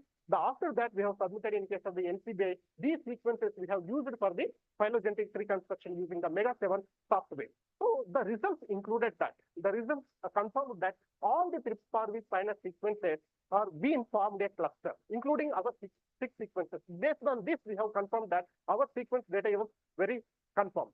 And after that, whatever the native Thrips, what we have found in case of the chili, like Franklinella fulcis, Phytothrips dorsalis, and also Thrips hawaiiensis, Thrips orientalis.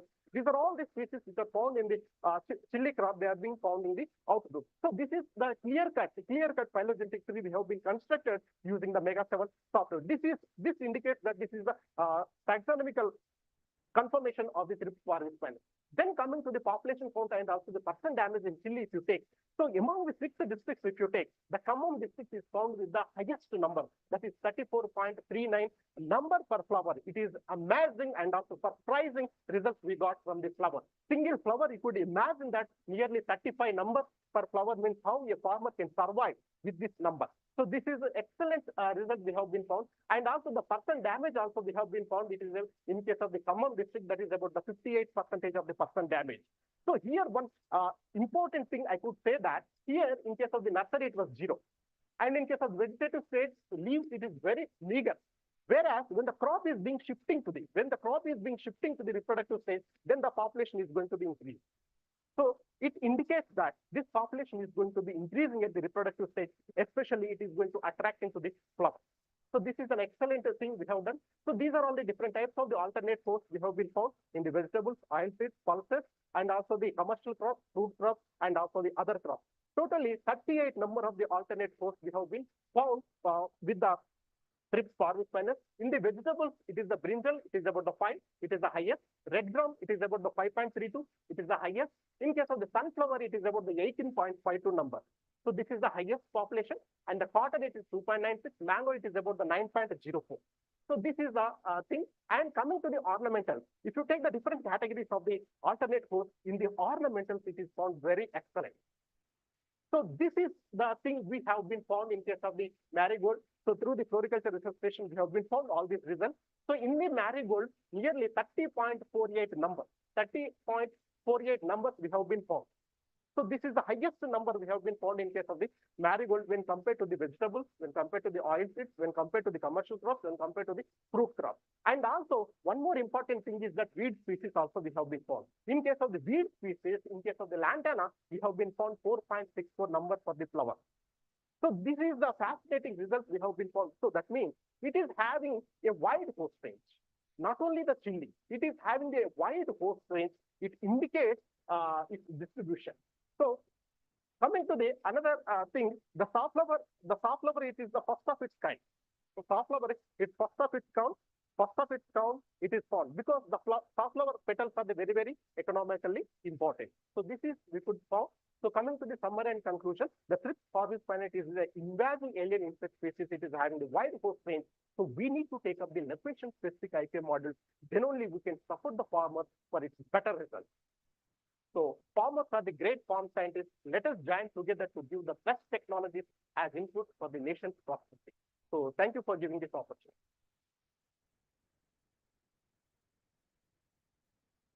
Now, sir, the session is open for discussion. Two questions. Then there are no questions. I will start. Okay. So, which marker did you use? Sir, empty coil, sir. Mitochondrial coil primer, universal primer we have used, sir.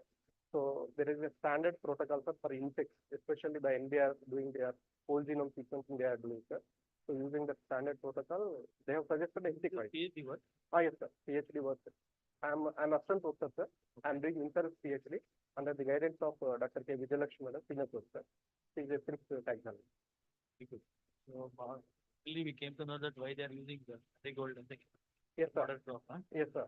So we have to suggest that marigold, sir, in the chili, especially chili, so that it can attract the Thrips parvis pinus, so that we can go for the management practices. So we could physically see the abundant population of the Thrips parvis pinus in case of the marigold. One place there was highest population. Yes, sir, Khammam. See, sir, in Khammam, yes, sir, this is a highly intensive growing area, sir. Chili, highly intensive growing area. So they are spraying nearly 50 times per crop season. So because of that, we have not analyzed the resistance mechanism.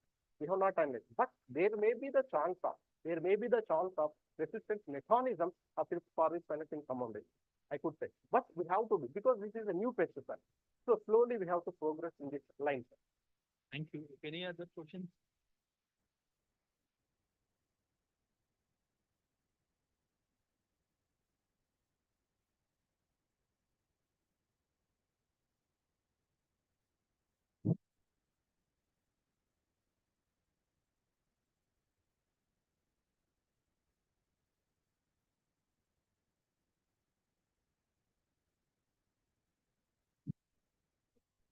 resistance mechanism? No, madam. We have not touched the resistance mechanism. This is a wide subject. So we have not, we are stepping forward to study its biology, its nature, its distribution, its incident, how it is behaving with the other crops. Then only we could go for the other mechanism. Still, we are in the initial stage. Not only Telangana, but also the entire country is seeing like that. Yes, sir. I am entomologist. Thank you. Thank you, sir. Thank you so much.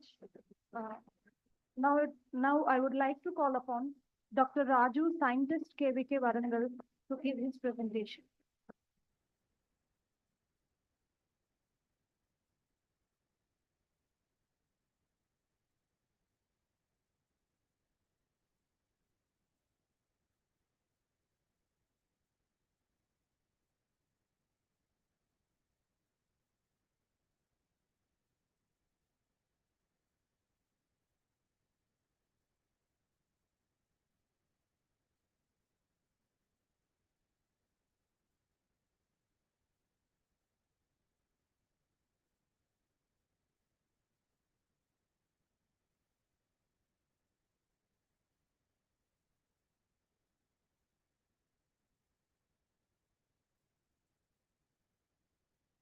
A very good afternoon to everybody and the respected dignitaries who are came to here for this conference, and the students, all of other my colleagues.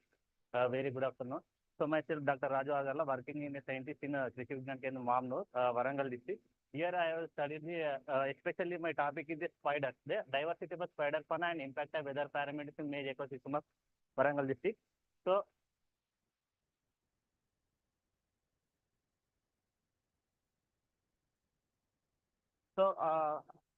all of you will know that maize is one of the most important food crop, and it will use as a fodder purpose as well as the food. Also, it is a poultry feed, especially in majority of the poultry field.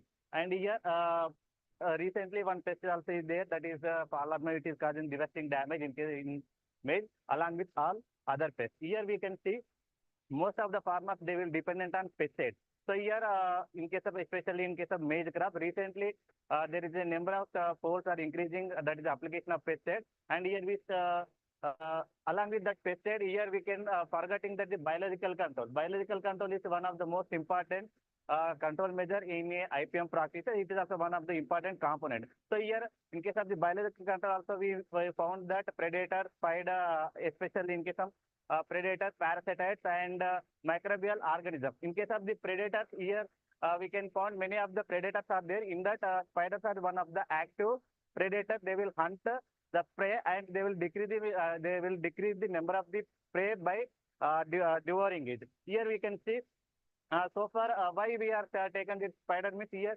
So far, in case of the world, 44,906 species of the spiders are identified that belongs to 114 families and 3,935 genera. In case of the world, according to World of Spider Catalog 2020, and in case of the India, we are 1,035 species of spiders are present in different ecosystems of the crop.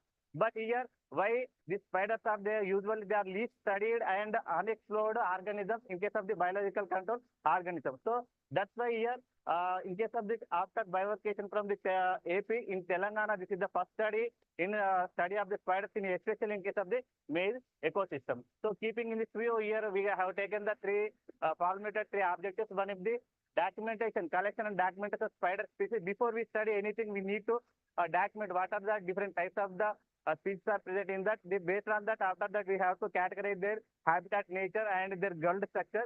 Based on the guild structure, we can go for the further studies.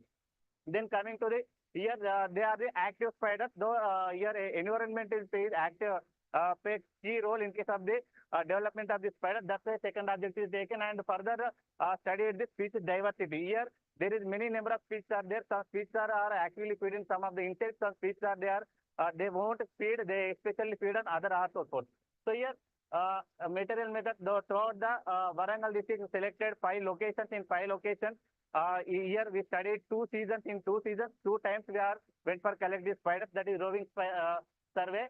And in throughout the crop season, one time during the vegetative season, other time in reproductive stage, we are went for the collection of the spider population. From the and at the selected plot, especially one quadrant are selected from field. Total we are selected 10 quadrants, and from the 10 quadrants the population are collected and identified up to the species level in laboratory according to the keys given by the ZSA Geological Survey of India, Kolkata, and some of the ambiguity species are sent to the NBR, Bangalore, where they are specialists are there, especially in spider taxonomy. Here further the variation in population and the population dynamic and their among the parents and the other population was mean studies were taken by the SPSS 20 statistical package, that is the ANOVA package, and two sample field test. Here these are the location where the samples are collected. They are Google pinned for the further studies who are taken, who are interested to study further. And here we can also prepared one pitfall trap, especially here in case of the spider, different groups are there, that is arboreivores and stalkers like that here. Especially these pitfall traps are prepared and they kept established 5 pitfall traps for each side throughout the field, 20 pitfall traps to capture the ground spider to identify the ground species. Here after that the species collected and identified. They are studied for the species diversity indices. Especially we can know that in case of the diversity here we popularly use Shannon Weaver index and Simpson index, Margulis species richness index, and Pujols index. In case of the Shannon Weaver index, this index usually mainly dependent on the species which are mostly rare in case of the we collected population, and in case of the Simpson index, it will dependent on the more abundant species. That means which one is more highly present in case of following population. So here the further population were correlated with the and studied with the impact of the weather parameters. The weather data was collected with the adjacent research station, that is from the agrometrical department. After that, the collection of the population, they are correlated with the different weather parameters, that is maximum temperature, relative minimum temperature, such factors, 7 factors are taken. Further, after that year, each species are individually developed a special model. So based on this model, we can predict the population of the next generation. Here for the prediction of the population, we use it for this step-down multiple regression analysis. The regression equation for each species are constructed for separate. Here these are the population collected in different villages where the population collected for the vegetative stage and in case of the reproductive stage, and in 2 seasons, Kharif and Rabi. So here the density of the population varies from Kharif to Rabi season, especially in case of the Kharif. Here some of the higher density, slightly higher density was recorded. Here we can say during the Kharif we can find 1.5 to 2.5 number of the population, that is pooled data population per quadrant. In case of the Rabi and in case of reproductive stage we found slightly 1.9 to 2.6 number of the population. That means here the number of population slightly increases from vegetative stage to reproductive stage. Same thing like in case of the compared with the Kharif to Rabi. Here the slightly number of population found in case of the higher in case of Rabi season. So further, if we categorize that population, total 330 population was spider samples were collected and they are identified, classified into different families. Among the families, here Lycosidae family, which is comes under the guild of ground runners. So in case of the maize ecosystem, that most of the populations are representing to the around 26.8%, that is 100 numbers to the Lycosidae family, followed by the Aranidae, Tetragnathidae. These two families come under the arboreivores. Here, these arboreivores they will construct lesser compact web. So that is their character. And among the all species here, 14 species are recognized, and among that Tetragnathus mandibulata, which is the most predominant species, and followed by Neoscina arabica and Agna radiata, Neoscina chase, radiata punctata. These species are further identified. So here we can see the population, the variation among the population from where collected from Kharif to Rabi season and vegetative reproductive season. Their population variation and population meal also here calculated. Here total 380 population collected. There is significant difference between the Kharif population to the Rabi population and also from vegetative to the reproductive stages. Here total the species collected and the 14 species collected for categorized into 11 genera and 7 families. Among the 14 species. Here, 8 species were the category dominant species and 6 were the subdominant species. Here, the dominant species, nothing but that indicating that dominant species are there. They are living throughout the crop season in different prey. That means they will capturing different prey densities. They can useful for the control the other pests. So here we can see graphical representation that Tetagnata man blata, which is recorded highest in case of both the season and both the stages, that is reproductive and vegetative. Here the species that are identified footages. They are categorized and according to species, these species are identified. So here further we studied the diversity indices. Here from Kharif vegetative to reproductive and Kharif to Rabi season, the most of the cases, the especially in maize ecosystem, the diversity is moderate diversity. The spiders are present moderate diversity. That moderate diversity may be due to high application of the pesticide, due to intercultivation operations, or maybe due to time up. Thank you. yes. Okay. Thank you. So finally, characterize Keynote. Yes, sir. Here, this is a somewhat large work, sir.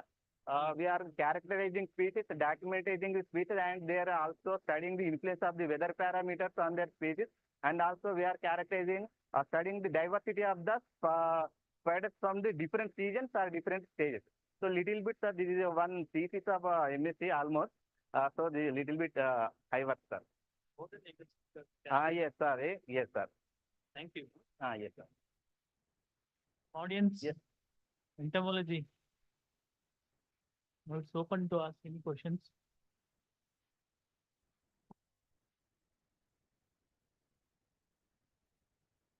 Okay, so thank you.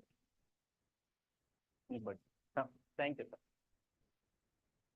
So, this is a very big work, sir. I could not complete within 10 minutes. Okay. So any students, if further MSc students, they are interested to take a study of the spider in effects on chemical pesticide and spiders or choice, no choice tests and behavioral tests, they can contact me. I will support them to further study.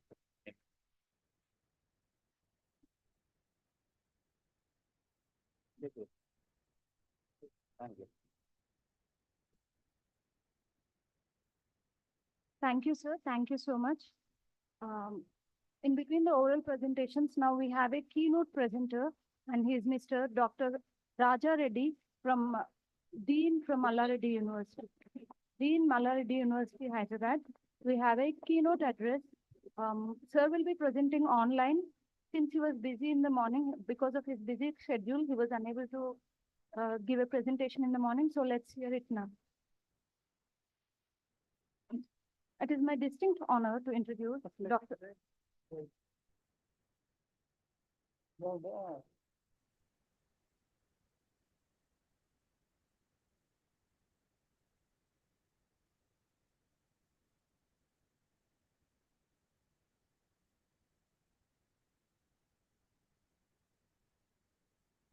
Reddy, camera on చేయి.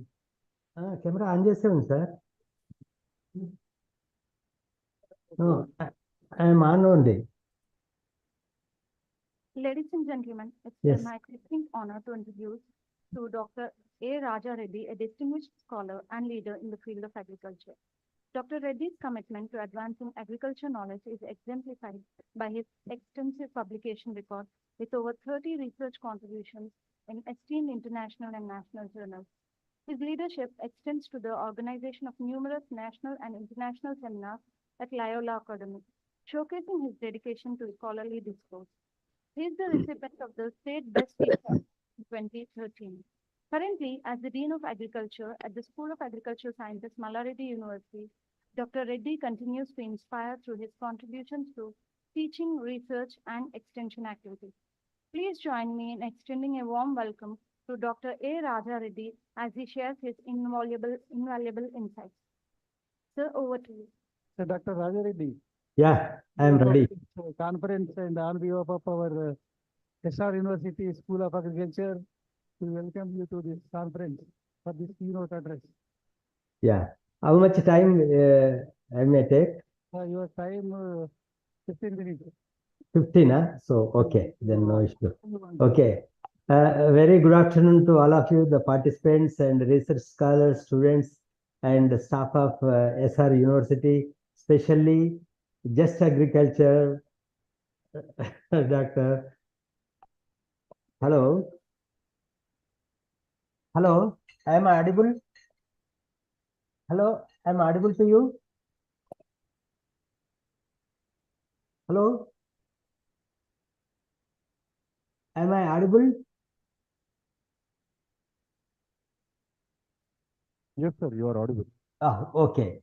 So just especially thank Bhupal Raju for giving me an opportunity to give a keynote address on a topic which is of a very relevant to a holistic approach in the agriculture sector. Now, natural farming is a buzzword. Now, Government of India, ICR, especially taking lot of interest in this converting the farmers into natural farming, because now we have seen since the beginning of the agriculture, we used to do traditional farming or natural farming, but because of the green revolution and increasing population, we used a lot of pesticides and fertilizers to meet the present demands of the food production. But we have seen what are the ill effects of this indiscriminate and excessive use of pesticides and fertilizers led to the environmental pollution, and especially farm produce which we are eating, maybe the food grains, maybe fruits, vegetables, and other things. So that led to the again rethinking of regenerative agriculture or natural farming. That is the main purpose of creation of this natural farming in India. Let us see how this natural farming is. What are its characteristics and scope in Indian agriculture. So let us see what is the meaning of this sustainable agriculture or the natural farming. In the realm of sustainable agriculture, natural farming is emerging as a buzzword, that is, I told you, capturing global attention with its innovative approaches. One such approach, zero budget natural farming, promises bountiful yields without burdening the farmers' pockets. See, nowadays farmers are spending a lot of money on these farm inputs, especially maybe water, again, one of the main input, apart from the water, pesticide and fertilizers. That is, we have seen in the cotton and some of other commercial crops, how it is created problem in the agriculture sector. And this natural farming is an ecological approach, works in harmony with the nature.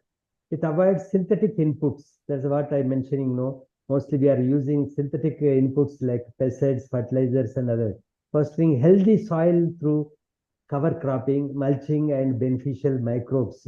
These are the some of the because we have spoiled the soil microbes because of these interventions of the synthetic pyrethroids or synthetic insecticides and fertilizers. So beneficial microbes have been destroyed. This because of this, the prioritization started. The prioritizing the local resources, biodiversity, and symbiotic relationship between these natural and natural insects and beneficial insects and the harmful insects. So the balance has been disturbed. Now we have to bring this balance in between the available biosphere. It promotes sustainability. This method enhances soil fertility, conserves water, and reduces ecological impact, contributing to long-term agricultural viability. So this is one of the main. So what is natural farming? As I told you, it is an ecological farming or do nothing farming or ecological farming, and is a sustainable farming approach that seeks to harmonize with the natural environment rather than trying to dominate or modify it. The pioneered by Japanese farmer Masanobu Fukuoka, this method of farming is rooted in the idea of minimal human intervention, allowing nature to take its course. So we have to allow the nature to take its course without destroying it. What are the features of this natural farming? So mostly it is a holistic approach that considers both the ecological and socio-economic aspects of farming. The main features of these are so important: discourage environmental exposure to pesticides and chemicals, build soil health, healthy soil, that is soil health, helps combat erosion, fights the effects of global warming, and supports water conservation and water health, discourages algae blooms, support animal health and welfare, encourage biodiversity. So these are the main features of the natural farming or zero. So what is the minimal human intervention? If we see what are we are doing with this, the natural process of ecosystem are trusted and allowed to take place with significant interference. So no tilling, no synthetic chemicals, use of indigenous microorganisms, IMOs, and mulching, cover cropping, and crop rotations. This is all we know, but we have forgotten in between. Now again, we are coming back to restore the soil health and environment, environment or ecology. The natural pest control, that is IPM, use of bio agents like parasite predators and other things, and plant-based insecticides, etc. Seed and biodiversity. So again, this is a the preference is given to indigenous and heirloom varieties. That's what we have forgotten. You see, now the hybrids which we are seeing, they have only 1 or 2 years of usage. Again, we have to go for the new seed. Whereas in the local varieties, we can produce our own seed. Year after year, we can grow them. So that is we can maintain the biodiversity, seeds and biodiversity, both these are, and self-sufficiency, and the intercropping and polyculture, holistic land management, symbiotic relationship, minimal machinery. That is again, because of our heavy mechanization, we are spoiling the soil structure and texture because of the continuous interventions with heavy machinery, especially like MB plow, disc plow, and all. Regularly we are plowing. See, every 3 years, 4 years, we have to do regular, heavy plowing or deep plowing. But every time after crop harvest, farmers are nowadays using these heavy machinery and spoiling the soil structure and texture, and natural fauna and flora are disturbed. Natural farming typically relies more on manual labor and less on heavy machinery, thus reducing the carbon footprint and soil compaction. That is very, very important, because sometimes we need soil compaction. If all the time the soil is loosened because of heavy intervention, then compaction will not be there, and sustainability of the crop productivity is decreasing. Respect for nature. This is one of the important key component of the natural farming. At its core, natural farming respects and works with nature rather than trying to dominate or change it. So that's what we are doing in the present day of farming technique. How to achieve natural farming practices? The quest for sustainable agriculture has led many of natural farming practices which are designed to align closely with natural rhythms and process. Here, a guide on how to implement and achieve natural farming practice based on the given part. The first one is the adoption of diversified cropping system-based agriculture. That is mixed cropping, crop rotation, intercropping. So how this crop rotation will help? So it will help the soil formation, root zone, oxygen creation, aeration of the soil, water holding capacity, and also this is the interaction between the, what is happening if we follow the crop rotations. So second one is the recycling of natural available nutrients in fields. So composting, green manuring. And third one is the recycling of on-farm generated biomass, mulching, biomass incorporation. So this is what we have seen, especially in Punjab, Haryana, we are burning the crop residues. That is causing heavy pollution in Delhi and adjoining areas of Bali, Matra, and Faridabad, all those areas, because we are not converting into organic residues which we can incorporate in the soil, which we have forgotten, and burning everywhere, burning after crop harvesting, most of the places there. So we can incorporate that biomass incorporation, that is after harvest, instead of burning, if we reincorporate that in the back to the soil, that will enhance the organic content and microbial activity of the soil. This is the one of the major problem. So because of this, we are spoiling the environment and soil also. We are not adding any organic carbon to the soil and organic waste to the soil, which can improve the microbial activity or microbes activity.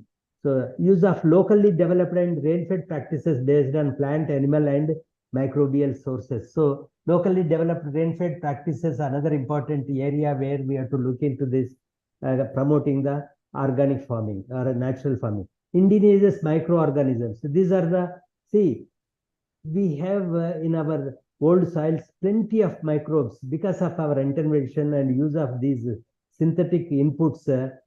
We have reduced the population of these microorganisms, and thereby they are not contributing much in incorporation and the decomposition of the organic matter in the soil. So natural pesticides and fertilizer, this is a known, everybody knows how we deteriorate the soil fertility and soil biodiversity and other. So prepare solutions using local inputs like neem or chili or garlic. So many things we are now being used like Jivamrutam, Ganamrutam, like many products are being used in organic farming. Animal integration, that is the integrated farming. That is another area where we have to encourage these integrated farming systems. It is going to be one of the key component in the natural farming. Innovative practices based on local conditions, the local ITKs, what we call it as local knowledge, engage with the local farm. They are much knowledgeable than the present generation. So we have to make use of these, engage with local farmers and old, some of the old generation are the, they may help in getting back this natural farming or organic farming with indigenous communities, especially if you go to tribal areas. They never depend on our synthetic inputs. If you'll give also, they'll hesitate to this, because that is why they are healthy. What produce they are getting, they are healthy, nutritive, rather than the synthetic inputs what we are using. Continuous observation. See, this is another important area. We have to see the regularly monitor the fields to understand changes in the soil quality, pest activities, and overall plant health. Adjust practices accordingly. So this helps in maintaining the balance, maintaining and balancing the organic content in the soil and how much we can add back to the soil. So a right method of application helps in if we monitor continuously this field conditions and other. And experimentation, yes. How these, see, sometimes recently one article came just 3 days back.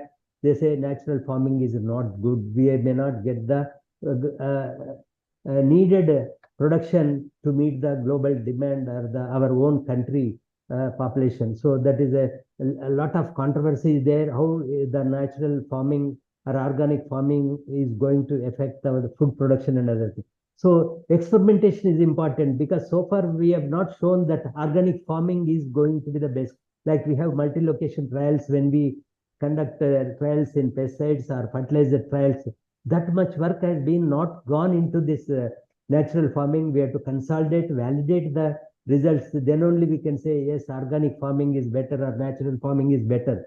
In this area, present, scientists and the young scholars can do this, a lot of work on these things, and show that you have to show that, yes, natural farming is going to help our agriculture production productivity. Thereby we can maintain these ecological balance and biodiversity. Climate responsive farming, this is very important, because climate change.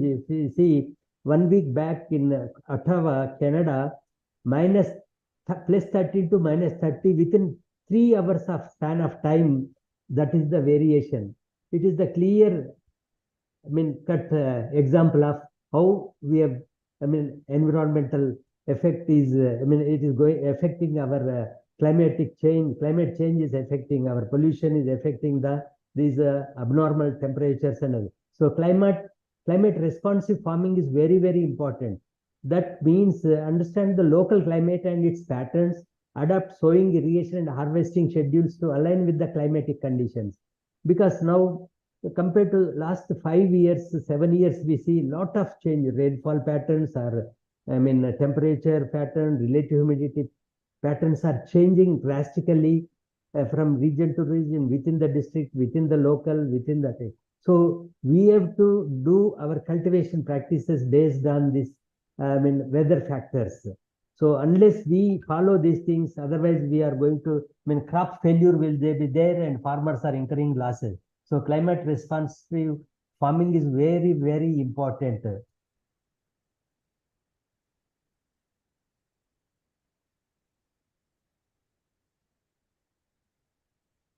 So what is the difference between natural farming versus organic farming? It is more or less same. It is essential note that while both natural and organic farming are sustainable methods that prioritize the environment and health, their practices, philosophies, and techniques can vary significantly. So this is just, I'll skip the slide. What are the prospects and challenges of natural farming? We have seen what are the scope and other things. Then what are the challenges? How farmers are not getting the yields? Why they say if we grow this natural farming method, then we are going to reduce the yields because the pests are very, very important to control them. In natural farming, lot of pest infestation. They say don't use the synthetic pesticides, then we are not able to control them. That is the only constraints in this, but we have the other methods. Natural method of pest control is there, but farmers, they want a quick response, quick availability. So these are the areas where, so natural farming is a sustainable agricultural practice that relies on natural inputs and process to improve soil health, crop yields, and farmer livelihood. It is based on the principles of biodiversity, soil regeneration, and water conservation. So here are some of the prospects of natural farming. If we see improved soil health, increased crop yields. So how we can improve the crop yields? Natural farming can lead to increased crop yields as healthy soil is better able to support plant growth. Studies have shown that natural farming can increase crop yields by up to 30%. The recent published articles say this is not true, but we have to see, unless we prove that, unless we give a results on a multi-location trials, we are not going to substantiate how the natural farming is helping to improve the yields.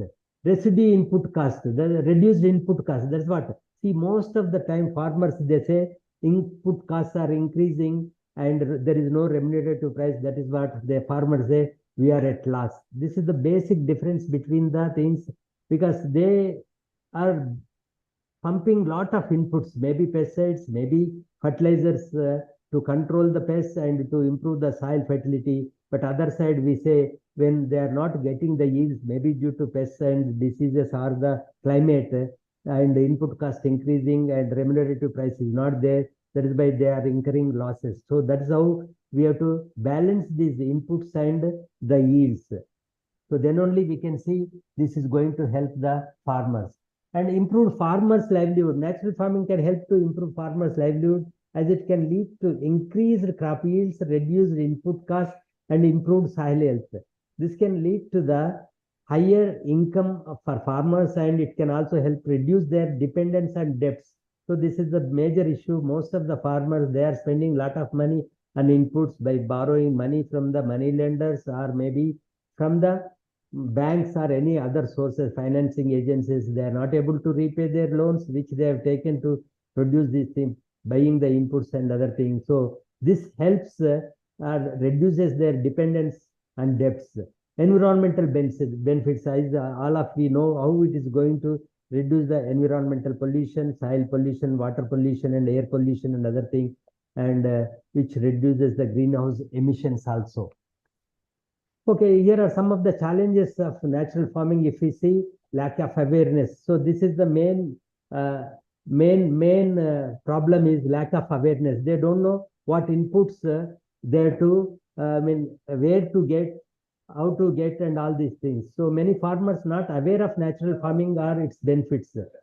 Lack of training. So we don't have any training. Farmers, we have not given training, but we have conduct a lot of method demonstrations, result demonstration when we started promoting the high yielding varieties and fertilizers and IPM. See, all the farmer schools, we used to train them on farm, on how to educate these farmers. That now we have to conduct the training schools, farmers training schools, how this organic farming is going to help them to get, I mean, used, and how to get their yields and other things. So unless we do this, area, the most of the farmers have been not trained only because they know some of the local practices where IT case, they are depending on only those things. But lot things can we do if we train the farmers. We can use all these natural farming methods, and lack of government support. So here only progressive farmers and some farmers on scanty areas, small areas, they are using this I mean practices. That is why government also is not giving, because they are giving only subsidies on pesticides and fertilizers and other machinery, but not on these I mean natural the farmers, those who are farming this method of farming. And market constraints. So there is a limited market for organic produce because farmers are selling at higher rate. Buyers are not buying at this rate. That is why they are not able to meet the expenses which they are spending on the farming practices and other things. So we have to give a minimum supporting price for these organic produced, organically produced, maybe vegetables, maybe only some, like 24 Mantra and some other companies, they are selling these things in the form of organic, but there is a lot of exercise that has to be done, whether they are truly organically produced or not. We don't have organic certification. Still, we have to establish this organic certification procedures, SOPs and other things. And despite these challenges, natural farming is available. A viable agriculture practice that has the potential to benefit farmers and the environment in India. With the right support, natural farming can become a mainstream agricultural practice in India. So, what are the things way forward? The increased awareness, maybe NGOs or government and other things. Provide training, provide government support, develop market for organic produce. So with the right support, natural farming has the potential to transform Indian agriculture and improve the lives of millions of farmers, and thereby we can improve the livelihood and farmers getting minimum support price and minimum, they can double their income also in this way by doing this natural farming. So that's all. Just I want to conclude with this.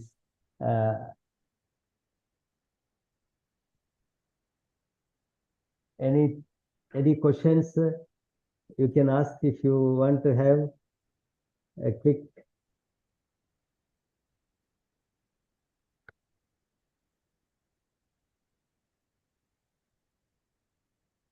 Balraj garu. Thank you. Thank you, Reddy. Yeah, if any questions, if somebody wants, I can. Questions from PG students at least. Academic students. At least I expect one or two questions. More people. Take mic. Good afternoon, sir. Very good afternoon. Yeah. Sir, is it possible, sir, increasing the yield 30% by natural farming? That is what we have to consolidate it. Some results they are showing, but it is not true. But we have to establish, because not much work has been done. No, like what experimental designs which we conduct for any trials, that type of things are not validated. It is now up to us, that like young scientists like you have to validate these things. You have to conduct multi-location trials and establish the results. Then only we can show how this organic natural farming is going to get the more yields with nutritive food value, food grains and vegetables, and soil health also. We have to, it has a long way to go there to establish these results. It is possible. Some places they are getting, of course, if not getting, but good remunerative price and health point of view, they are good. That much I can say. Possible means in which crop is it possible, sir? 30%. That's what I'm telling you. Just I've culled out some of the material I've gathered, I've shown, but I'm not sure in this way. But some areas may got, because see, mostly this natural farming they are doing on isolation, not like in intensive, intensive cultivation they are doing. So some places may be possible, but we cannot equate this with all the cases. Okay, sir, thank you. Actually, it is one of the controversial now. Still, it has to be proved. There is nothing is proved with the natural farm now. We have to establish these, consolidate, validate the things, results. Rajraj has revealed the trust.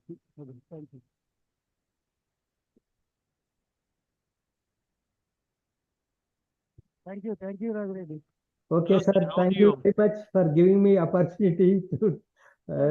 Actually, since morning continuously we have meetings. Okay, sir. Thank you. Thank you again. Okay, sir. Thank you. Bye bye. Thank you, sir. Thank you so much. In between some presentations, there is a small interesting small part by our Now we have a multi-talented person with us. This CSRS Sunday. Division Ramana. And also Division Ramana. he's a Shatavadani and పర్లేదు ఆ check నా దగ్గర ఉంది రేపు ఆయన పంపిమను check knowledge తీసుకుని through Hindu Dharma channel and Bhakti channel. He did his PhD in plant biotechnology. He has given more than 600 discourses on religion, literacy, spiritual topics. He has written 7 ఇప్పుడే books video conference అయిపోయింది 2 video conference ఒక కేనియా వాళ్ళ awards, and he was felicitated by Vice President of India, Chief Justice of India, and Deputy Chief Minister of Andhra Pradesh. He has also received Young Biotechnologist Award 2020. He has received Best Oral Presentation at Global Rise Conference in 2021, Tamil Nadu. Through his video lectures, for Swayamprabha channel, Government of India. He has spoken about science communication at Indian Institution of Science Festival in January 2024. We'd like to hear from you, sir. So please.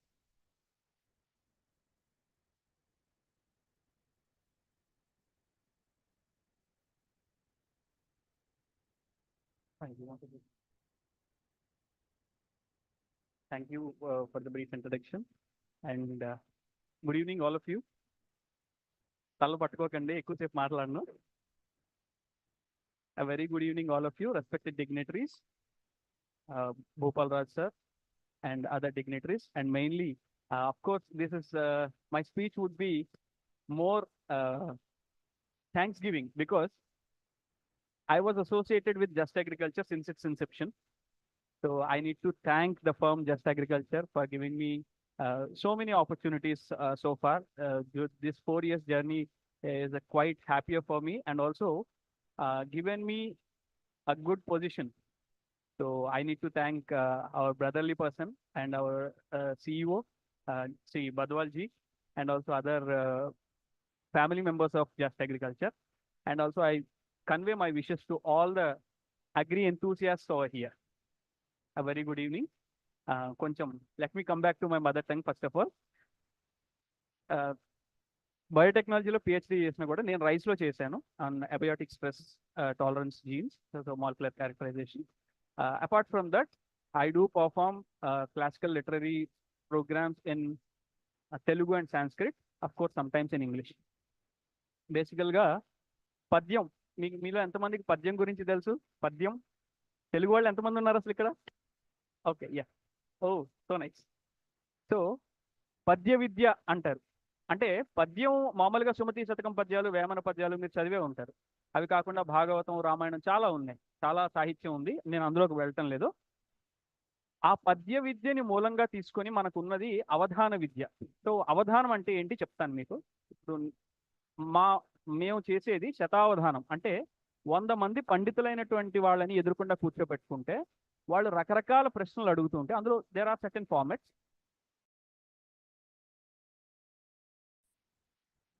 వాళ్ళు అడిగిన అంశంలో, వాళ్ళు అడిగిన ఛందస్సులో కొత్త పద్యం చెప్పాలి, అప్పటికప్పుడు చెప్పాలి. So this is first task. Second one, మేము ప్రత్యేకించి మేము ఒక 6గురం మాత్రం చేసేటువంటి ఒక ప్రత్యేకమైన విద్య ఉంది. ఏంటి అంటే ఘంటావధానం అని చేస్తాం. ఘంటావధానం అంటే ఏంటంటే this is more like code language or ఎలా అంటే ఇద్దరు ఉంటారు. లైక్ నేను అవధానిగా ఉంటాను. అవధాని అంటే ఆన్సర్ చెప్పేవాళ్ళు. మీరు ఆడియన్స్ నుంచి ఏదైనా ఒక చీటీ మీద ఏదైనా తీసుకున్నాం అనుకోండి, ఒక అంశం ఏదో రాసిస్తాను. మీరు ఉదాహరణకి కాకతీయ మెడికల్ కాలేజ్ అని రాసిచ్చారు. దాన్ని ఒక పళ్ళెం మీద గరిటెతో తీసుకొని సౌండ్స్ చేస్తారు. ఆ సౌండ్స్ని బట్టి ఆ చీటీలో ఉందని నేను చెప్తాను. ఇది కూడా మా అవధానంలో ఒక అంశం. ఇది కేవలం 6గురం మాత్రమే మేము ఇక్కడ చేసేవాళ్ళం.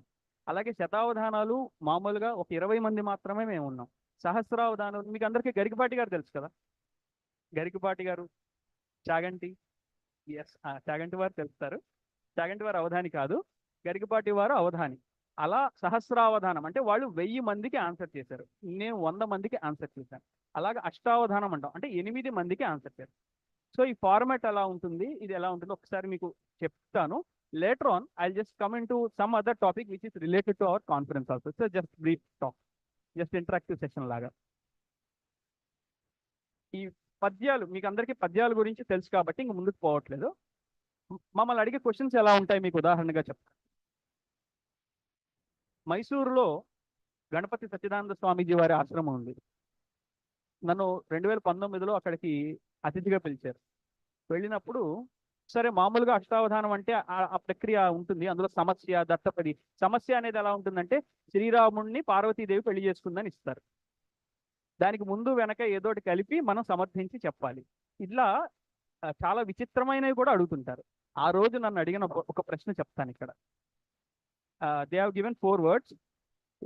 The one Modi, Ganguly, Dhoni and Kohli. ఈ 4 పదాలు ఉపయోగించి మహాభారతం మీద పద్యం చెప్పాలి. So is it audible now? ఇప్పుడు ఇప్పుడు ఇప్పుడు ఓకే, వినబడుతుందా?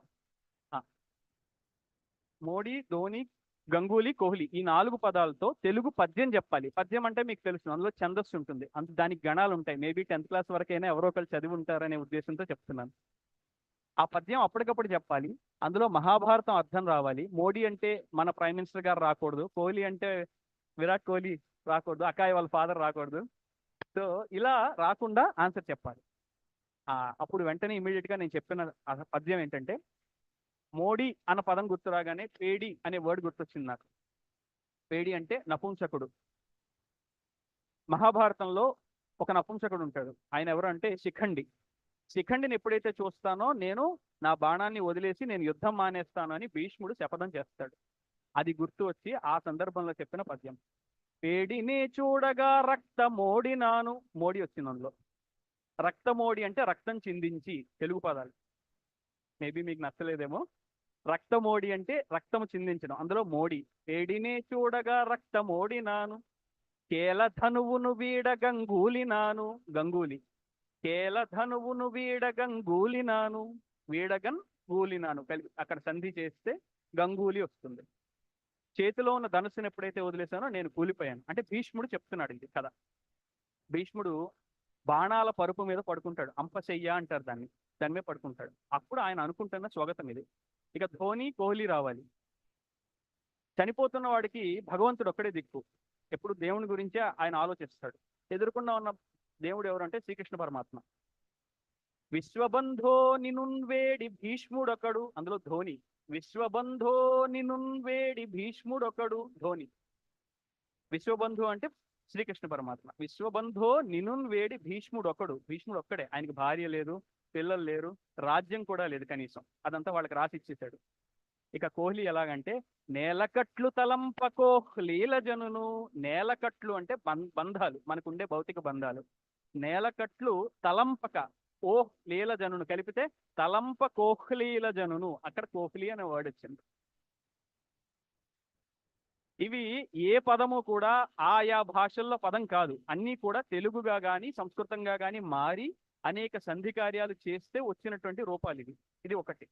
రెండోది, ఈ పద్యం చెప్పగానే దత్తపీఠాధిపతులైనటువంటి దత్త విజయానంద తీర్థ స్వామి వారు స్వర్ణ కంకణం తెప్పించి నాకు సత్కారం జరిపించారు. బంగారు కంకణంతో. అంటే I felt like Olympics gold medal లాగా అనిపించింది. పద్య విద్యకి వచ్చిన ఒలింపిక్స్ గోల్డ్ మెడల్ అది. ఇది ఒక అనుభవం. ఇప్పుడు మీరందరూ అర్థమయ్యాలి, మీకు అందరికి అర్థమయ్యేలా ఒకటి చెప్తా. 2022లో శ్రీకాకుళంలో నేను శతావధానం చేశాను. 100 మంది పండితులకి ఒకేసారి సమాధానం చెప్పి ఇలా పద్యాల్లో. అక్కడ ఒక ప్రశ్న వచ్చింది. చాలా మంది ఆధునికులైనటువంటి ప్రేమికులు ఉంటారు కదండి, వాళ్ళు పెళ్లి చేసుకుందాం అనుకుంటారు కదా. సీతారాముల్ని చూస్తే వాళ్ళు ఏమనుకుంటారు? సీతారాము అంటే మన సినిమా కాదు, ఓకే. సీతారాముల్ని చూసినప్పుడు ఆధునికులైన ప్రేమికులు ఏమనుకుంటారు, వాళ్ళ మనసులో ఏముంటుంది ఈ భావన? వెంటనే నేను చెప్పాను ఆ రోజు పద్యం. అవ్విధి విల్లును విరువగా, అవ్విధి విల్లును విరువగా, అవ్వా నా తరమునవునే అనడే ప్రియుడు.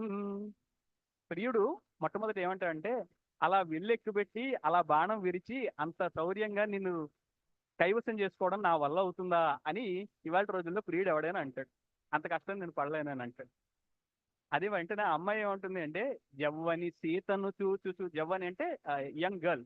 ఆ అమ్మాయి సీతాదేవిని చూసి ఏమంటుంది అంటే, వనవాసము వద్దురా అనే ప్రియురా, నాకు వనవాసం వద్దురా బాబు అని చెప్పి ఆ అమ్మాయి అంటుంది. సో ఇలాగా సీతారాములు చూస్తే వాళ్ళు ఎలా అనుకుంటారు అనేది ఊరికే చమత్కారంగా చెప్పిన పద్యం. ఇలా కాకుండా ఇంకా చాలా ప్రశ్నలు వస్తూ ఉంటాయి. మేము ఒక పక్కన పద్యం ఆలోచిస్తూ ఉంటే ఒక పక్క నుంచి వాళ్ళు పిచ్చి ప్రశ్నలు అడుగుతారు. పిచ్చి ప్రశ్న అంటే సందర్భం ఉండదు. ఏదో అప్పుడు పుష్ప సినిమా రిలీజ్ అయింది, మీరు ఇక్కడికి వచ్చారు కదా, ఇంతమంది పండితులందరూ వచ్చి మిమ్మల్ని అందరినీ క్వశ్చన్ చేస్తున్నారు కదా, మీరు దీనికి ఏమంటారు, ఊ అంటారా ఊ అంటారా అన్నారు. మీరు ఏం అడిగినా సరే దేనికైనా తగ్గేదేలే అంట అని సమాధానం చెప్పారు. ఈ విధంగా అవధాన విద్య అనేది చాలా గొప్పగా, ఎందుకంటే this is a rare form of art and also it is nothing but cognitive science, because we have cognitive domains in our brain, and also avadhanam means concentration, ekagrata. So okesari మనం 8 పనులు ఎలా చేయాలి. So with this we convey the compartmentalization and also the input of knowledge, how we are giving the input, how we are rendering the knowledge. ఇప్పుడు నేను పాట పాడతాను, మీరు అందరూ ఒకసారి నాతో పాటు. మనసు మంగళం చెలిమి మంగళం, ఏది ఒకసారి మెండెల్స్ ప్రిన్సిపల్స్ ఒకసారి చెప్పండి పోనీ. సో ఇప్పుడు ఒక్కసారి మీరు ఆలోచిస్తే ఆ పాట మనం ఇన్స్టా స్క్రోల్ చేస్తూనో లేకపోతే ఎక్కడో దగ్గర మన బుర్రలోకి ఒక ఇన్పుట్ అనేది మనం ఇచ్చాం, అది మన కాగ్నిటివ్ డొమైన్లో రిజిస్టర్ అయింది. దాన్ని ఇప్పుడు అవుట్పుట్గా మీరు నిద్దట్లో లేపి అడిగినా వస్తుంది. So likewise we also should give the input of our regular subjects and all these things. Okay, apart from that, regarding our conference, I just wanted to tell few words. మనకు ఒక మాట ఉంది, నేను సాధారణంగా చాలా ప్రవచనాలు చెప్తున్నప్పుడు కొంచెం ఎక్కువ చెప్తాను, అంటే ఇక్కడ కొంచెం లాంగ్వేజ్ బ్యారియర్ ఉండడం వల్ల కొంచెం నార్మల్గా చెప్తున్నాను, please don't mind with me. ఇక్కడ చిరువెన్నెల సీతారామ శాస్త్రి గారు ఒక మాట అంటారు, మొలకెత్తే పచ్చని ఆశే నీలో ఉంటే చాలు సుమ, కలకాలం నిన్ను అణచదు మన్ను ఎదిగే విత్తనమా. ఒక విత్తనాన్ని మనం మట్టిలో పెట్టినప్పుడు ఏమనుకుంటామంటే ఆ మట్టి మనల్ని అడ్డేస్తోంది, ఆ మట్టిలో తొక్కేసింది విత్తనాన్ని, దాన్ని ఇంకా బతుకులేదు అని చెప్పి ఫీల్ అవుతుంది. కానీ కాదు, మనలో గనక మొలకెత్తే ఆశ ఉంటే, if you have the burning desire to grow, ఆ నిన్ను తొక్కేసిన మట్టినే ఉపయోగించుకొని దానిలో ఉన్న న్యూట్రియంట్స్నే తీసుకొని రేపు పొద్దున నువ్వు మొలకెత్తితే నిన్ను ఆపేవాడు ఎవడూ లేడు అని దాని అర్థం అందులో ఉంది. That is the basis of our agriculture. And one more thing, and చాలా ఇంట్రెస్టింగ్ ఫ్యాక్ట్ ఒకటి చెప్తాను, most of you might not knowing this. Indian knowledge systems, have you heard about Indian knowledge systems? This word Indian knowledge systems. Okay, Indian knowledge systems comprises of Vedas, Upanishads and all these things. Okay, let us say Jnana, Vignan and also Jivan. That means the knowledge or wisdom, the science and also our life. Okay, మీరందరూ గుడికి వెళ్తారు కదా, all of you have been to temples. So then the priest there chants some mantras. In that మంత్ర పుష్పం, మీకు మంత్ర పుష్పం అని విన్నారు ఎప్పుడైనా? చేతిలో పువ్వు పెట్టి దేవుడి దగ్గర పెట్టాలంటారు, అవునా? అప్పుడు పూజారి గారు ఒక మంత్రం చదువుతారు, పద్మకోశ ప్రతీకాశకం హృదయం చాప్యధోముఖం అధో నిష్ట్యా వితస్యాంతే నాభ్యాముపరి తిష్టతి జ్వాలమాలా కులంభాతి విశ్వస్య ఆయతనం మహత్తు. Like this it continues. What does it mean? There is a lotus bud-like structure which is inverted in its position, and it is above our abdomen and below our neck, in which there are certain compartments. There are some small hole-like structures, and in which the electrical impulses are being transmitted. This is the basic meaning of the cantos or verses of that Veda. Okay. So let us correlate with the modern science. Take the structure of heart.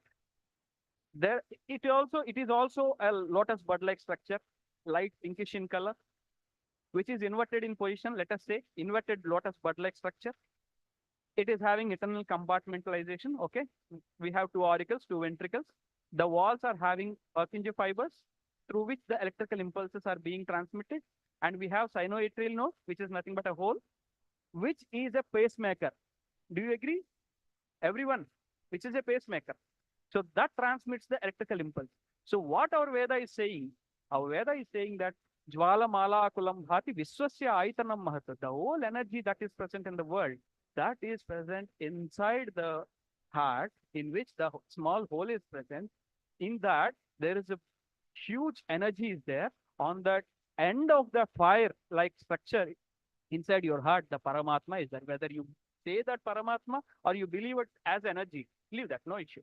Whatever the name you have given, leave that. But it should be correlated with our modern science.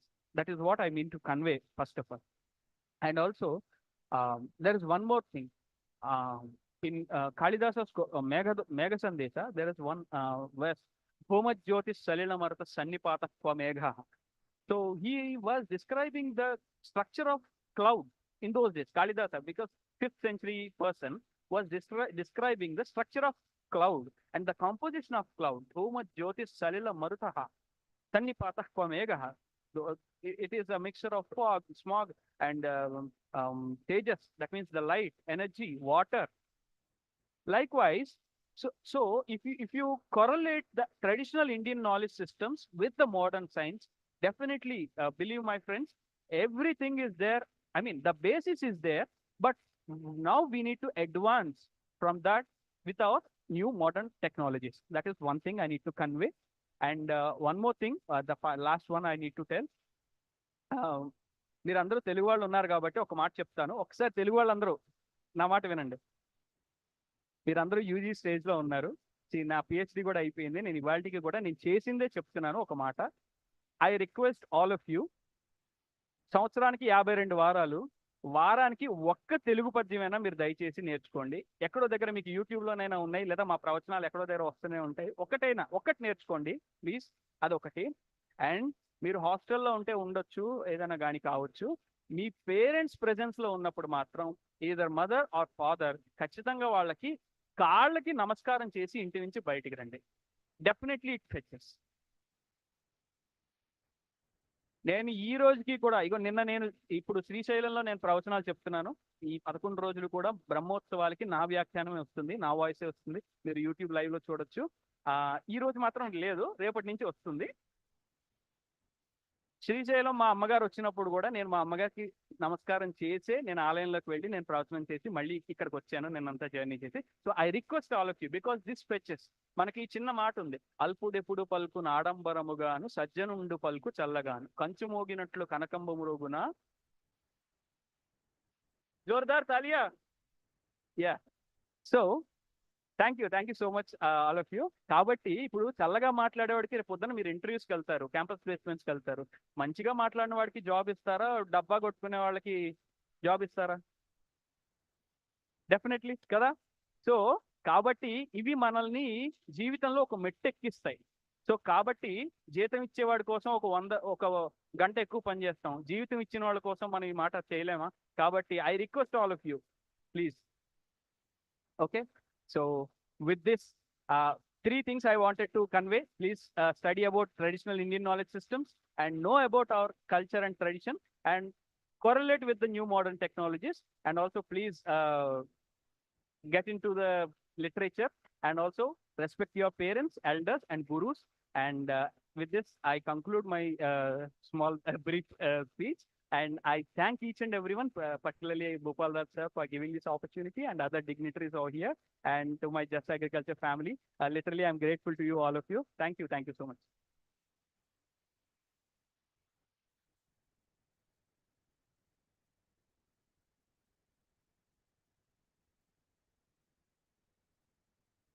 Thank you.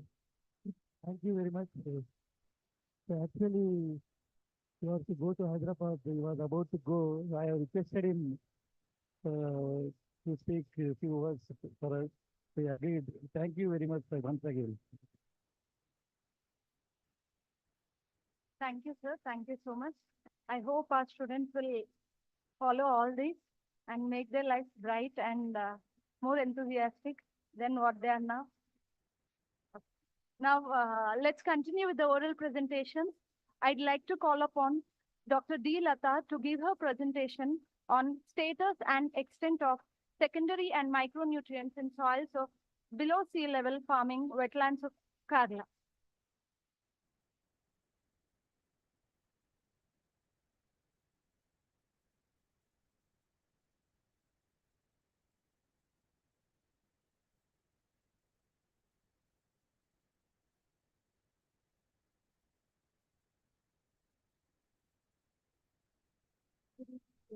Welcome to my presentation.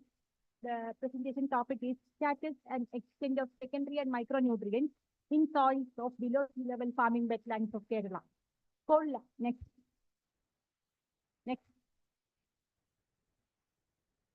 Coal lands, that is, the word mean coal is the bumper yield, that is a colloquial term, and it is one of the rice granary of Kerala, and meets 40% of the rice requirement of Kerala.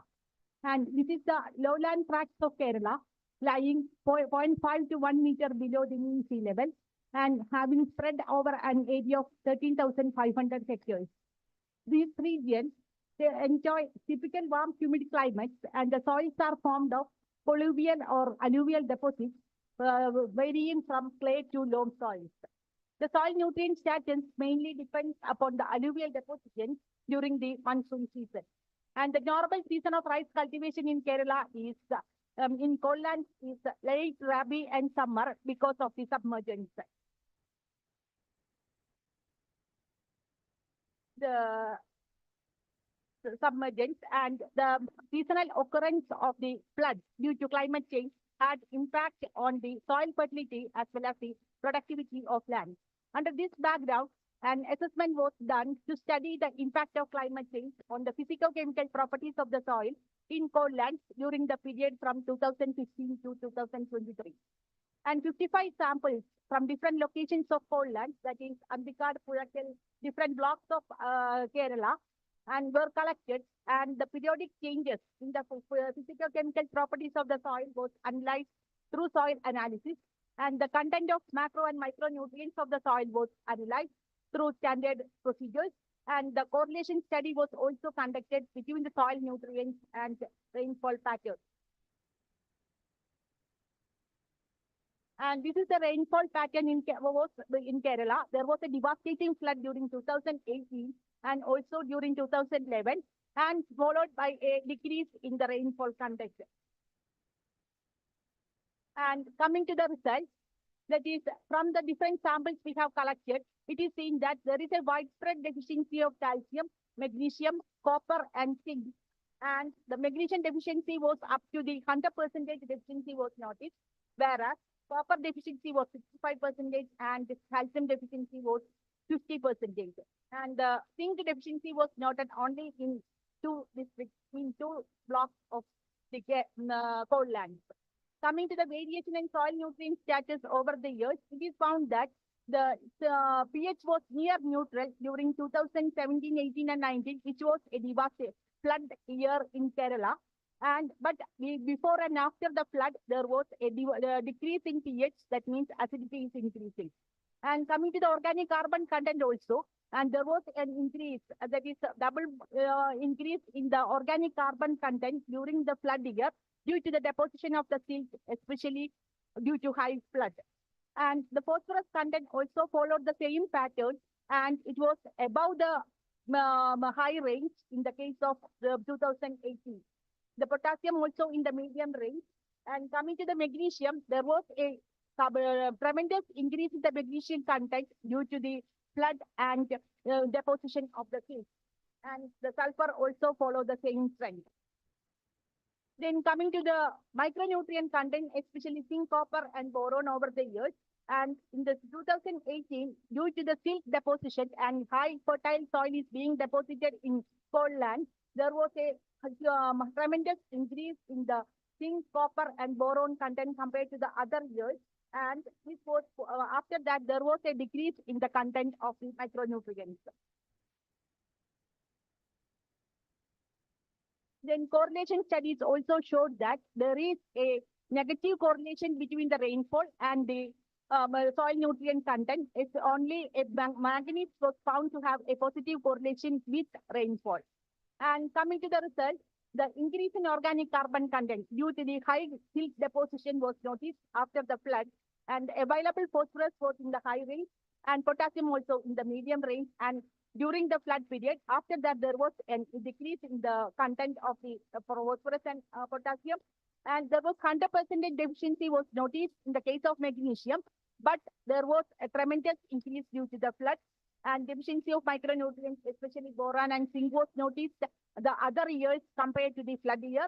And highest productivity of 12 tons per hectare was obtained during the first cropping after the flood due to the silt deposition and high content of the organic matter and balanced nutrition. And this is compared to 6 to 7 tons per hectare, which is a normal range in Kerala in coal lands. And there is a non-significant negative correlation between rainfall and soil nutrients. And to conclude, and the study indicated that the importance of soil test-based nutrient management and application of nutrients for balanced nutrient availability and absorption, and the available nutrient status of the soil in the sufficiency level is to be maintained for higher productivity as well as the absorption of nutrients. And there is the scope for favorable and adequate soil environment, which will pave way for increased availability and enhanced yield. Thank you.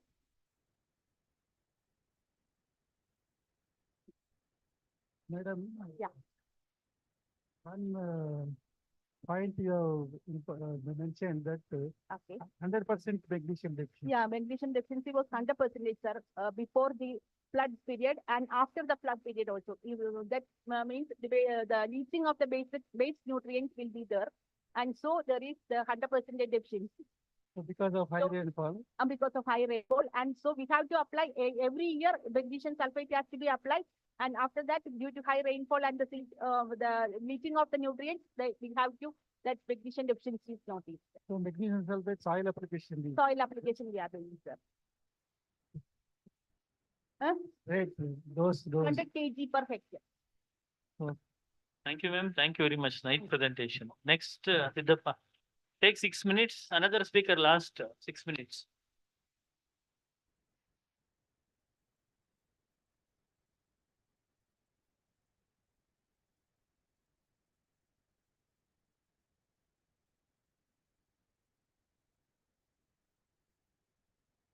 So respected chair and co-chair and dean of this university, all my senior colleagues and friends. So I am here to present actually how to double the farmer income through innovative approach, that is a different cropping system, that to adoption of integrated nutrient management practices. As you know, almost all we have small and marginal farmers in Indian conditions. So within the small and marginal condition, definitely how to increase the productivity. That is our main motto. So that's why we conduct our own research, especially at the Horticulture Research Station at Sikere. So based on the research, so these are our, almost all, you can utilize the proper sunlight and even lands and nutrient also. That's why we have to get the more productivity with a little space area. So this is our, especially we are implemented like this only. This is our objectives. One is integrated cropping system. Another one is to, evaluate the productivity, almost all, and to see the soil and conservation techniques. One more is in how to evaluate the economics. This is our model of these objectives. So these are our middle methods. Almost all that is implemented during the 2017, which is the different cropping system, that is coconut, banana, and one more is lime and cocoa, like that. So these are the treatment depot. Almost all were compared with the recommend dose of fertilizer as well as fully organic approaches. Second one is almost all we are applying 50% NPK fertilizers. Other than 50%, remaining 50% we apply through the vermicompost. These are the compared with the control as well. There is no cropping system, especially in monocrop cropping system, as by practiced by different farming communities. So these are the almost all they are raising. These are coconut along with the cocoa, lime, and drumstick as well banana with the different spacing levels. Almost all we are accommodate nearly 100 plants of your coconut and cocoa nearly 300, 100 plants of lime and drumstick 150 and 500 banana. So these are the pictorial views of our experimental plots. Almost all, as per our survey, definitely it will get nearly 5 to 10 tons of your leaves available, especially in cocoa orchards. So these are the pictorial views. So coming to results, almost all we can find even organic source also. How to apply it, even different organic menus. So almost all from T1 to T4. So nearly we are producing nearly 5,830 kg of vermicompost, almost all compared to other treatments. So nutrient apply. If you apply to organic as well as inorganic approaches, so we are applying nearly that is called T3 treatment. That is a fully organic approaches. Definitely we have to apply even full dose of NPK to fertilizers. So these are the vermicompost production also by different cocoa pruned biomass and coconut leaves and banana leaves. We produce so much of vermicompost in order to increase our productivity. So this is the results. Almost all we can find a different earthworm also. So especially for organic approaches, definitely we can find more earthworms, because if you put a more inorganic fertilizers, definitely won't get different earthworms. So almost all we estimated from 0 to 10 centimeter up to 20 to 30 centimeter, especially in coconut as well as a different cropping system. So these are the microbial population also we are estimated, especially for bacteria, fungi, actinomyces. From these tables, if you apply more of organic approaches, especially for your organic vermicompost, even azotobacters, even decomposed chickpea, definitely we can find more of bacteria, fungi, actinomyces. Definitely it will loosen the soil, especially for increase the productivity compared to if you apply 100% of NPK fertilizers, that to inorganic approaches. So these are the leaf nutrient status also. After imposition of treatments, we are find the leaf nutrient status, especially for organic approaches. Definitely we can get more leaf nutrient status compared to the inorganic approaches. So these are the we can find different vegetative parameters. Definitely number of leaves on the crowds and annual leaf production. Almost all number of branches like that. So number of buttons per farm. So almost all that is T3. T3 means fully organic. Fully organic means vermicompost, azospilum, different chickpea, even coconut leaves. Definitely we can enhance the yield level also if you apply more of organic approach compared to 75% of inorganic fertilizer. So these are the yield and quality parameters. As you know, because we can prepare nearly 50 to 60 different products, especially from your coconut. That's why quality very important factor. So to analyze the various factors, that's why if you apply more of organic approaches, definitely we can enhance the yield level compared to inorganic approaches. That's why you can find nearly 10 kg of oil yield per hectare compared to the inorganic approaches. So these are the yield levels. See the yield level almost all from cocoa, lime, and drumstick and banana.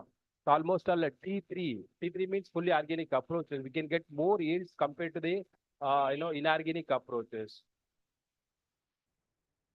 So these are the yield levels of from 5-year data. 5-year data average yield almost all. So T2 75% of RDF as well as T3, that is fully organic approaches, definitely you can get more yield because of soil fertility will be more. With conclusion. Okay. So almost all from this, 5 years data, I can conclude that if you apply more in our organic approaches, that's why through vermi compost, your adjust phylums, even the coir paste. So definitely we can enhance the farmer income through getting a more yield compared to inorganic approaches. This is our findings from last 5 years. Almost all this technology is adapted by different small and marginal farmers throughout Karnataka after transfer the technology to farming communities. So thank you, sir. Any doubts? Please ask me. Only one question audience can take. If there are no questions, we will move on to the next speaker. Thank you, Siddhappa. Very good talk. Okay, thanks.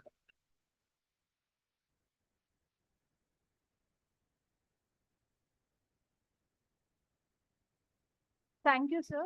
Now I'd like to call Dr. Hari Karthik. I would like to call Dr. Hari Karthik to deliver his presentation.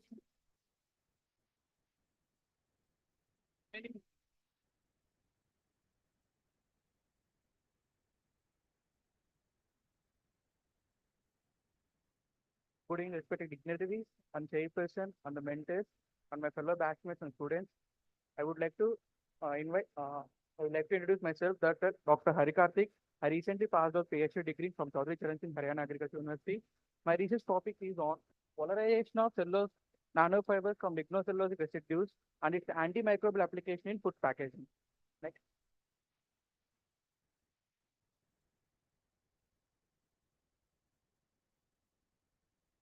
So we know that the Punjab and Haryana is the more prominent states where the paddy straw burning is a major issue. So the paddy straw is the one of the major issues that every time the government is having.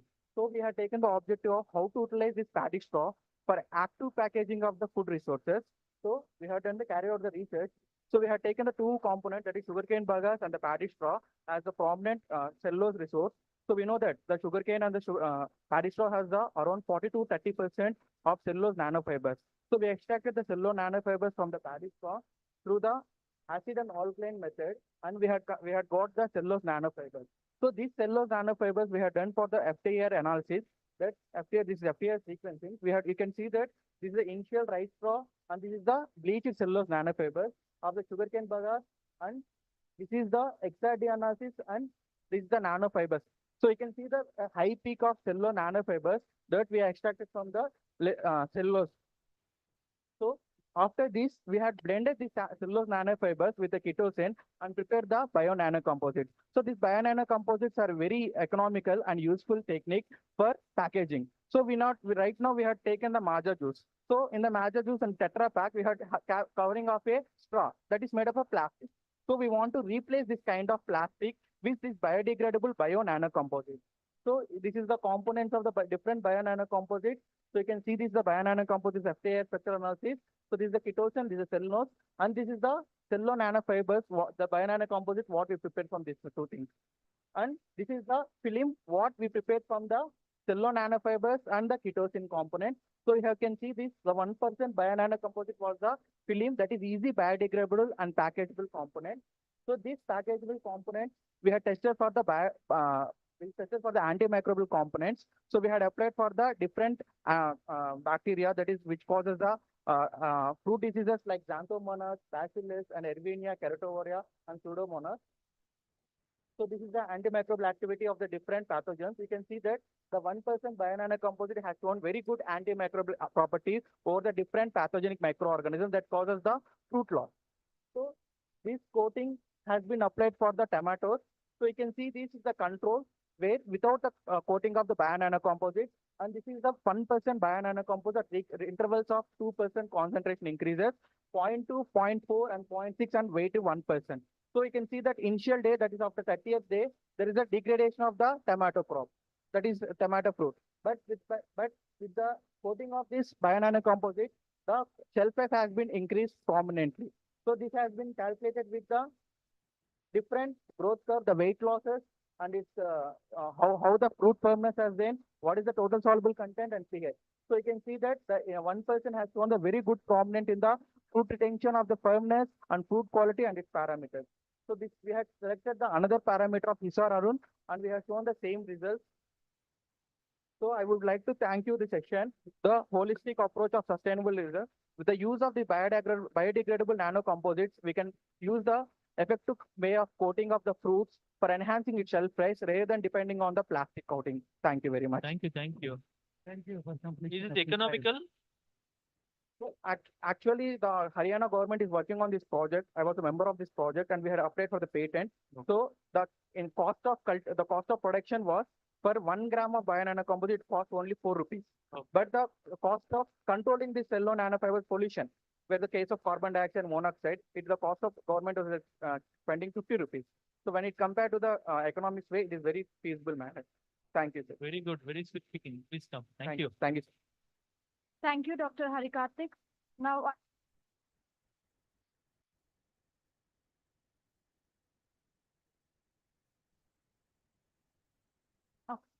now I would like to call upon Dr. K. Vanitha to deliver her oral presentation.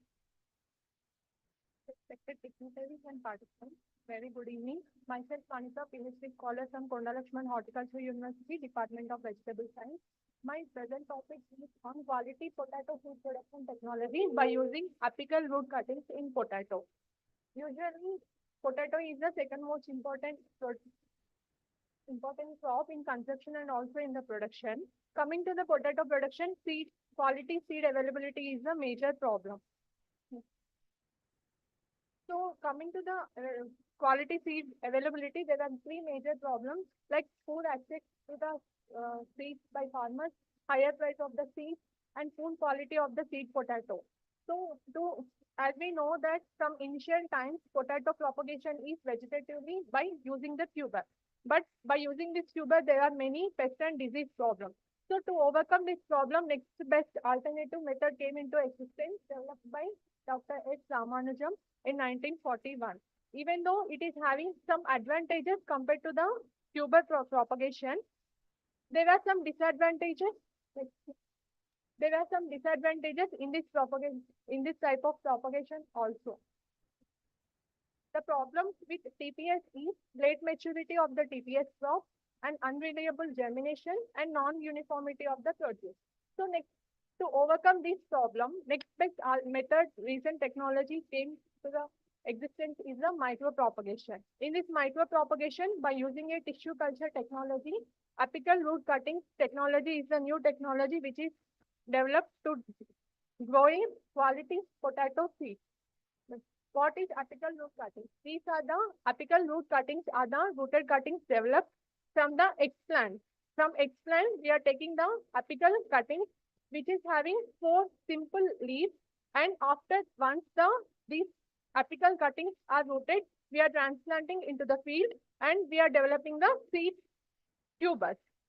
So this apical rooted cuttings technology is having advantages compared to the tuber and also TPS, as it is having a low cost producing. Even initial cost is high. Once establishment is developed, then production of the quality seed we can get in a low cost and also high uniform quality seed production is possible. In apical root cuttings, there are 3 stages. First one is the potato tissue culture. Next one is the multiplication of the nursery plant. And next stage is the seed potato production. Next slide. So in apical rooted cuttings technology, initially we will take a plant, and from that plant we will take a multiple cuttings so that multiplication will be exponential. Next. So in apical rooted cuttings, if we are taking a plant as a mother plant, later cuttings we will take above the bud, so that we can take from a single plant multiple cuttings we can take and we can develop a plant. So if we are not taking multiple cuttings and if we are using mother plant as it is, the mother plant can also produce a quality seed tubers, but the mother plant as it is, if we are using, number of seed tubers produced will be less. If we are taking more number of cuttings, more number of seed tubers can be produced. So once the apical cuttings are transplanted into the main field. Usual production package of practices are similar to the like normal crop. So this is the comparison. If we are using mother plant for multiple cuttings, this is the exponential multiplication. If we are not going for the multiple cuttings, this is the number of seed tubers we can produce. So this is the comparison whether if we take multiple cuttings or single cuttings. Disadvantages of the apical root cuttings is the early germination, uniform quality produce, as we are not exposing the seed to the nature long time. So whatever the seed produced by using apical root cuttings will be quality seed. So this is the timeline of the work compared to the normal propagation practices. Either it may be tuber propagation or TPS. In apical root cuttings, if we are using, we will get a quality seed 30 days early than the normal crop growing season. So initially from the eggplant, we will take a mother plant. From mother plants, we will take a apical root cuttings having a length of 10 centimeters, 4 simple leaves. And these cuttings we will transplant, we will transplant to the fluctuate. Within a 3 weeks of time, these cuttings will get a rooting, and these rooted cuttings transplant to the main field. From the after transplanting to the main field, we will develop a quality seed tubers. Madam, please conclude it, please. Yes, sir. Quality seed. So my conclusion is apical root cuttings is just an alternative method for the quality seed potato production. So if you are going for this, farmer will get a quality seed tubers with a low price and easily available of the quality planting material. Thank you. Very good presentation. Any quick question one?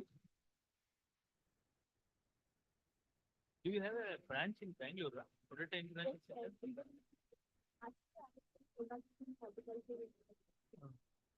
Thank you. Huh? We'll go for next speaker. Huh?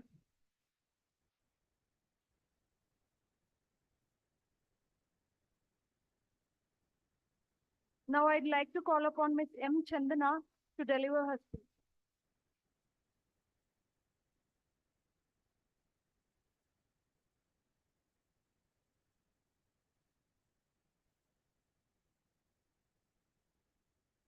Respected dignitaries, a very good evening to everyone. Myself, Dr. M. Chandana, working as teaching associate at Sri Konda Lakshman Telangana State Horticulture University. Today, I am here to present one of the important objectives of my PhD research program, that is influence of organic manures and biofertilizers in protein-raised seedlings on yield, quality, and economics of turmeric variety. Before this, so why we have chosen this research topic? Because nowadays farmers are facing a lot of troubles regarding cost of planting material, as it accounts 40% of the total cost of cultivation. We have used organic production because to enhance the yield and also quality of the produce. So this is a research technical program. So here we have considered a factorial RBD. The factor 1 includes organic manures and biofertilizers. Organic manures like farmyard manure, poultry manure, vermicompost, neem cake, and RDF with AMC, that is ADCA Microbial Consortium, which is a mixture of all the biofertilizers, that is nitrogen fixing bacteria and phosphorus and zinc solubilizing bacteria. And next factor is varieties. These are the treatment combinations. Observations recorded. Among yield parameters, we have recorded fresh weight of rhizomes per clump, dry weight of rhizomes per clump, fresh rhizome yield per plant, fresh rhizome yield per plot. And among quality parameters, we have recorded curing percentage, antioxidants, curcumin content, and oleoresin, and PC ratio we have calculated. So this is the field view. Coming to results, here among the organic manures and biofertilizers, M1V1, that is farmyard manure, 45 tons per hectare, along with AMC, and Salem variety has recorded maximum fresh weight of rhizomes per clump and also dry weight of rhizomes per clump. This is the graphical representation of fresh weight of rhizomes per clump and also dry weight of rhizomes per clump. And next, coming to the yield parameter, that is fresh rhizome yield per plant and also per plot. Here also the same M1V1, there is organic manures along with microbial consortium, and Salem variety has recorded a maximum fresh rhizome yield per plant and also per plot. Then when coming to quality parameters, here curing percentage was also recorded maximum in the treatment M1V1. Here next, in case of antioxidants, here you can see IC50 value is inversely proportional to the DPPH activity. Here, the lower the IC50 value, highest will be the antioxidant activity. Here we can see M1V1 has recorded maximum antioxidant activity among all other treatment combinations. This is the procedure of antioxidants.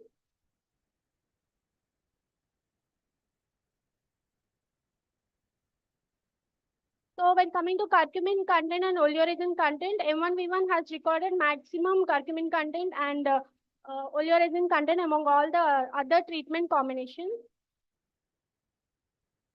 So this is the curcumin extraction procedure. This is the oleoresin extraction procedure. Graphical representation of curcumin content and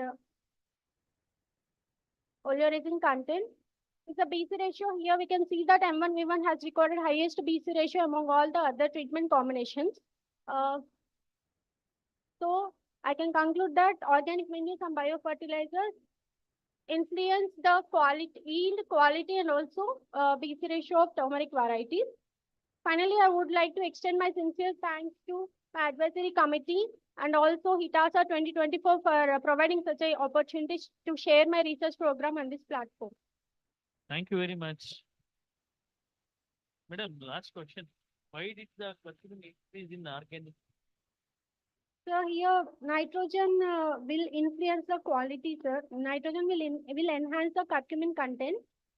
It is having positive correlation with the curcumin content, whereas potassium has negative correlation. It hinders the curcumin accumulation in the turmeric rhizomes, sir. You are suggesting all the farmers to go for organic farming? Yes, sir. Turmeric? Yes, sir.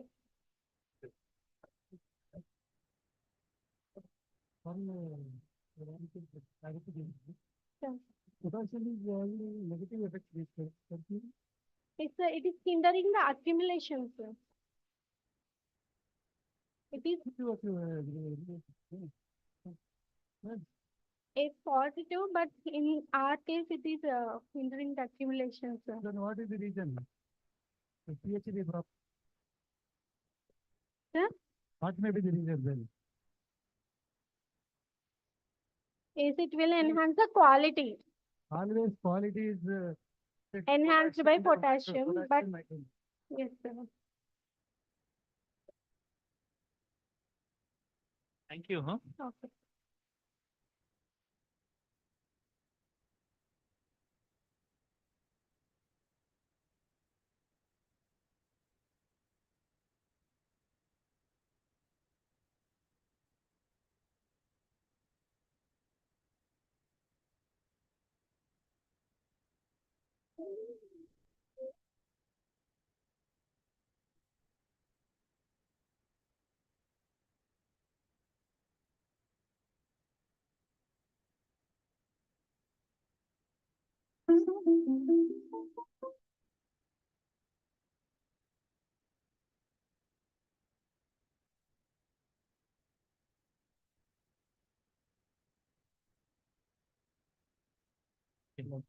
Thank you all.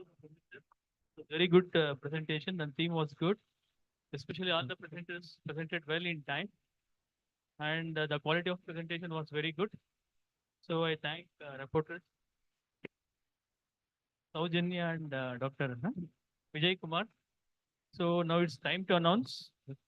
And I'll give this to the host. Thank you.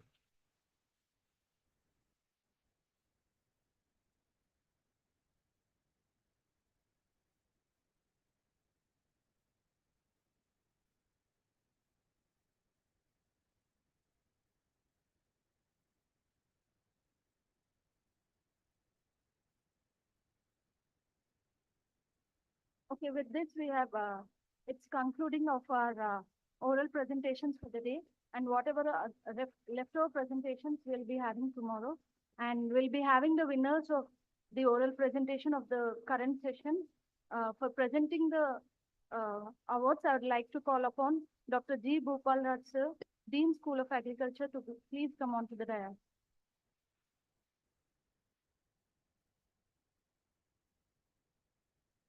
I'd like to call upon Mr. A. Sudarshanam Garu, Associate Dean, School of Agriculture, to please come on to the dais. I'd like to call upon today's session chair, Dr. Gnanesh BN, to be on the dais for presenting the awards. I'd like to call upon Dr. DPS Badwal, sir, to please come on to the dais to present the. Okay. I'd like to call upon Dr. Sushila Huda, co-founder of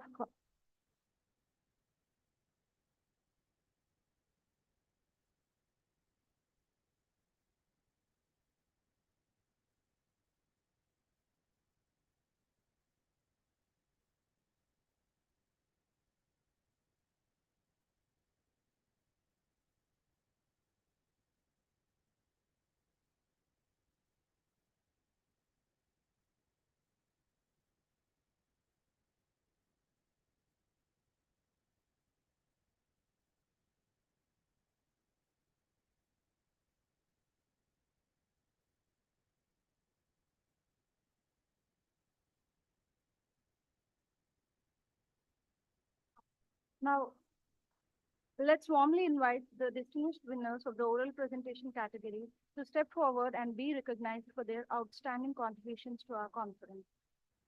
The top spot for the best oral presentation goes to Dr. S. Srinivas Nayak. Please join us on the stage to receive the prestigious first prize for outstanding contribution.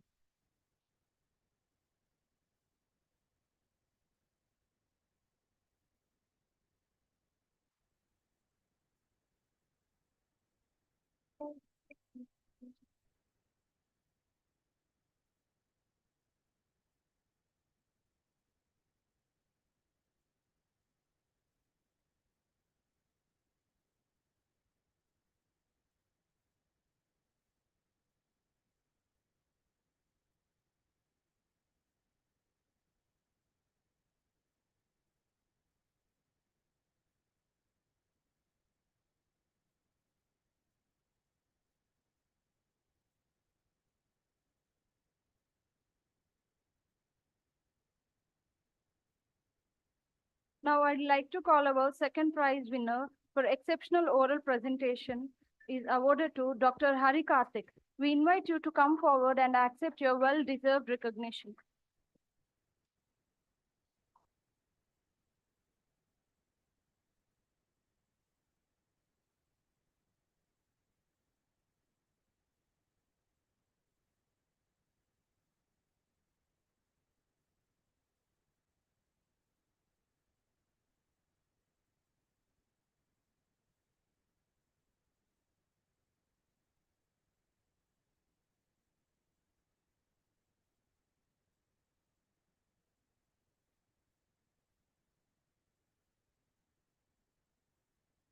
A big round of applause for Miss M. Chandana for securing the third prize for her impactful oral presentation.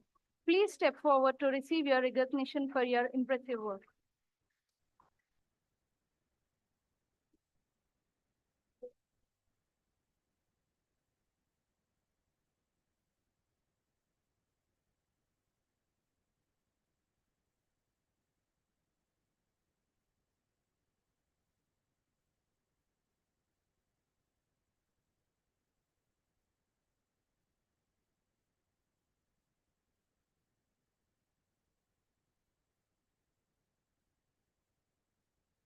Thank you, sir.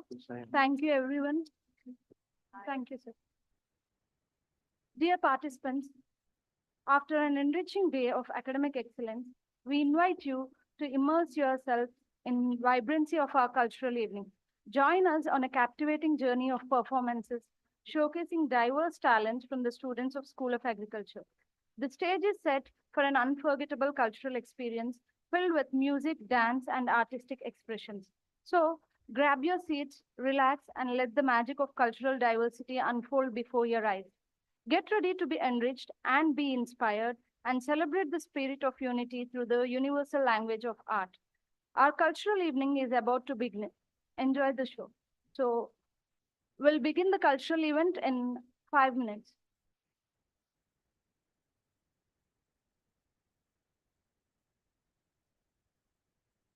The refreshments are outside.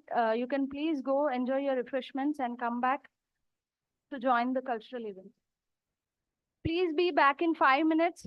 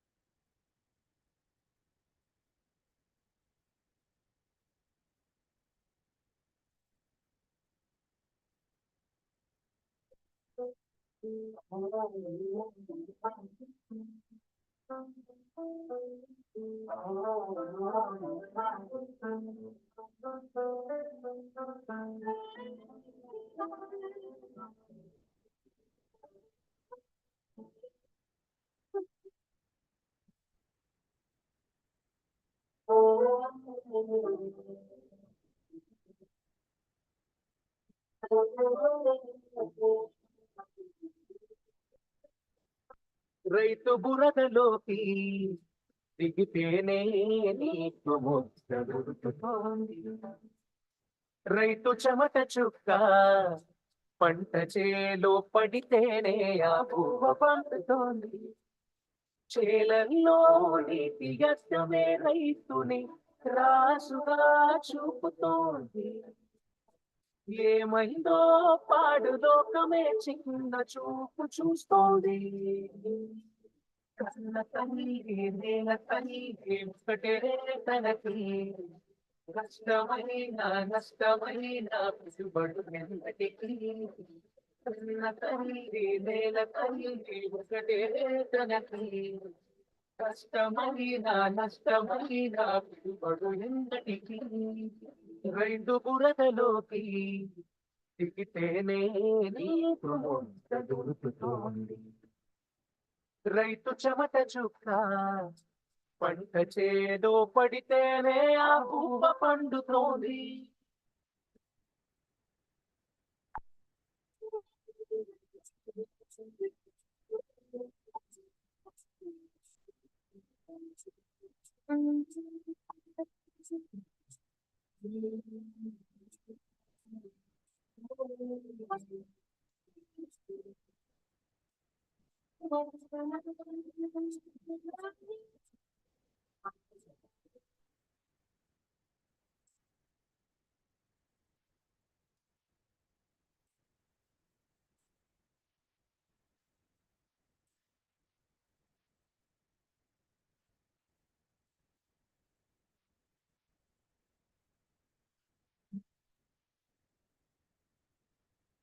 మనసే లేదులే ఆ నీలి మేఘాలకి, సాటి మనిషే కరుగడే ఏ కౌలు గోడుకి.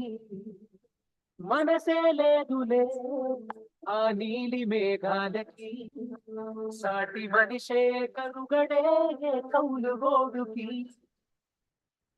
నీటి కడలే పంట కడబడకి అన్నింటా ఎదురీతలే ప్రతి రైతుకి.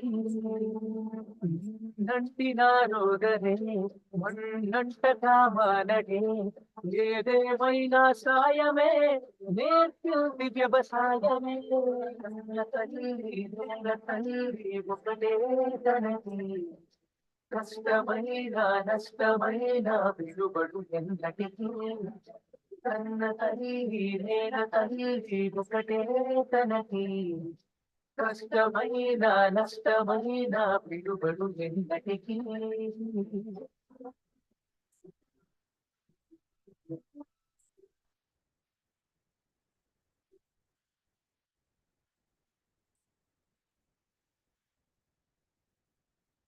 ఎన్నో భాషలే ప్రపంచాన మనకు, ఆకలికే లేదే ఏ జీవికైన ఒకటే.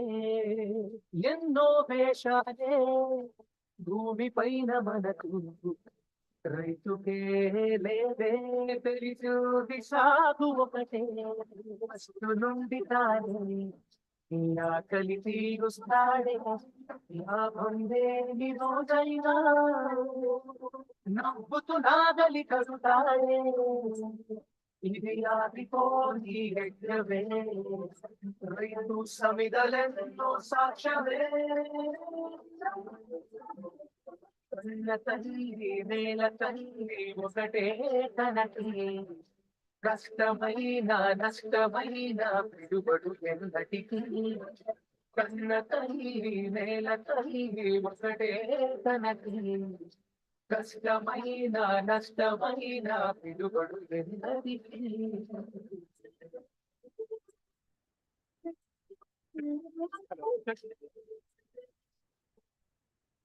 1, 2, 3.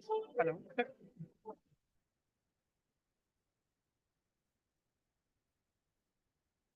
Please do subscribe to Madhura Audio. Please subscribe to Madhura Audios.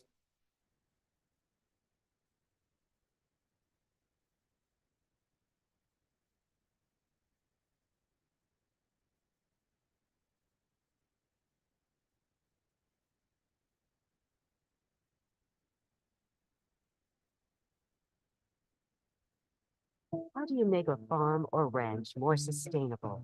There's no single answer, but there are common practices used by producers across the country to improve profitability, quality of life, and environmental stewardship. Farmers everywhere are learning the importance of improving the health of their soil. Planting a cover crop is one of the best ways to get there. Including cover crops in our crop rotations helps us build soil structure and fertility, protect water quality, suppress pests, and improve the bottom line. The benefits are more pronounced when we use cover crops and reduce tillage together. We can manage soil nutrients more efficiently by using the right cover crops. For example, plant legume cover crops before heavy feeder crops to supply them with nitrogen. After harvest, follow with a grass cover crop to scavenge excess nutrients and reduce leaching into waterways. Living cover crop roots hold the soil together to slow erosion and even help break up compacted soils. Cover crop residues add organic matter to soil, improving water holding capacity, water infiltration, and aeration.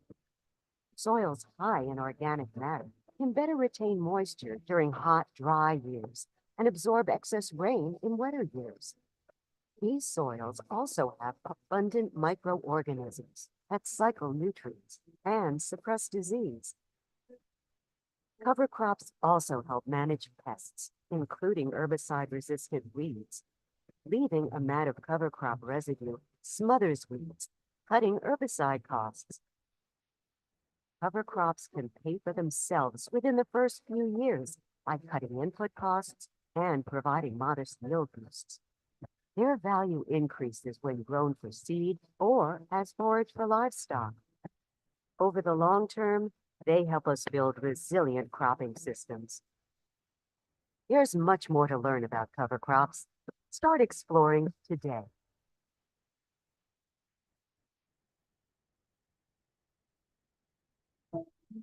How do you make a farm or ranch more sustainable? There's no single answer, but there are some common practices used by producers across the country to improve profitability, quality of life, and environmental stewardship. Now, it used to be that every farmer in town would till their fields after harvest to get ready for spring planting. Now, besides burning a lot of time and fuel, we now know that tillage does a lot of harm to the soil. Tillage kills beneficial soil organisms and makes organic matter break down faster. And under intensive tillage, the soil loses its structure and gets compacted. Now, when this happens, rain can't soak into the soil like it should. Without a mat of residue on top or living plant roots down below, bare soil washes or blows away easily. Dear participants, the cultural events are going to start in next 5 minutes. Grow a healthy crop. So I request all of you to please assemble inside the auditorium. Now, it's tempting to use more tillage. I request the volunteers to guide all the participants to inside the auditorium.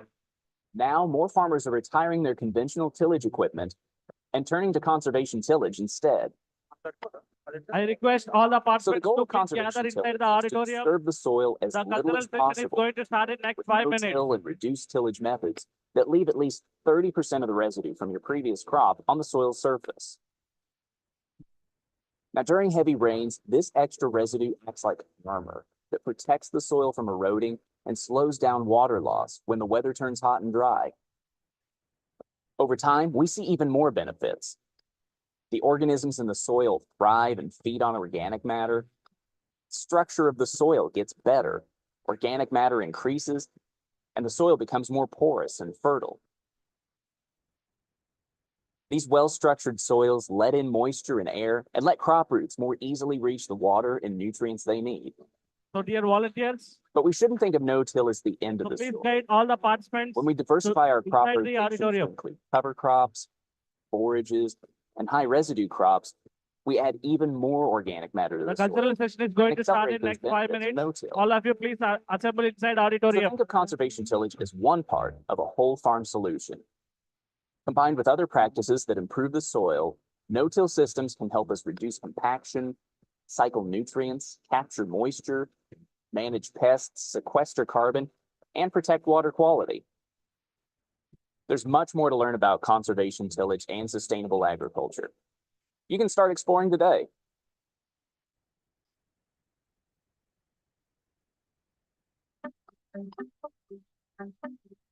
With precision agriculture, farmers need to know precisely what inputs are needed where, in what amount, and when. This requires collecting a lot of information from different sources and in different parts of the field on things like soil nutrients, the presence of pests and weeds, the level of greenness of the plants, inputs applied, and the weather forecast. Once collected, this information needs to be Dear analyzed participants, to produce agronomic recommendations. So before the start of our For cultural instance, session, given the so we would like developmental to play stage a of a special plant, AV. its level of So greenness this is may one of reveal the its nutritional needs. songs composed by one of our This PhD information, scholars from the combined with the Department of characteristics of the Horticulture, soil where the plant is G. located, Venu. and a forecast of the weather, So we would like to can be display used the to song here.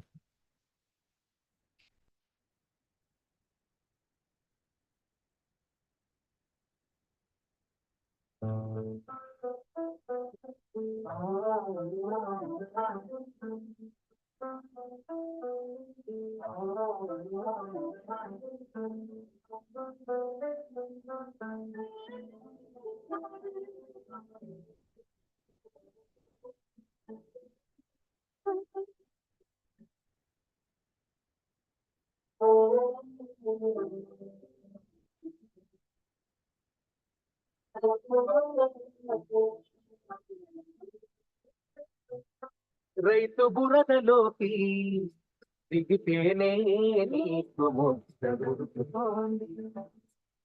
రైతు చెమట చుక్క పంట చేలో పడితేనే ఆ పువ్వ పండుతోంది. చేలల్లో నీటి గద్దమే రైతుని రాసుగా చూపుతోంది. ఏమైందో పాడు లోకమే చిన్న చూపు చూస్తోంది. కన్న తల్లి నేల తల్లి ఒకటే తనకి నష్టమైన పిలుబడు ఎంతటికి. కన్న తల్లి నేల తల్లి ఒకటే తనకి కష్టమైన నష్టమైన పిలుబడు ఎంతటికి. రైతు బురదలోకి దిగితేనే నీకు ముక్త దొరుకుతోంది. రైతు చెమట చుక్క పంట చేలో పడితేనే ఆ పువ్వ పండుతోంది.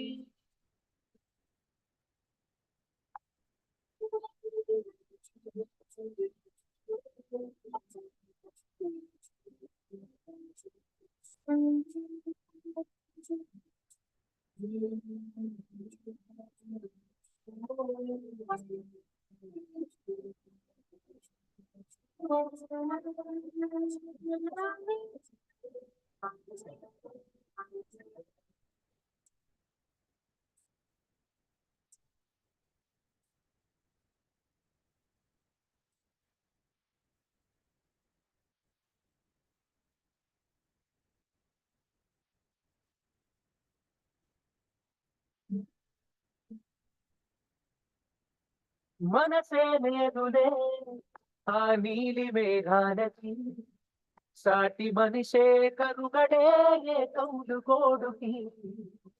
మనసే లేదులే ఆ నీలి మేఘాలకి, సాటి మనిషే కరుగడే ఏ కౌలు గోడుకి. నీటి కడలే పంట కడవరకి, అందింత ఎదురీతలే ప్రతి రైతుకి. నంటిన రోగనే మన్నంట కామానడే, ఏదేమైనా సాయమే నేర్పింది వ్యవసాయమే. తల్లి తల్లి ఒకటే తనకి కష్టమైన నష్టమైన పిలుబడు ఎంతటికి. కన్న తల్లి నేల తల్లి ఒకటే తనకి కష్టమైన నష్టమైన పిలుబడు ఎన్నటికీ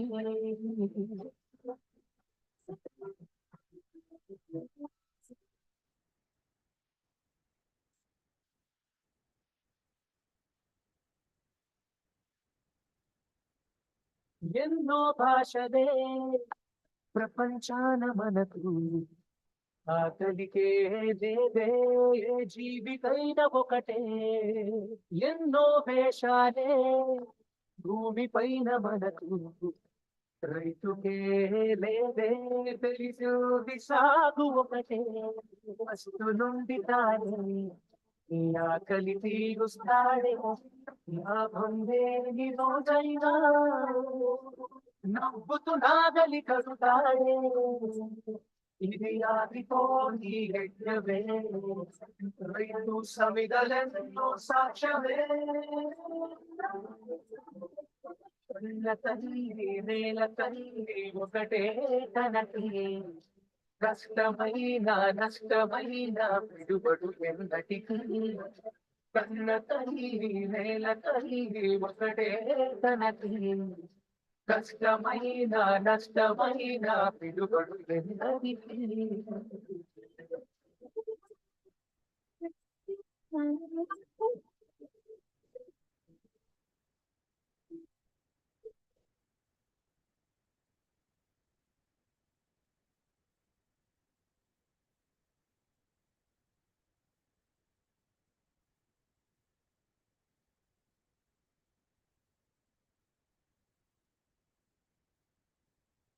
A very good evening to one and all, and welcome to the cultural fest of this evening. Hope you all will love this evening. As our team has made this a handful of various programs to keep you thrilled and entertained. So without any delay, let's begin the show. We all have that special affinity towards our cultural traditions. Our ancestors used different forms of art to tell the story and convey your feelings and emotions. So how about we start with a classical touch? Now I invite Navya Jyoti from third year for a welcome dance.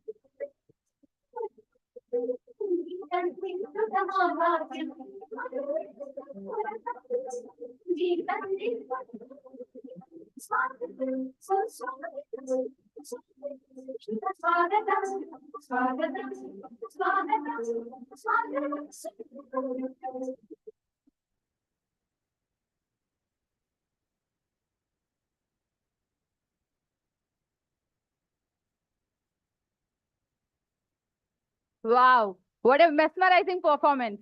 Thank you, Navyajyoti, for this beautiful welcome dance. So now I invite our dear blessed dancer, A. Vaishnavi from second year, for her elegant performance.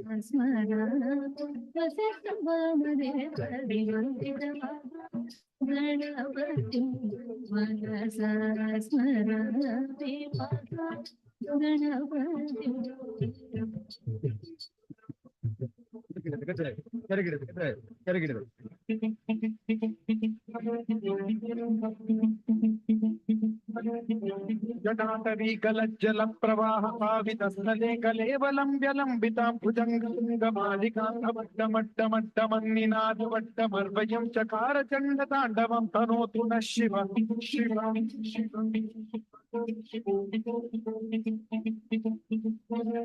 जटाभुजङ्ग पिङ्गल स्फुरत्फणामणिप्रभा कदम्ब कुङ्कुमद्रव प्रलिप्त दिग्वधूमुखे मदान्द सिन्धुरस्फुरत्व उत्तरीय मेधुरे मनो विनोदमद्भुतं बिभर्तु भूतभर्तरि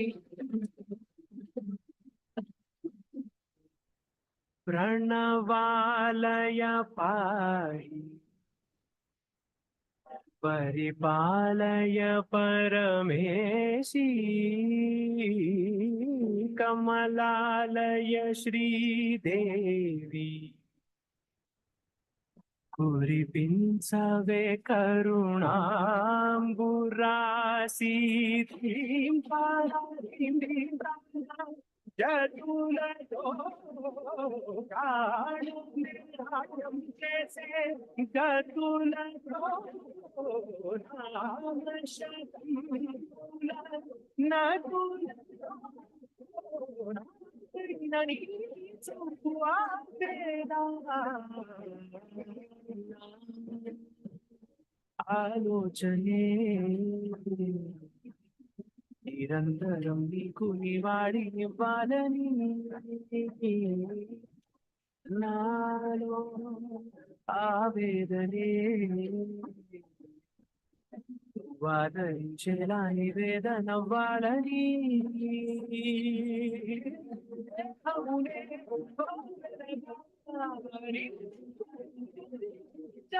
జీవముతో ఆత్మముతో సేవలు చేసా ప్రతి ఋతువు ప్రతి ఋతువు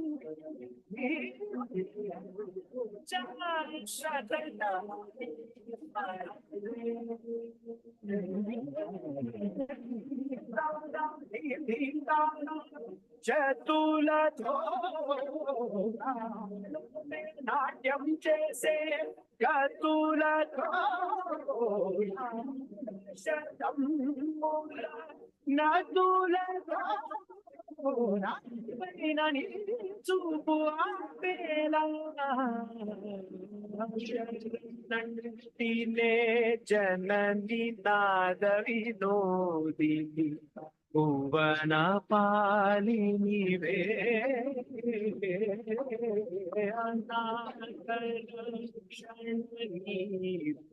కాదటే మొరవి చేరబటే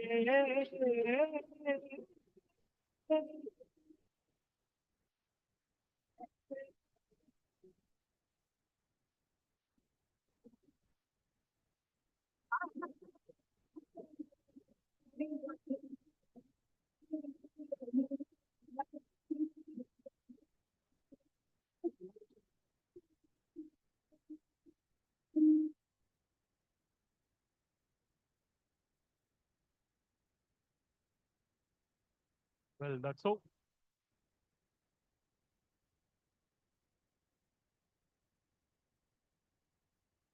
Well, think I'm kind of spellbound. That's why I couldn't even forget to on the mic. Such a mesmerizing performances from Vaishnavi as well as Navya Jyoti. Okay, fine. I get it. I get it. Fine. I know you guys are enjoying. Let's continue. We have still so much coming. So let's welcome Sigda and team for a cinematic performance. Let's begin.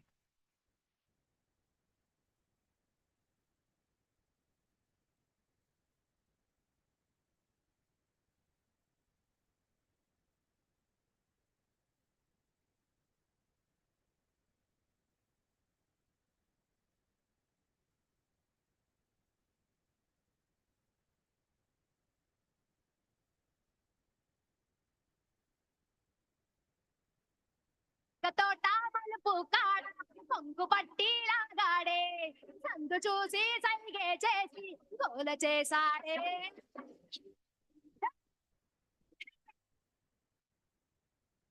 పంగ తోట మలుపు కాడ కొంగు పట్టి లాగాడే సందు చూసి సైగే చేసి గోల చేసాడే చుట్టుకొల చూస్తానంటూ గుట్టుగా ఆడే బక్కబల పంతులాడాడే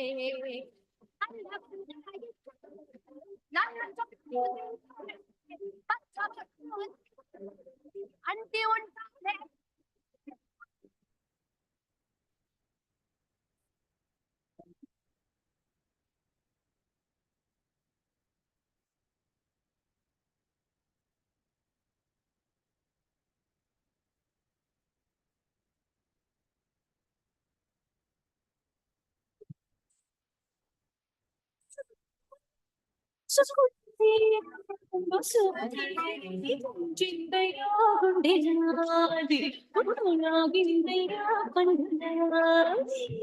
గుండు సూది పుచ్చుకుంటే తప్పునాది తగ్గించనా నెప్పిది హాయ్ తెప్పించనా తుది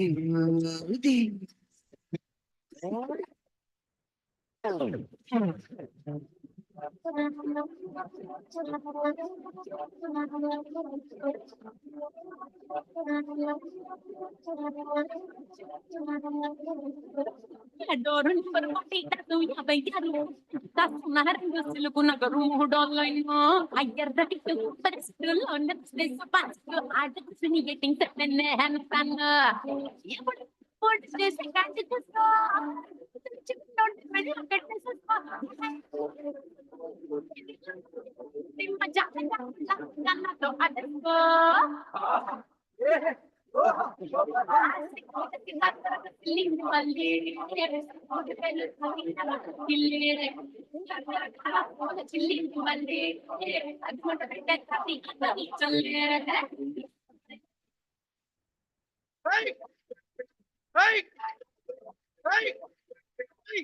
ఎర్రకోక పచ్చరైక చుట్టుకొచ్చింది రో చిన్న పాప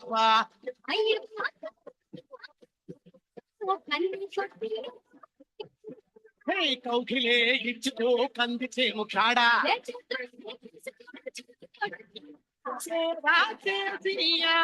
తీసి చేసిపో నా దిట్టి ముట్టుదాయం దాచుకున్న సిక్కులన్నీ మాయ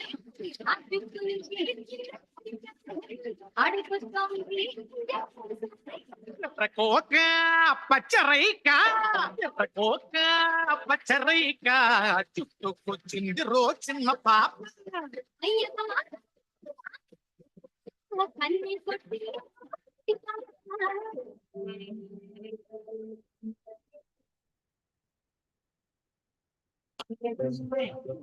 मेरी जान मेरी दिल मेरी जान मेरी दिल मेरी जान मेरे दिल मेरी जान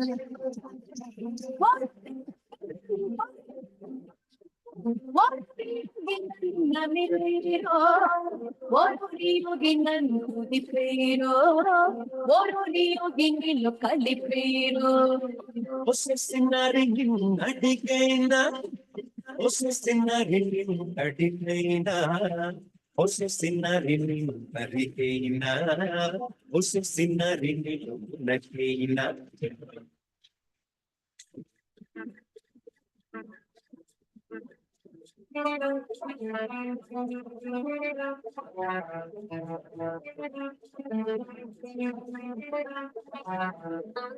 అదిరే అదిరే కన్నే అదిరే అదిరే అదిరే కన్నే అదిరే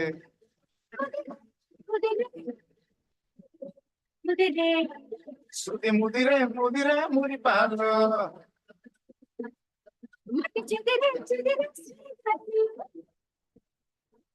శృతి ముదిరే ముదిరే మురిపాలు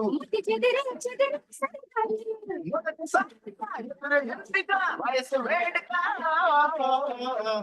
అదిరే అదిరే కన్నే అదిరే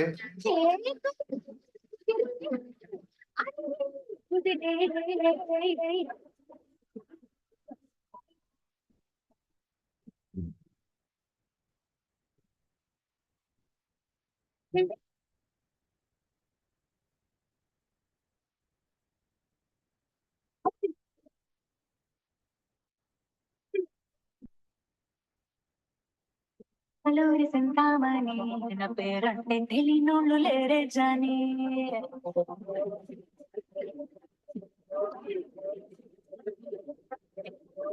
ఎసలెక్క సీక్రెట్ గాని నన్నడక మాట అంటాంది జాడేవోని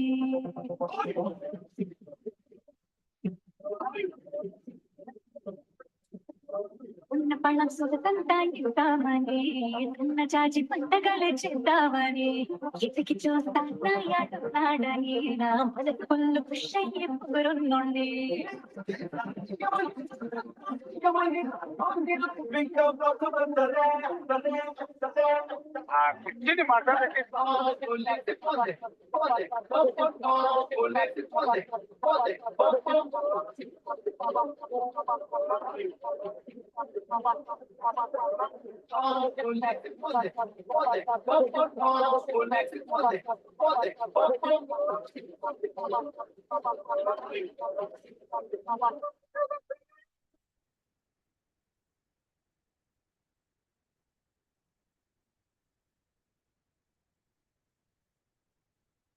What an energy.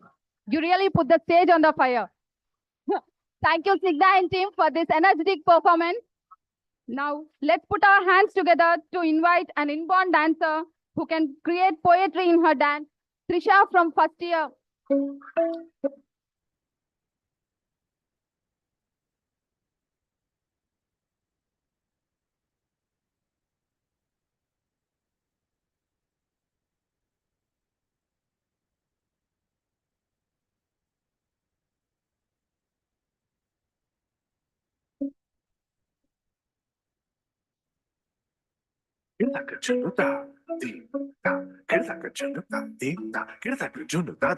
Dhum ta na na na na dhum dhum ta na na na na dhum dhum agappa. Dum dum da na na de da na na na na na dum dum agasa. Ragda dhum da da da di ra na na na na na na na. Da da da dum da da da dum da da dum dum dum da na na na de da na na na na dum. Dana di ra na gama gama ma ga pa pa ma ga sa ni sa. Dana di ra na gama gama ma ga pa pa ma ga sa ni sa. Dana di ra na gama gama ma ga pa pa ma ga sa ni sa. Come on now, follow my lead. Come on now, follow my lead. Niri ba ba niri ba ba ka re sa ni. Pa ni sa sa pa ni sa sa pa ni sa sa. Ga ni sa ba ga ni sa ni da ba.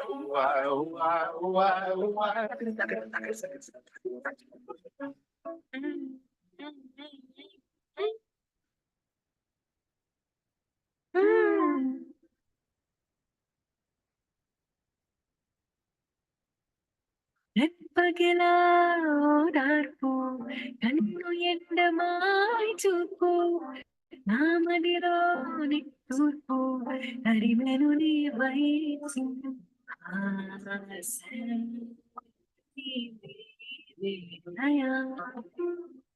మనసిదని హసికలని నైపెక్కని రారా నారీరా రారా నారీరా నదివే రారా నారీరా తనులే రారీరా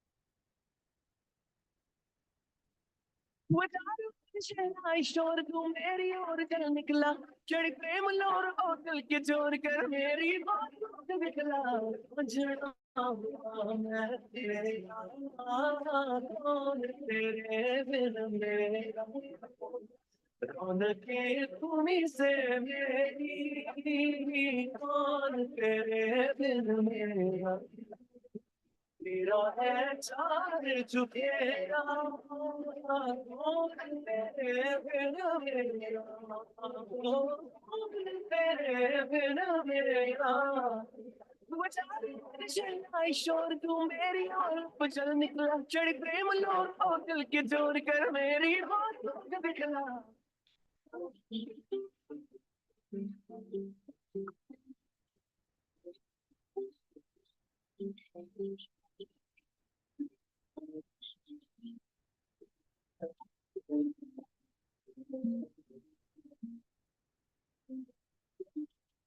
எண்ணமே என் உன்னால உள்ள பூந்தது தன்னால கண்ணமே என் கண்ணால ரெண்டு செவந்து புண்ணாக ஏதோ நானும் ஒளர கொஞ்சம் காதல் வளர உள்ளவே வளர அவ வந்தா தேடியே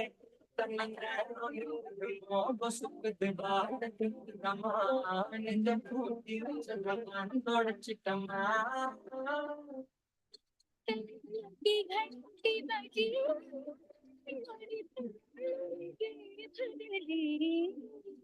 रिटायर के चली मैं तो पार चली, रिटायर के चली मैं तो पार चली, पार वाले पर लेकिन नार चली रे।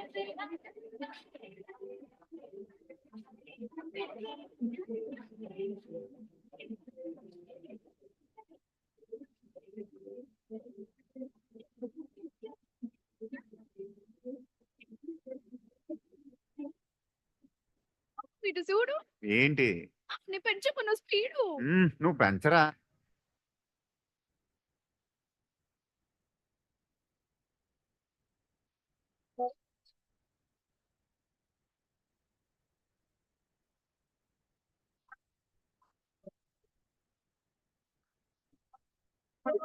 అజమండ్రి రాగమంజరి మాయమ్మ పేరు తలవనోడు లేరు మేసిరి, కళాకారుల ఫ్యామిలీ మరి నే గజ్జ కడితే నిద్రపోదు నిండు రాత్రి.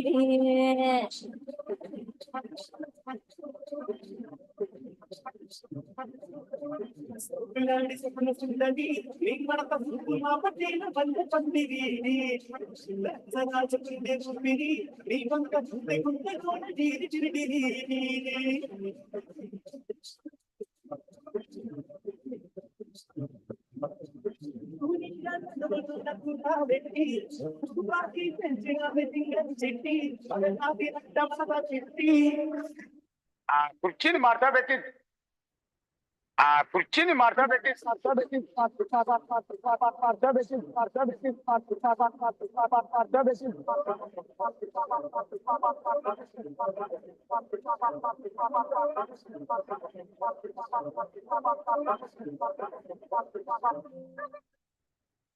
పంచీరే పంచీరే నీ మీదే నిండారే అదృష్టం అమ్మాయే నువ్వే నిండారే ఎంతగా నవ్వావే ఎక్కిల్లే తెచ్చావే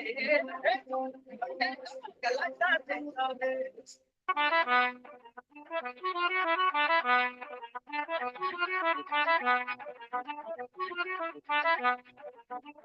You wanna touch it, never gonna get it. Pick up in that one. Money no money, you said it. Again, I'll take it on me.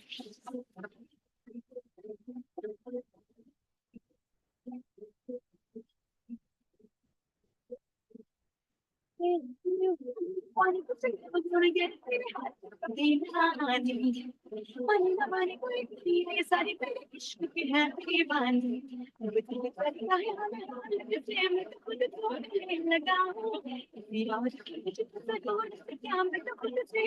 it on me.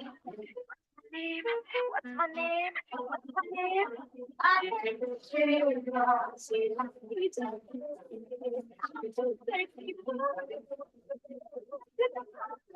Roll. Can you remember any of the rap that you did? My money don't jiggle jiggle. Oh, so you put your wiggle for sure and take it on a triple dribble. You know, rather than my fear, you really have to see it. 6 feet 2 in a compact, no slack, but luckily this. Baby, तरसती हूँ सावरियां तेरे नाम लागे सुना खामखा सताती है क्यों बेचैनियां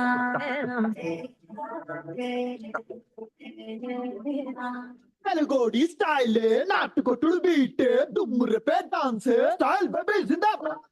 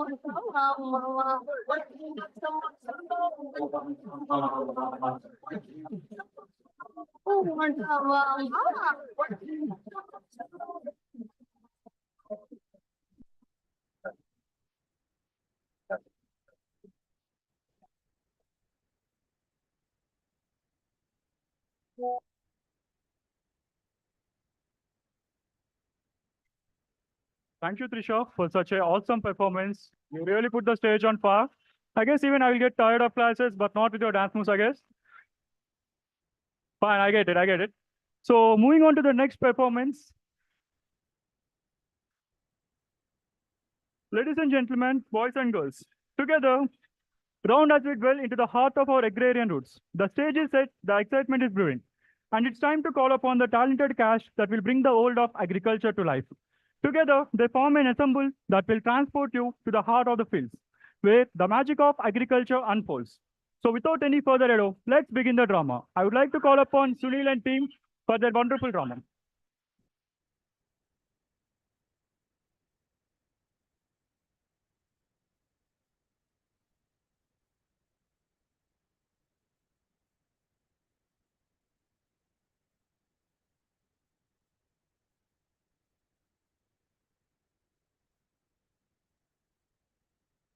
पहला जवाब तेरे जलवे हजार मेरा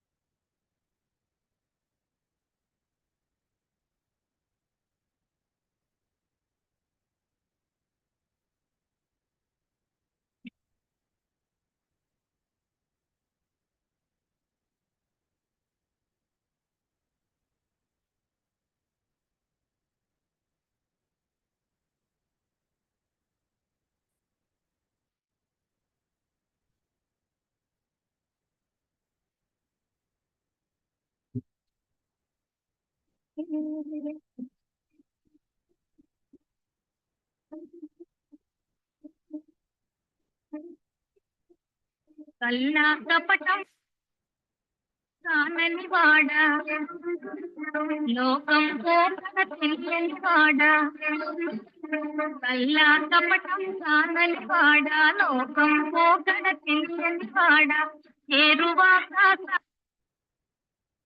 అమ్మ తిని అమ్మ కరెక్ట్ టైంకే పోవాలా మంచి పాట వస్తా అంటే వస్తున్నమ్మా.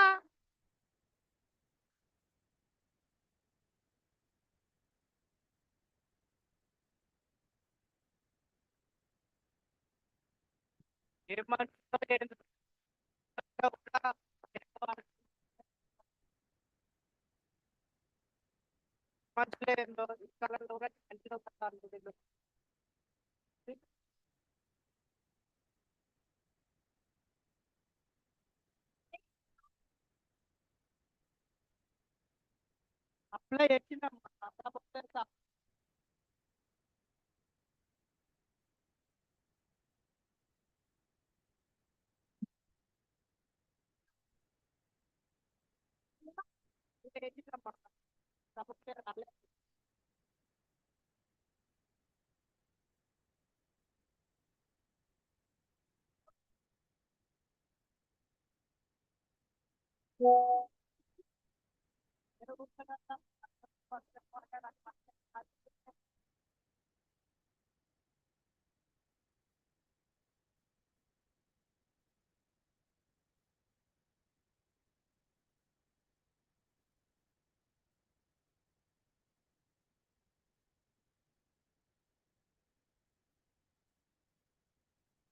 తర్వాత రోజు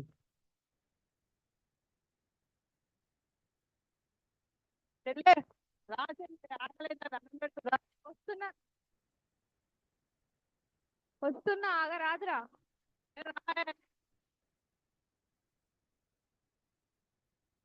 హలో హలో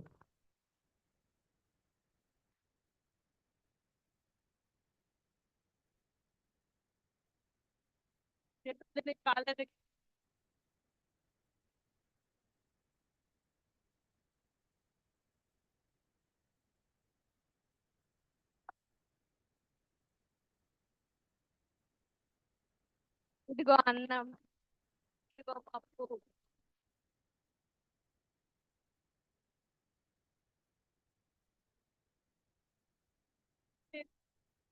నువ్వేమో అందరిలాగా మట్టిలో కాలు దిగుతుండవు, బట్ తినడానికి మిగిలేది ఇదే. ఆన్లైన్ లో ఆర్డర్ పెట్టుకోవచ్చు కానీ పంట పండించలేవు. ఏం చెప్పినావు బిడ్డ చిన్నదానివైనా సిగ్గొచ్చేటట్టు.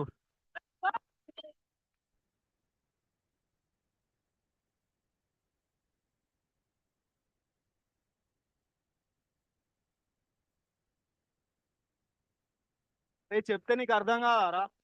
మనిషి అన్నోనికి ఒక్కసారి చెప్తారు. నువ్వు మనిషి అయ్యేంద్రా నువ్వు మంచిగా పొలం అరే పొలం పని చేసుకొని మంచిగా బతుకురా ఊళ్ళో అంటే పట్నం వైపు నా సౌకర్యం ఎత్తా అంటావు. ఏం మనిషిరా నువ్వు?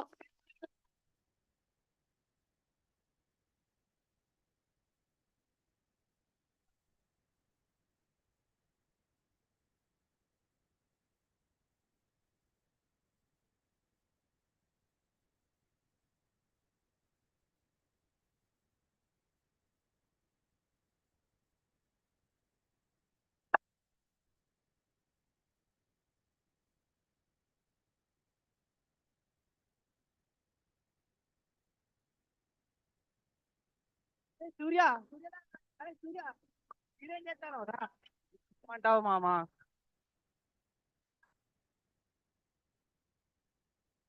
పట్నం పోడే కాదురా, ఆడ ఉద్యోగం కూడా దొరకాలి కదరా మనకు. పెద్ద పెద్ద చదువులు పట్టా ఉంటే సరిపోదురా, పలుకుబడి కూడా కావాలి పట్నంలో.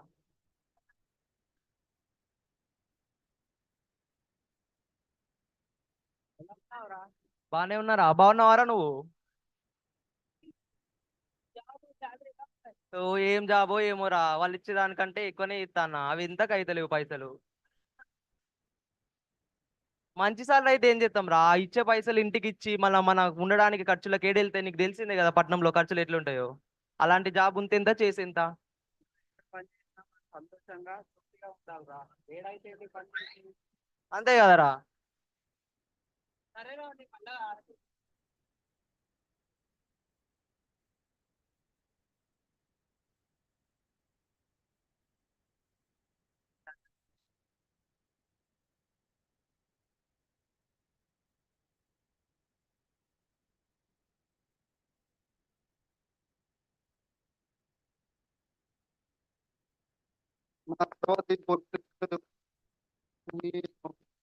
మన మనోడి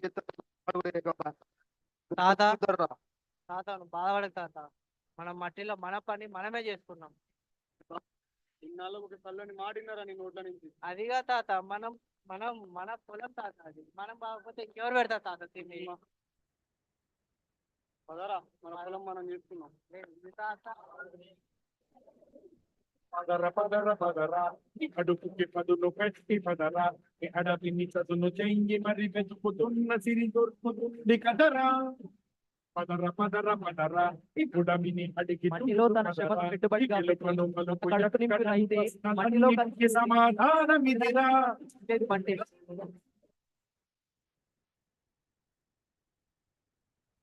మట్టిలో తన శ్రమను పెట్టుబడిగా పెట్టి మన కడుపు నింపే రైతే మట్టిలో కలిసిపోతే మనకు తినడానికి చివరకు మిగిలేది మట్టే. Thank you.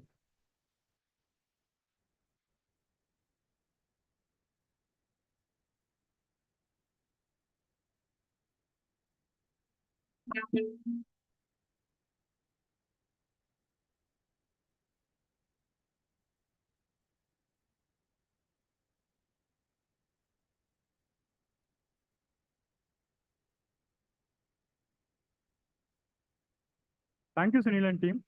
It's always art and cinema. They are the best messenger conveyors to reach any message to anyone. So moving on to our next category, there is a small glitch, and I would like to call upon our Dr. Badwal sir and Dean sir and respected HOD sir onto the dais to hand over an award. Badwal sir, please.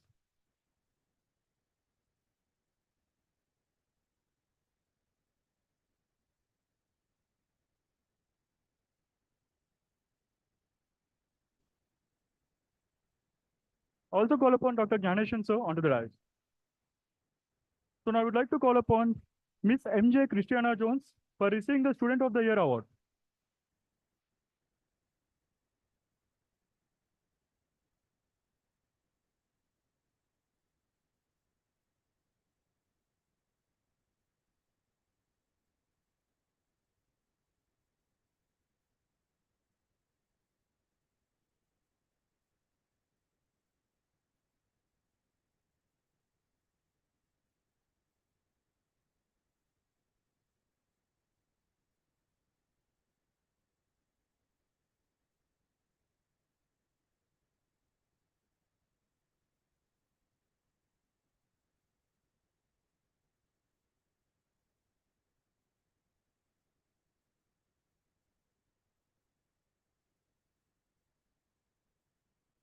Congratulations, Christiana. Thank you to the dignitaries.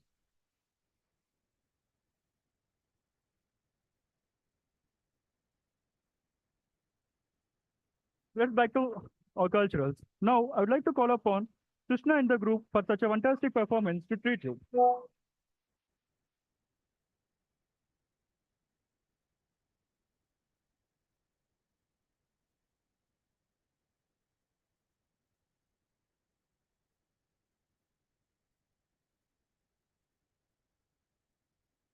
पहला जवाब तेरे जलवे हजार, मेरा भी पता है मैं ना मानू कभी हार, तेरी मेरी दुनिया में बेहिसाब प्यार, मैं हूँ एक एंजल और डेविल मेरा यार, तेरे जैसा दुनिया में कोई भी नहीं, इसे ढूंढती नजर लगे तू ही है वही, परियों की रानी हूँ मैं सबसे हंसी, पर तेरे बिना किक मुझे मिलती नहीं, तेरे बिना किक मुझे मिलती नहीं, तेरे बिना किक मुझे मिलती नहीं, तेरे बिना जे मैनू यार ना मिले मर जावां,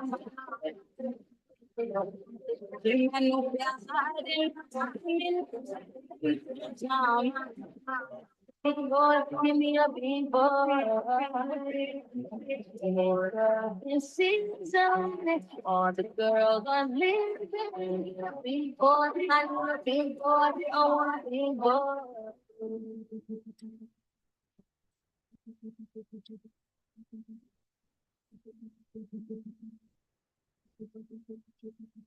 चल छैया छैया छैया छैया चल छैया छैया छैया छैया छैया छैया छैया छैया चल छैया छैया छैया छैया चल छैया छैया छैया छैया चल छैया छैया छैया छैया छैया छैया छैया छैया चल छैया छैया छैया सारे इश्क की छाव चल छैया छैया सारे इश्क की छाव चल छैया पाओ जन्नत चले चल छैया छैया पाओ जन्नत चले चल छैया चल छैया छैया छैया छैया चल छैया छैया छैया छैया चल छैया छैया छैया छैया चल Chaiyya Chaiyya Chaiyya Chaiyya Caricata, prendano motore, che deve fare quello che viene, ma che ne deve?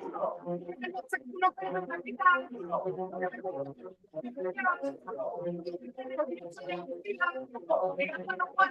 porque ella le gusta la sobrina.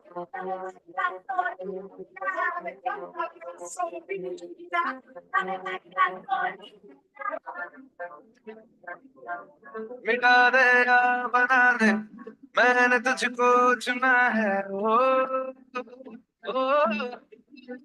तेरे सारे रंग ओढ़ के डंग ओढ़ के तेरा हुआ मैं सबको छोड़ के ओ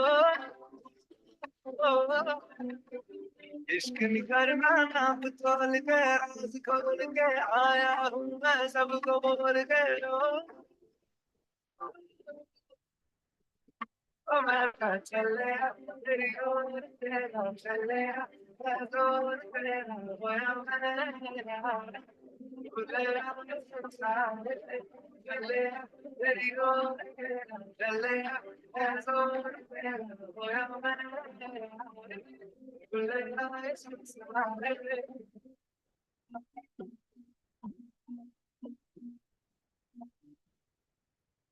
Ah, ya rave la langa bude, rabe ni ki rave rave.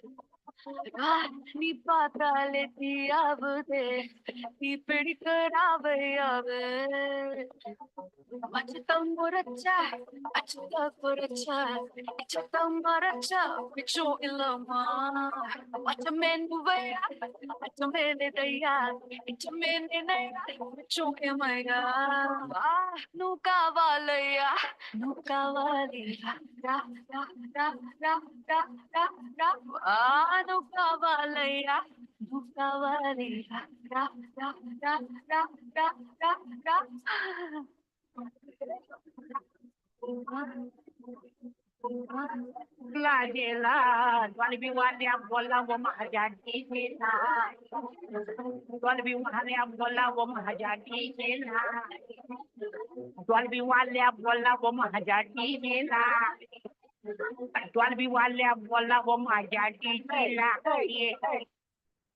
ఎలుపుడా ఎలుపుడా ఎలుపుడా అడిగడా అడిగడా అడిగడా అడిగడా వాడసత మనుషుడు నా తోళ వచ్చి మేడం కట్టి కూతు కట్టిడా వాడసత మనుషుడు నా తోళ వచ్చి మేడం కట్టి కూతు కట్టిడా లారిసోనా లారిసోనా లారిసోనా లారిసోనా లారిసోనా లారిసోనా లారిసోనా లారిసోనా లారిసోనా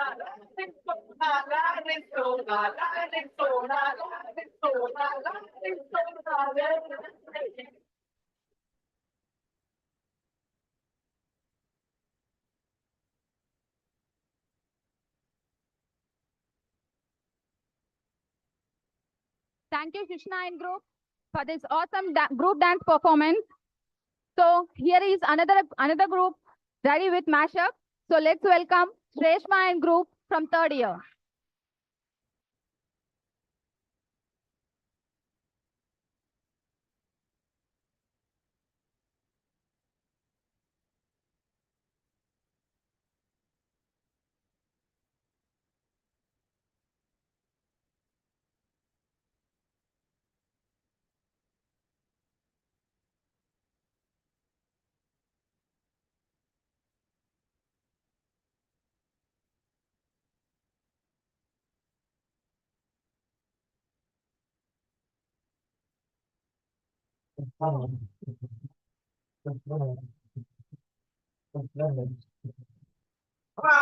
వస్తావా వస్తావా రమ్మన్న చోటకి వస్తావా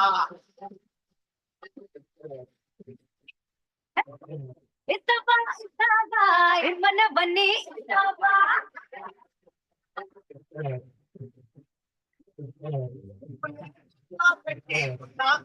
వస్తావా మూడు పచ్చబుట్ల బొమ్మ ముద్దుల గుమ్మ ఇలా ఇలా ఇలా ఇదే లంబాడి బొమ్మ మూడు పచ్చబుట్ల బొమ్మ ముద్దుల గుమ్మ ఇలా ఇలా ఇదే లంబాడి బొమ్మ సిల్లు సిల్లు నరకమ్మ పిల్ల పిల్ల కడియాల కమ్మని గుమ్మ సిల్లు సిల్లు నరకమ్మ పిల్ల పిల్ల కడియాల కమ్మని బొమ్మ ఓడిఎం హీట్ ఈడిఎం లో బీట్ రేడియం లైట్ బాడీలో ఇటు అటు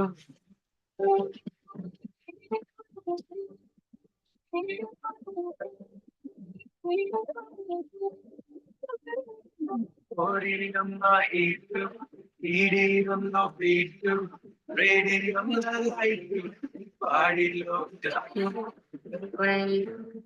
चल छैया छैया छैया छैया चल छैया छैया छैया छैया छैया छैया छैया छैया चल छैया छैया छैया छैया चल छैया छैया छैया छैया चल छैया छैया छैया छैया छैया छैया छैया छैया चल छैया छैया छैया सारे इश्क की छाँव चल छैया छैया सारे इश्क की छाँव चल छैया आओ जन्नत चले चल छैया छैया आओ जन्नत चले चल छैया జంగడి కింద జంగడి జంగడి కింద కుసుమరి మురు ప్రయాణంద మల్లెపూలు తలంగా శ్రీకాకుళం దండలు ఇరమల్లం గుర్తులు నాయమ్మ నా తల్లి నా చిరాబాబు బలిక నాయమ్మ నా తల్లి నా చిరాబాబు బలిక మరి తెల్ల పడతా పోతే తిడతది పోతే ఇచ్చత పోతది అది పోతే పోతొస్తది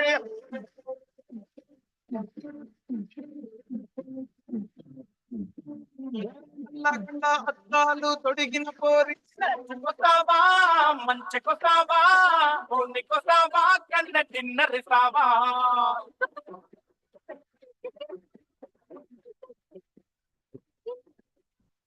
సై సై చోకులతో సై జంటావా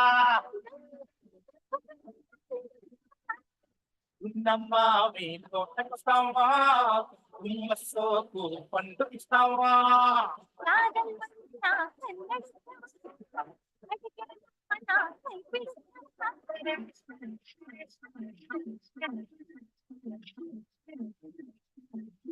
Gay trouble.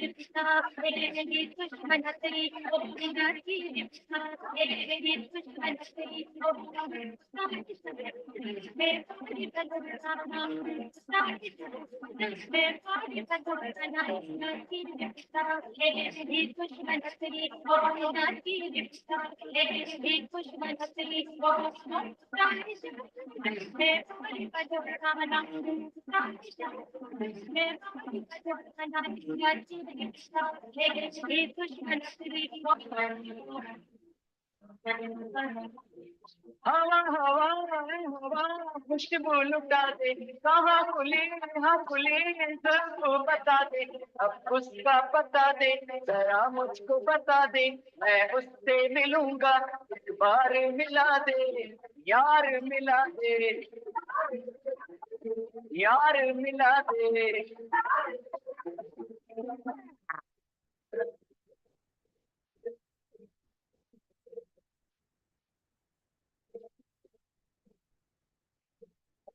पोरं जमली वरती चर्चा बोलिंग झाली भावड्या पार्टीला हमंग पारावरती आली टपरी माकर स्लीप वारकर भावड्याला मंग बसला स्टार्टर 15 मिनिटे आमचे तू आपल्या डिस्को डान्सिंग खाजेला टॉलबी वाल्या बोलाव माझ्या डीजेला टॉलबी वाल्या बोलाव माझ्या डीजेला टॉलबी वाल्या बोलाव माझ्या डीजेला टॉलबी वाल्या बोलाव माझ्या डीजेला అమ్మాయే సన్నగా అరనవ్వే నవ్వగా మతి తప్పి కుర్రాళ్ళే మంచాన పడ్డారే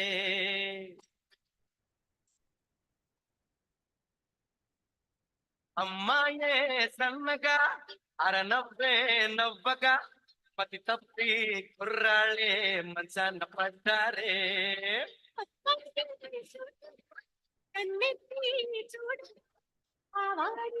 చూపులకు మంచైన మరిగేలి ఆ నవ్వులు ఈ సూపులు ఆ నవ్వులు ఈ సూపులు కలిపేస్తే ప్రేమేలే అమ్మాయే సన్నగా అరనవ్వే నవ్వగా మతి తప్పి కుర్రాళ్ళే మంచాన పడ్డారే బస్తని వెనుక ఎటైనా సాధనగా ఇస్తా తాను కదా ఏదైనా సాధనగా వస్తానే వెనుక ఏదైనా సాధనగా ఇస్తాను కదా ఏదైనా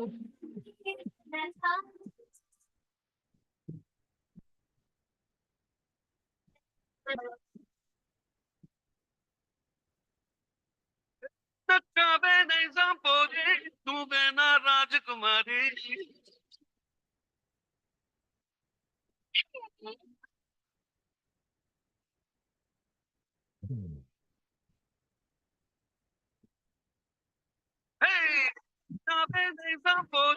तू बेना राजकुमारी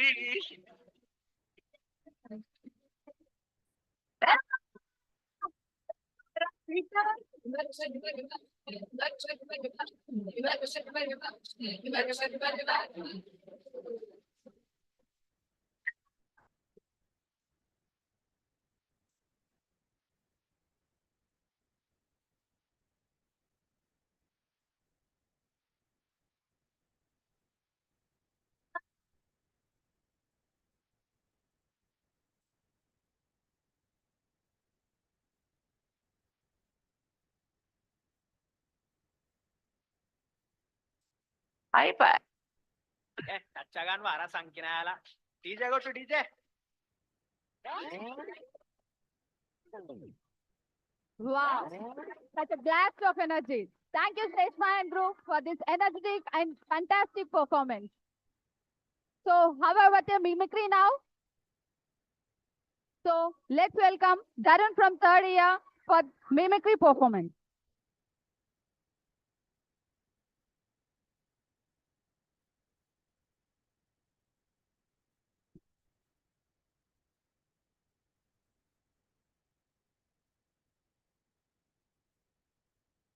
Hi friends.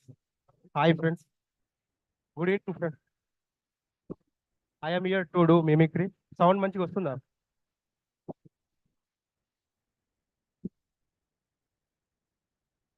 ఓకే. చిలకమ్మ అమ్మ కొట్టిందా, తోటకెళ్ళావా, పండు తెచ్చావా, గుట్లో పెట్టావా, గుట్టుకు మింగావా. ఈ పద్యం పొలిటీషియన్స్ కేసీఆర్ చంద్రబాబు నాయుడు జగన్మోహన్ రెడ్డి వాళ్ళ వే ఆఫ్ స్టైల్ చెప్తే ఏ విధంగా ఉంటుంది. ఫస్ట్ జగన్మోహన్ రెడ్డి ప్రతి అవ్వకు ప్రతి అక్క చెల్లెమ్మకు నేను ఈవేళ చిట్టి చిలకమ్మ అనే పద్యం చెప్పదలుచుకుంటా ఉన్నా. చిట్టి చిలకమ్మ అమ్మ కొట్టిందా, తోటకెళ్ళావా, పండు తెచ్చావా, గూట్లో పెట్టావా, గుడ్డుకు మింగవా. నేను ఇవాళ పెద్ద మనిషి చంద్రబాబు నాయుడు గారిని ఒకటే అడుగుతా ఉన్నా, ఆ చిట్టి చిలకమ్మని ఓదార్చవా అని అడుగుతా ఉన్నా. ఈ సందర్భంగా ఆ చిట్టి చిలకమ్మ మీద ఓదార్ప్యత చేస్తాను అని చెప్పేసి ఈ సందర్భంగా తెలియజేసుకుంటా ఉన్నా. చంద్రబాబు నాయుడు చేస్తా ఉంటాడు. చెట్టు ఎలుకమ్మ అమ్మ కొట్టింది, తోటకెళ్ళావు, పండు తెచ్చావు, గూట్లో పెట్టావు, గుడుకు బెంగా. నేను ఢిల్లీకి ఛాన్సర్లు వెళ్ళాను, పండు తెలియకపోయాను. చెట్టు చిలకమ్మ ఇదేం పద్ధతి కాదు, ఢిల్లీకి పోతా, పండు తెస్తా, మీలేగా గుడ్డుకు కాకుండా అందరికి పంచి పెడతారని చెప్పేసి సెలవు తీసుకుంటా ఉన్నా. కేసీఆర్ చేస్తా ఉంటుంది. కేసీఆర్ ఇక ఆడాడు మోపోయిండా, చిట్టి చిలకమ్మ మోపోయింది. మళ్ళా ఆ చిట్టి చిలకమ్మ అమ్మ కొట్టింది. ఎందుకు కొడుతుందండి పిల్లలు? ఏదో పిచ్చి పని చేస్తే కొడుతుంది, వచ్చే కొడతా. సరే కొడితే కొట్టింది, ఎడిపోవాలి, బడికి పోవాలి. ఎడిపోయాను, తోటకు పోయాను. తోటకు నీ అయ్యే జాయిరైన పోయినావా, లేదా నీ తాత జాయిరైన పోయినావా? సరే తోటకు పోయినావు, ఏం చేయాలి? పని చేయాలి. ఏం చేసినావు? గుడుక్కుమన్నావు. అది గొంతులిస్తే రెస్పాన్సిబిలిటీ ఎవరండి? Definitely, there are so many causes and consequences, but I won't talk because this is a minor issue. ఇప్పుడు మిడ్ ఎగ్జామ్స్ అండి, మిడ్ ఎగ్జామ్స్ సెలబ్రిటీస్ పొలిటీషియన్స్ రాసిళ్ళు, వాళ్ళ యొక్క రిజల్ట్స్ వచ్చినాయి. వాళ్ళ రిజల్ట్స్ ఏ విధంగా వచ్చినాయి? ఫస్ట్ స్టూడెంట్స్ వచ్చేసి ఎవరెవరు అంటే వైఎస్ఆర్ ఉంటాడు, రోషయ్య ఉంటాడు, చంద్రబాబు నాయుడు ఉంటాడు, వైఎస్ జగన్మోహన్ రెడ్డి కూడా ఉంటాడు, మళ్ళా సుమన్ శెట్టి ఉంటాడు, ప్లస్ షర్మిల ఉంటుంది, లక్ష్మీ పార్వతి కూడా ఉంటాడు. ఫస్ట్ అబ్బాబా ఏం ఎగ్జామ్స్ మిడ్ ఎగ్జామ్స్. ఏం రాజశేఖర్ రెడ్డి గారు మొత్తం తెల్ల పేపర్ ఇచ్చారు మీరు? అయ్యా అయ్యా ఏం చెప్పమంటావు నాయన, ఏం చెప్పమంటావు బాబు? నా ఎదురుగున్న బెంచ్ లో తమన్నాను కూర్చోబెట్టారు. ఆవిడ గారిని చూస్తూ పేపర్లో రాసే ఆన్సర్లన్నీ బెంచ్ మీద రాశాను. ఏం చంద్రబాబు నాయుడు గారు మీరు పక్క నవ్వుతా ఉన్నారు, మీరు కూడా తెల్ల పేపర్ ఇచ్చారు. అక్కడికి వస్తున్నా మీరు కూర్చోండి, ఆడికి వస్తున్నా మీరు కూర్చోండి. ఆయన గారి పక్కనేమో తమన్నాను కూర్చోబెట్టారు, నా పక్కనేమో అనుష్కను ఊకబెట్టారు. ఇదేం పద్ధతిగా లేదు, పద్ధతి మార్చుకోవాలి. ఇంకా ముందు చాలా ఎగ్జామ్స్ ఉంటాయి, అప్పుడు నేను చూసుకుంటా. ఏం బిహెచ్ హనుమంతరావు గారు మీరు కూర్చొని నవ్వుతా ఉన్నారు, మీరు కూడా ఏం రాయలేదు, తెల్ల పేపర్ ఇచ్చారు. అరే ఎంత అన్యాయం ఉంటారు అబ్బాయి, నాకు అర్థంగా కొడతాయి. వైఎస్ రాజశేఖర్ రెడ్డి పక్కకేమో తమన్నాను ఊకబెట్టి, చంద్రబాబు పక్కకేమో అనుష్కను ఊకబెట్టారు. మరి నా పక్కకి ఎవరు ఊకున్నారు అబ్బాయి? నాకు అర్థంగా కొడుతా. నా పక్కకి ఎవరు ఊకోలే, నేనేం రాయలే, అంతే. కేల్కతాం దుకాణం బంద్. షర్మిల గారు మీరు అసలు పేపర్ వేయలేదండి. నేను మీ రాజన్న చెల్లెల్ని, రాజన్న కూతుర్ని, జగనన్న చెల్లెల్ని. ఈ రోజు ఐడి కార్డు లేదని చెప్పి నన్ను ఎగ్జామ్ రాయనీయకుండా చేశారు. ఇది ఎంతవరకు సబబు మీరే చెప్పండి. ఏం రోషయ్య గారు మీరు తెల్ల పేపర్ మాట్లాడుతున్నావు, లేకుండా మాట్లాడుతున్నా, ఏం మాట్లాడుతున్నాం? ఊక ఎగ్జామ్స్ పెడితే ఏం రాస్తామండి? యూత్ అంతా యాంగ్జైటీగా ఫీల్ అవుతుంటారు ఉంటుందండి. Next power star Pawan Kalyan.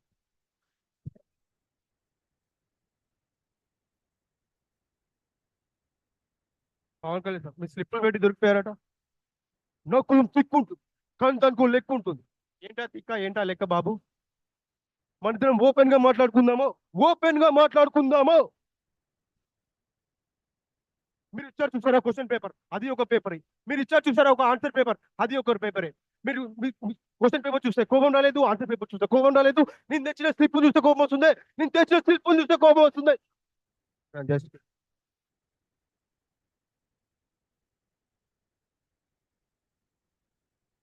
Okay, thank you very much.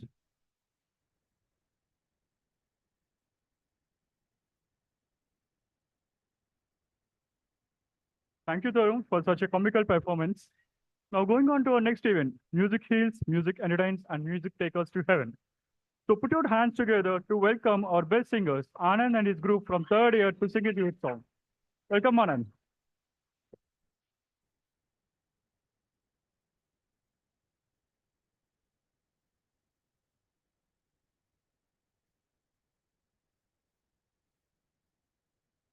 Hello, hello, hello, hello, hello, hello.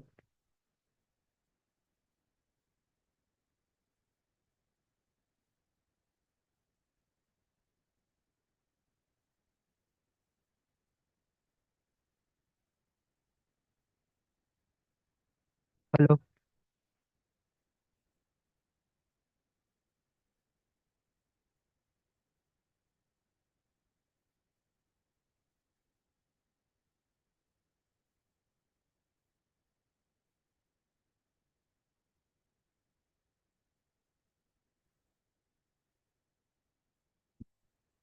Okay.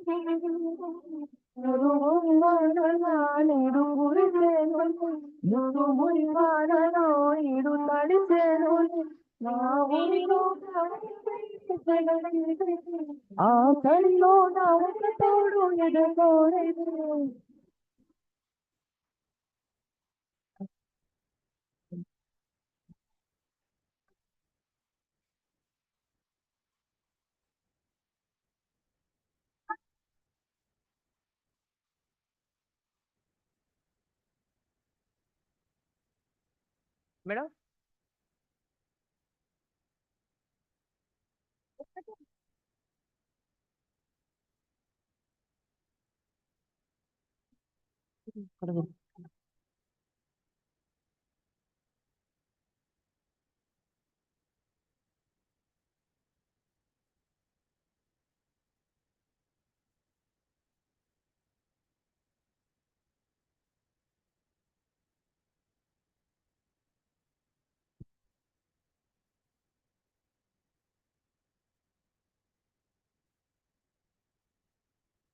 Sorry for this glitch, guys. So now let us invite Pujita and group from third year for a group dance performance.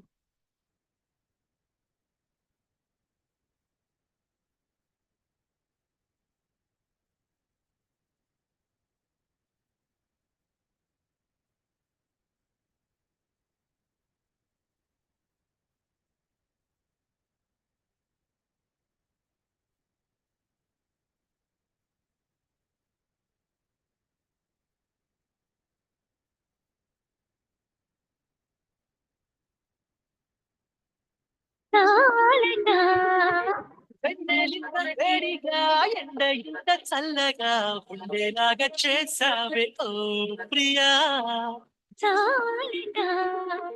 వెన్నెలింత వేడిగా ఎండ ఇంత చల్లగా ఉండేలాగా చేసావే ఓ Priya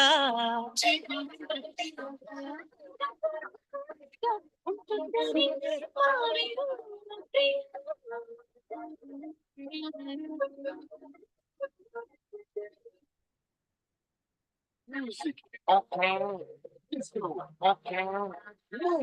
Okay. Slowly, slowly. Same, but the plan. No money, no honey. Good boy goes to heaven. Bad boy goes to. Hare, Hare, Happy, Hare.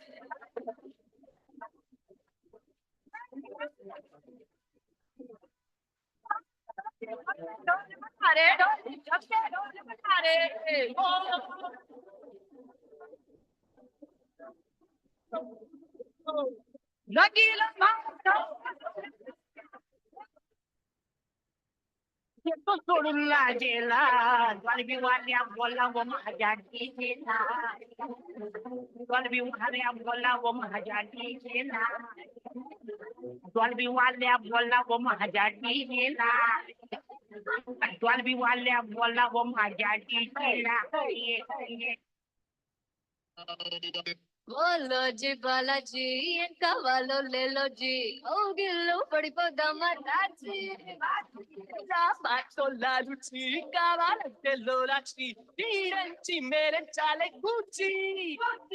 Nurra chip chip chip chip nurra chip chip chip chip nara chip nara bute chilala nilale chupe chula ruchi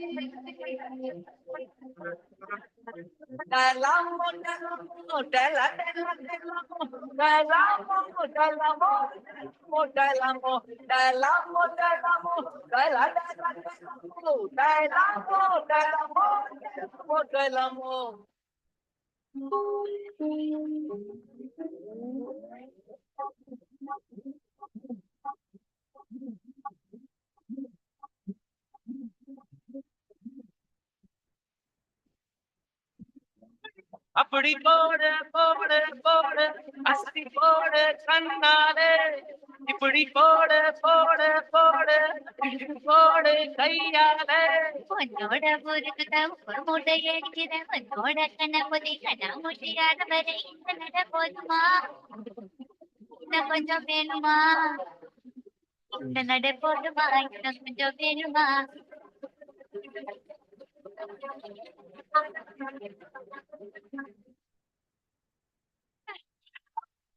Laddu मिठाई Laddu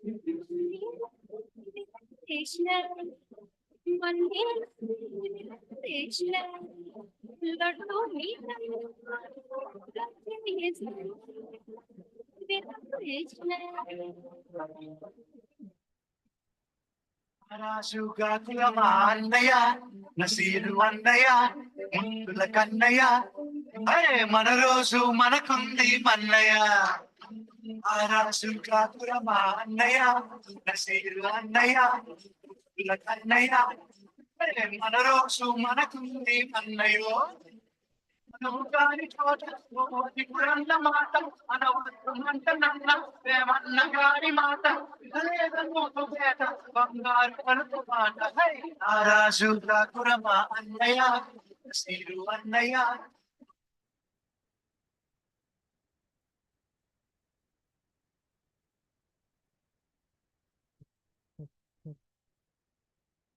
Thank you, girls, for once again putting the stage on fire. Now, I would like to call upon Mr. Dhruv for their soulful performance.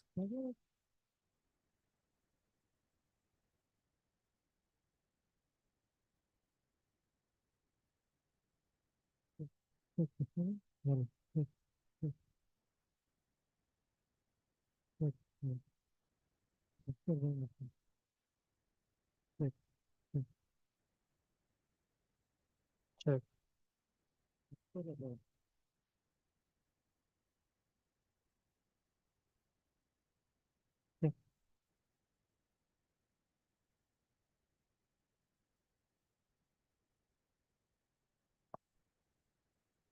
Hello.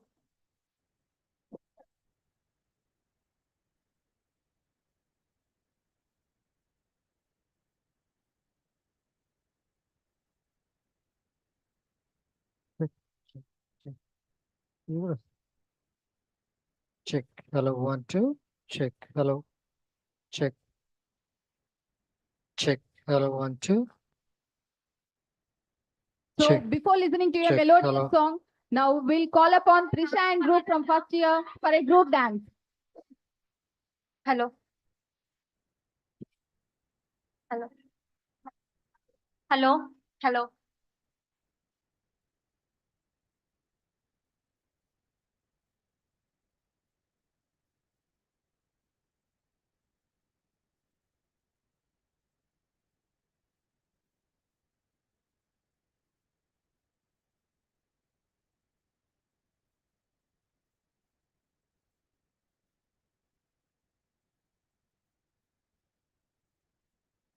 Oh, hello.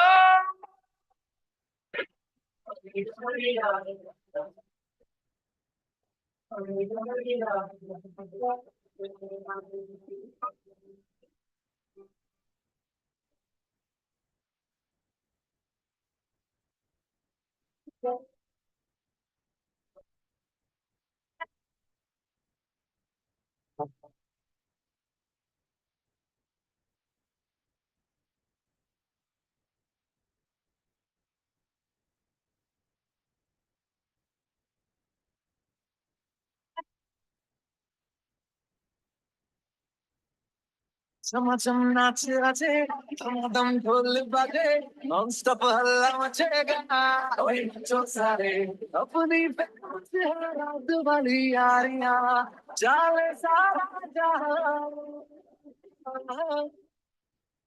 बेथलपुर मासुर ले ओ छोरिया तुम्हें नगरिया जब जब ये घूमे हमारी यार तारी कमरिया हमारी यार तारी कमरिया बेथलपुर मासुर ले ओ छोरिया तुम्हें नगरिया जब जब ये घूमे हमारी यार तारी कमरिया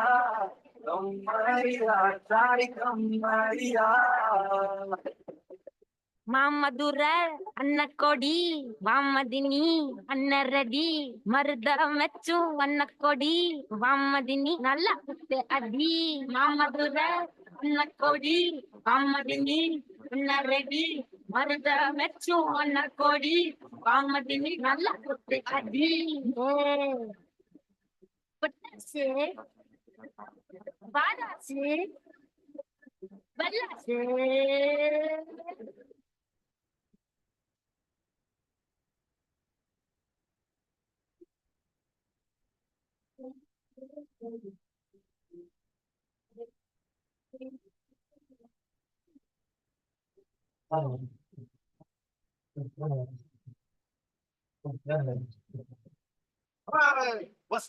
వస్తావా రమ్మన్న చోటకి వస్తావా ఇతవా ఇమన బని ఇతవా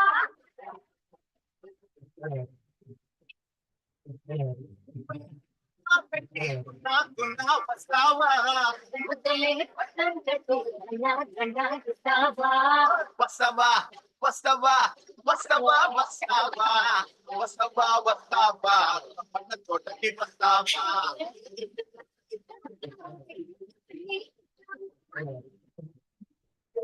Yeah, bring it.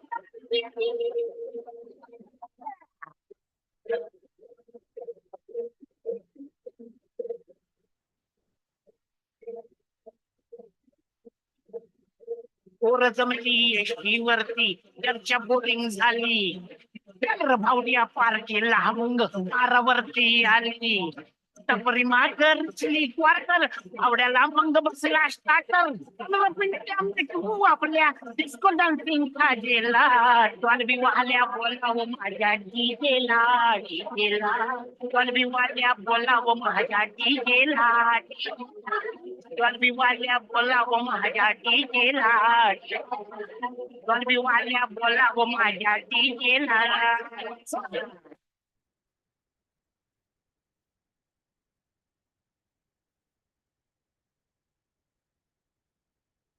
Thank you, Trisha and group, for Check. this Hello, 1, 2. energetic performance. Now I invite Ananda and group for melodious song.